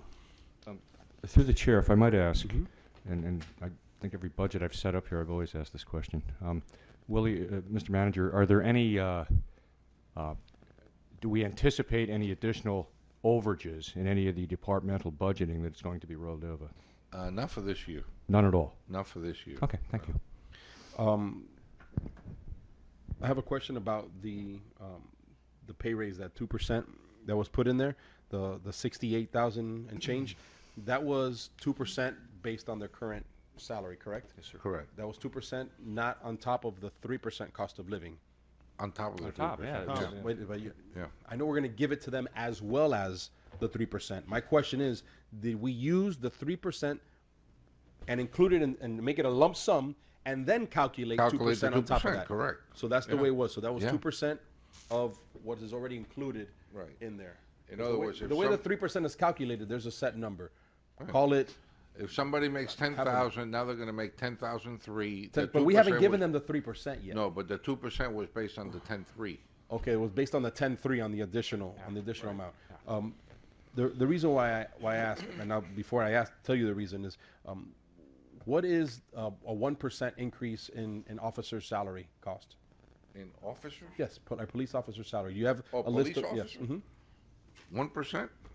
Everyone who's affected by the union coverage. Yeah.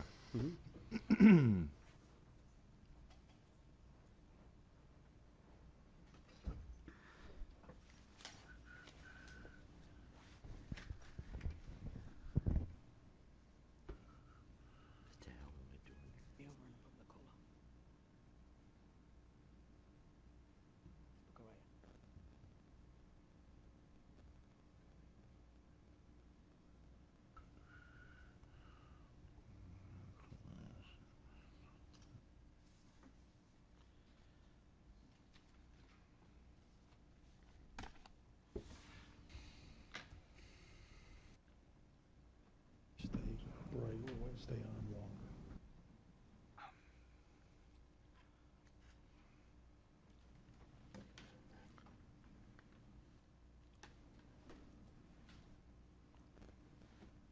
About 34,000. 34,000 is what? The 1% or the 1% for police. 34,000 is the 1%. So what a coincidence! It's the same dollar amount, almost to the More or penny. Yeah, than what it is for the entire city.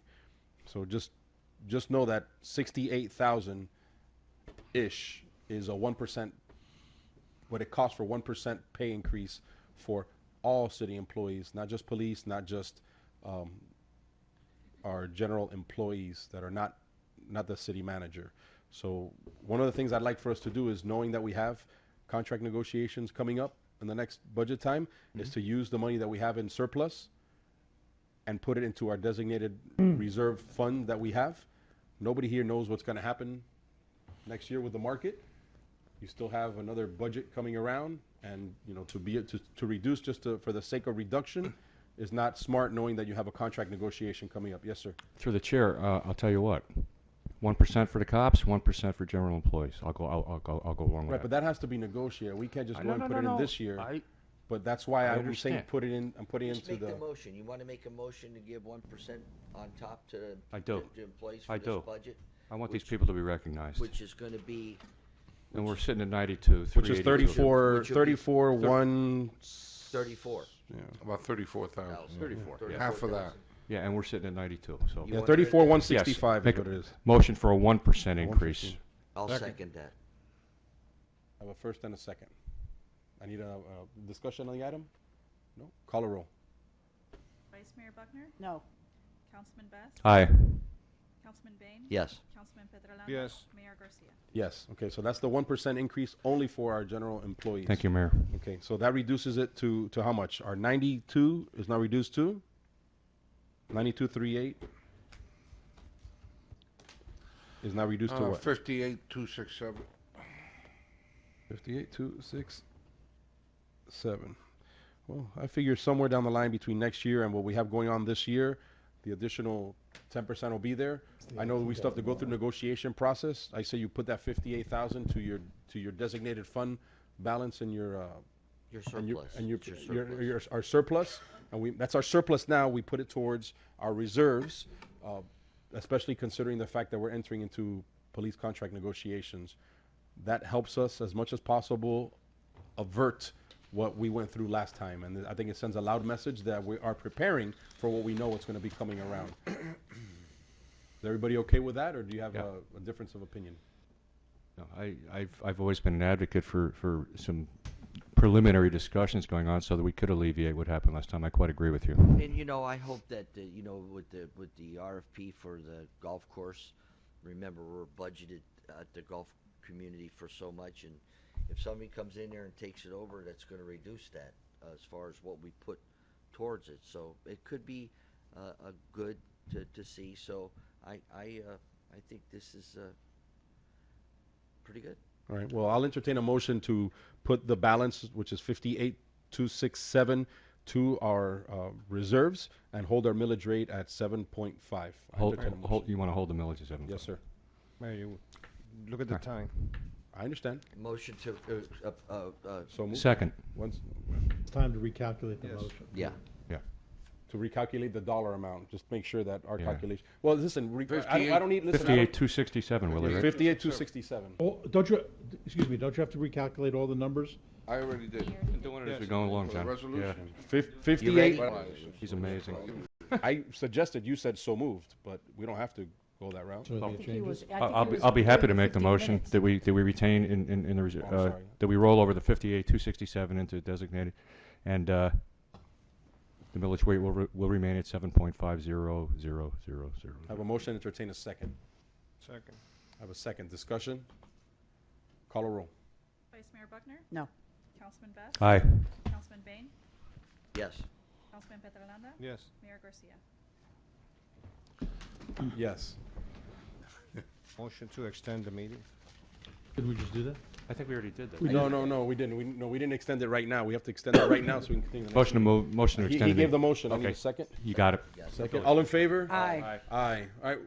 Well, we're okay. Anything from you, Mr. Attorney? No, we have to. Oh, we're move going to the on. last one. We have You're to right. You're do right. the- My apologies. The public hearing. The 7, the public hearing. Yep. 7A, public hearing, a resolution of the City Council of the City of Miami Springs tentatively approving fiscal year 2016-17 budget, confirming date, time, and place of final public hearing. Whereas, you want to go on? You got it, sir. Okay. Whereas the City Council, City of Miami Springs, has given careful consideration to the anticipated expenses and various revenue sources of revenue available for the carrying on the functions of city government, and has tentatively approved the millage levy for the fiscal year 2016-2017 of 7.5000 mills. And whereas in accordance with the provisions of city charter and state law, the City Council has presented the proposed millage levy and budget document for fiscal year 2016-2017 and has conducted a public hearing to allow all interested persons to be heard regarding the proposals of any item thereof. Now therefore be it resolved by the City Council, City of Miami Springs, Florida, Section 1, that a budget is set forth and included herein by reference in the amounts as follows, being the same, is hereby tentatively approved for fiscal year 2016-2017, and all sums are appropriated for the purposes stated therein. In the funds, general fund under revenues and reserves and expenses, appropriations and reserves,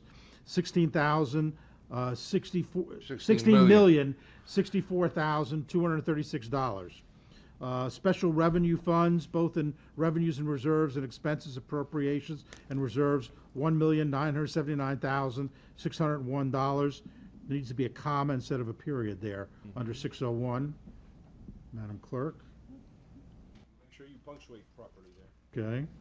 Enterprise fund, same revenues and reserves, expenses, appropriation reserves, $3,045,338, and debt service fund, same revenues and reserves, expense, appropriation reserves, $896,916. For totals of both funds, revenues and reserves, and expenses, appropriation reserves, like amounts of $21,986,091. Section 2, that City Council will conduct a final public hearing on the proposed budget and all items thereof at 7 p.m. on Monday, September 26th, 2016, City Hall Council Chambers, 201 Westward Drive. Passed and adopted. You must open it for public hearing. We open this meeting out for the public hearing. Anyone wishing to speak on the item is welcome to come up and do so right now. Anybody awake out there? Budget, just look, budget. Is anybody in there that's not? Never. Two non-city employee residents are still with us today. We really appreciate Well, it. we went late. It's the Can't budget. blame them. All right, we are now closing the public hearing and entertain a motion. Motion to move, Mayor. Second. A first and a second. Discussion on the item. Deep breath. Call a roll. Vice Mayor Buckner. No. Councilman Best. Aye. Councilman Bain. Yes. Councilman Petrolanda. Yes. Mayor Garcia.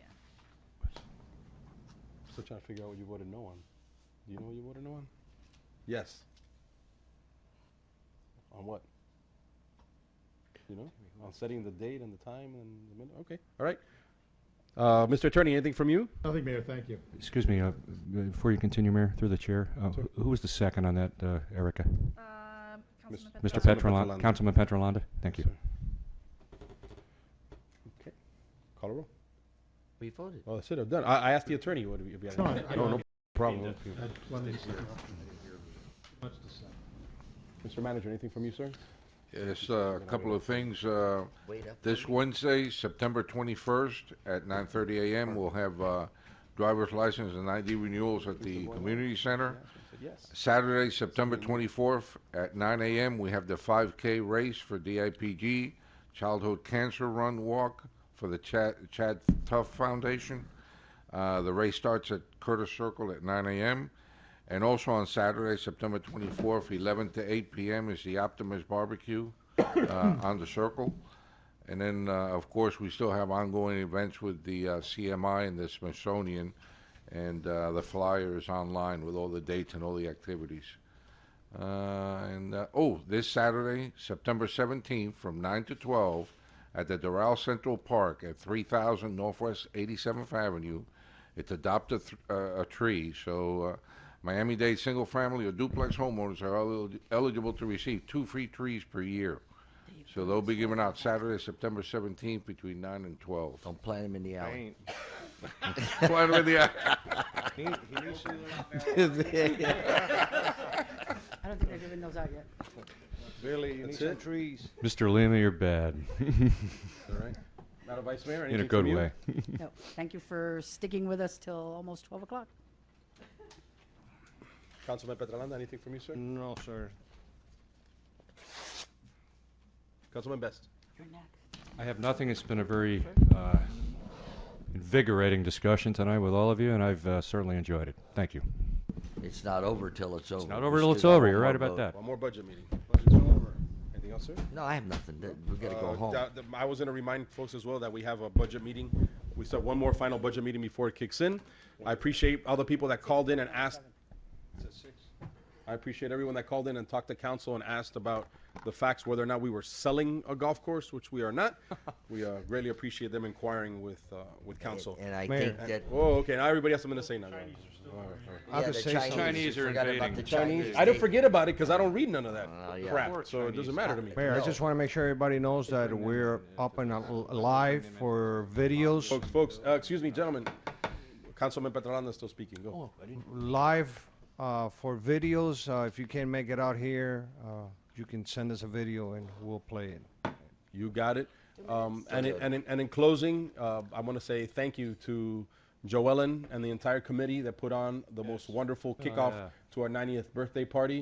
It was wonderful. It was nice to receive accolades as well as like recognition from the federal level, from the senator and the congressman, as well as the governor actually called me on my cell phone while I was pulling up in there. It's regardless of our thoughts of our governor or what partisanship might cause, getting a call from the governor. But he knew about it. is That's a- very cool that he would call you. Yeah, he definitely knew about it. It was nice getting a call from him, which was wonderful. So I want to thank all of the volunteers that put on that wonderful event. It was great. And we are now rolling into the kickoff of a new season, which is the soccer season now here in Miami Springs. All of the youth, little peewees are heading out there playing soccer. So go out there and check out some of those games when you get a chance. This meeting is adjourned. Oh my God, my granddaughter. I was trying to extend it another 5 minutes, see if we can hit midnight.